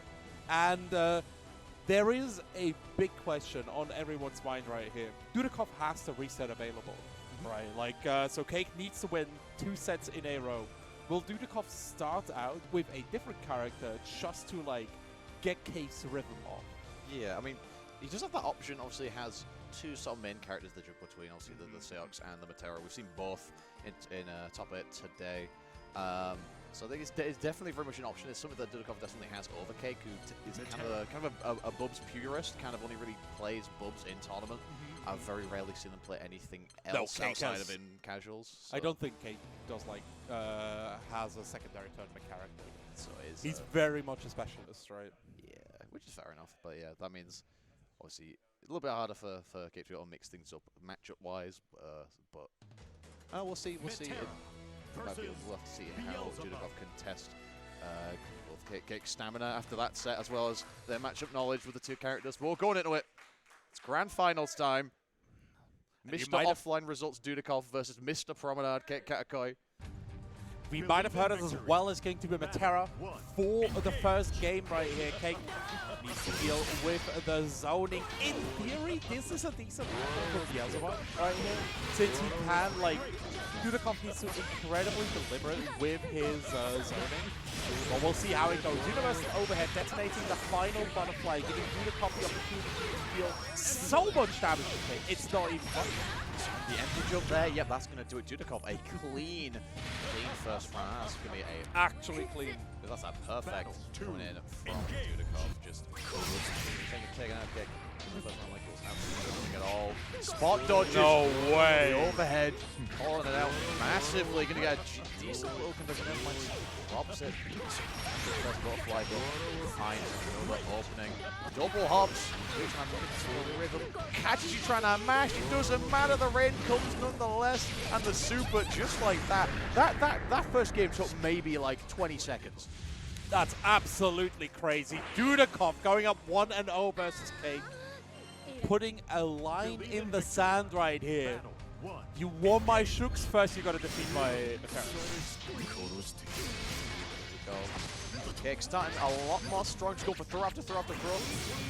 Expected a third throw coming in, but got caught with instead. Now he will get much off of it. And Dudikoff is now back in that mix. 5-8 counter hit here from Dudikoff. Very unfortunate. Cake though, taken by another rush extension. Butterfly seeing a deploying first one, getting detonated. The overhead is probably in Cake's future. There it is. Misses the butterfly though. So Dudikoff not getting too much off. As you say, it's Cake's turn. Nah, we'll catch him out. It's never Cake's turn. It's never Cake's. It's never your turn. Never your turn against Matera. It's actually rancid. We've seen a lot of interactions where Cake seems to make the right decision, but can't seem to get the relevant firm on. In a matchup, I guess kind of like Matera, who's like around for so long. You really need to make the most out of the hits when you get them. Yeah, and Dudikoff is just playing this so incredibly clean here. Stopping the dive with the butterflies, gets the pickup as well right into the SBH, just piling up as much damage as possible. And now Cake needs to block the setup from the hop to throw. Gonna be the choice. One more overhead for the projectile low, getting blocked out as well. And the perfect still coming through. 7 letters for Dudikoff. We got a Kez jump scare in the comms booth after that perfect. But it's a blessing. It's a blessing. We love it. A jump blessing. But Alright, 2-0 up. Like, I don't want to say this is looking clean and cut already, but it's looking like Dudikoff just knows exactly how to deal with a lot of Cake's options. Is just commanding the neutral and commanding the offense. It's just Dudikoff is very much just running an oppressive offense on Cake.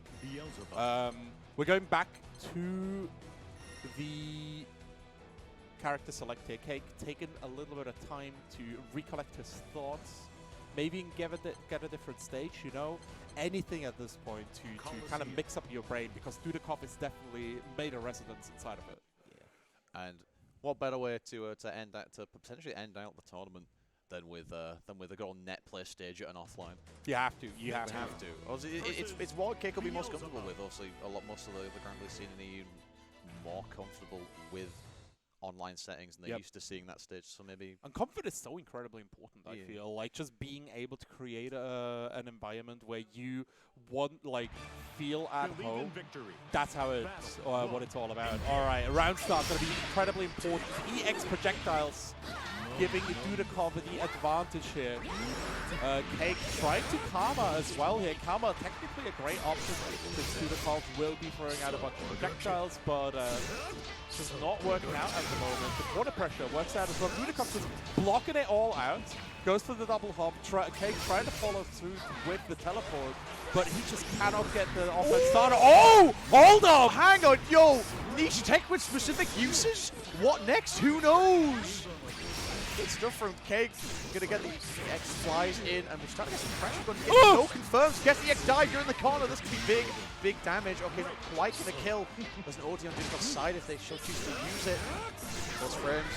There we go. Okay, all the plus frames gonna get the OD, but the health any hit will do it for Cake. This will be the first round they take in this grand finals. The rapid drive. There we go with the EX dive. Let's go. We got a set. I was starting to get scared here because I've seen this too much from Mr. Power, where he like gets the final overdrive and then wins on the massive kicks. Kick. Getting his flights interrupted by the jump in heavy right now. One detonation, second one coming through as well. More combos for Dudikov here. Into the full meter. Next hit definitely going to murder. Spot dodge into the SBA. Dudikov puts himself at tournament points. Perfect decision from Dudikov to deal with the karma. Exactly what you want to do. The chat rallying, the crowd rallying behind Cake, rallying behind their hero. Nice! They're going to need more than just cheers. Chaos Caliber into the EX dive here. Cake trying to get something done. 2 HP evaded by the hop. Dudikov is putting on the pressure. Another EX flies. EX Karma getting spot dodge. Dudikov just looking for that overhead. Not going for this time around. Instead, projectile is going to be the choice. OD gives Cake some space. Spot dodge from Dudikov. Perfect as always. Oh my god, the reaction to the super! Cake's not dead yet, but this could do massive damage. Cake with such little health to work with. Also, he has OD, so no chip kill available, but your total life is on the line. Trade with the dive kick! Dudikov takes it! Dudikov will win versus Fighting 11 for Granblue Fantasy versus 3-0. Incredible!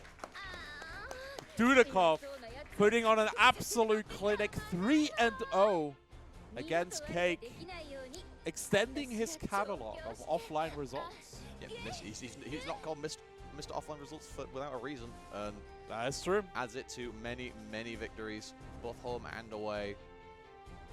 And yeah, Dudikov will be walking on with a decent chunk of change in the back pocket, as well as this fancy thing. This is the shiny little thing. Absolutely. It's pretty cool. Now, I don't know, how much time have we got left on the clock? 10 more minutes, which means we have enough time to send out some thanks. Big thanks to Simper. Say hi. Say hi. To Beeve.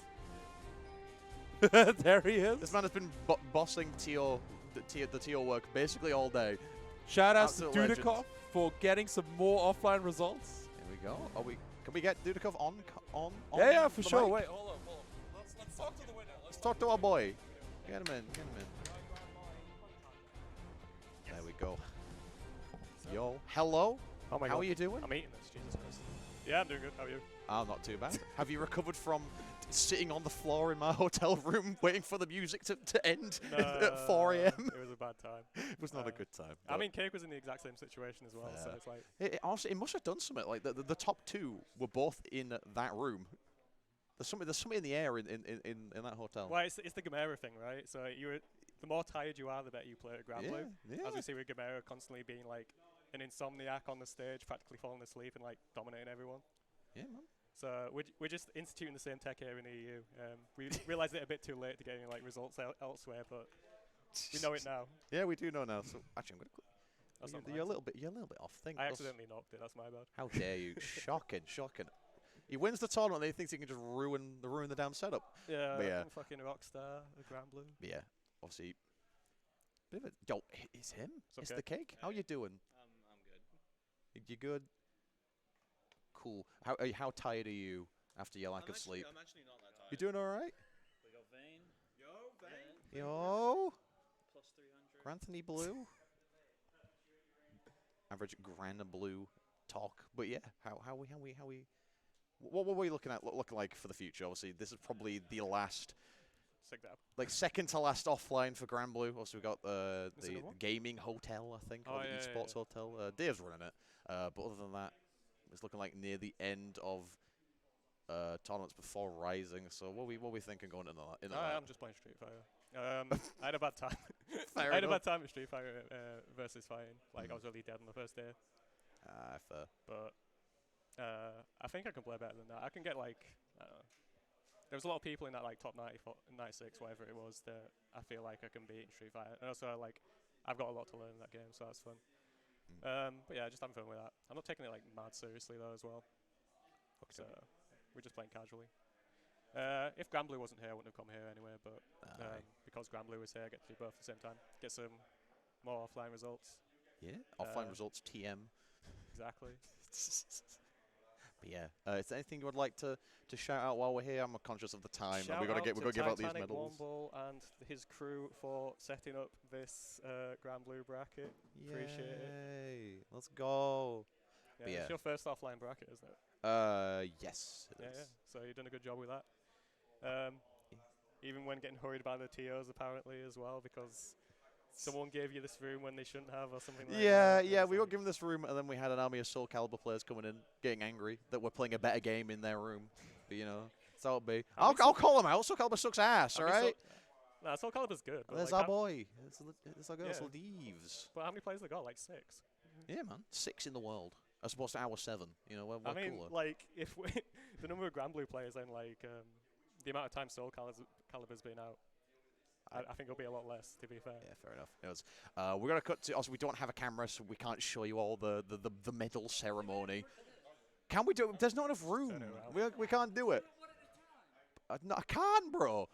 We'll be here for 7 hours.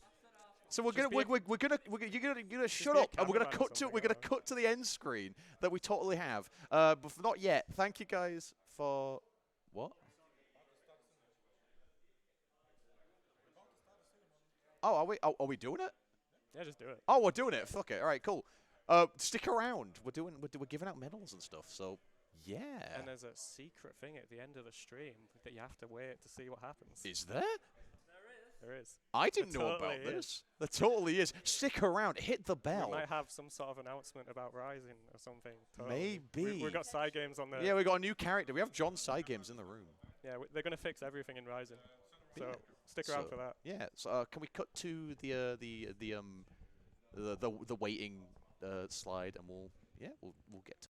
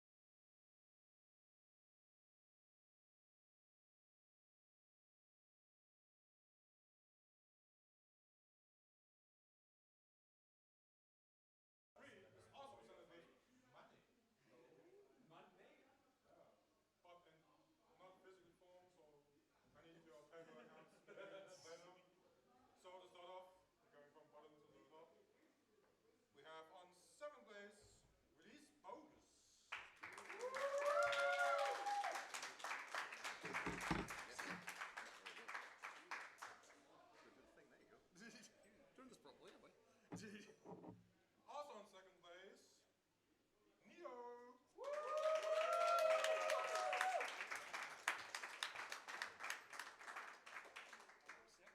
I don't know how we have legendary Lobbers, Lobber Model.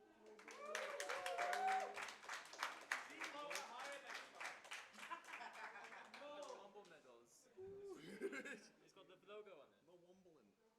Also coming on 5th, Open Wolf. Let's go!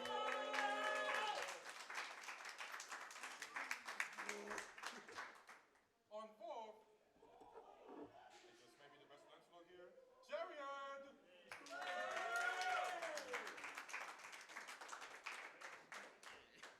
Representing France and the EU as a whole, kind of. Ruby Song.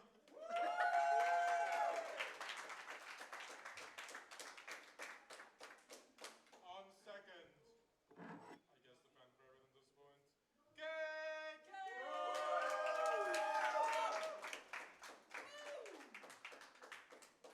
And the VSFighting Grand Champion for Granblue Fantasy Versus is Dudikoff!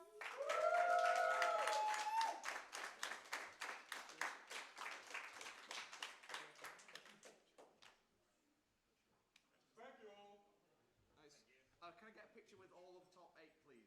Yeah, we also can. Streamed by our don't know. No one's on production. Shit.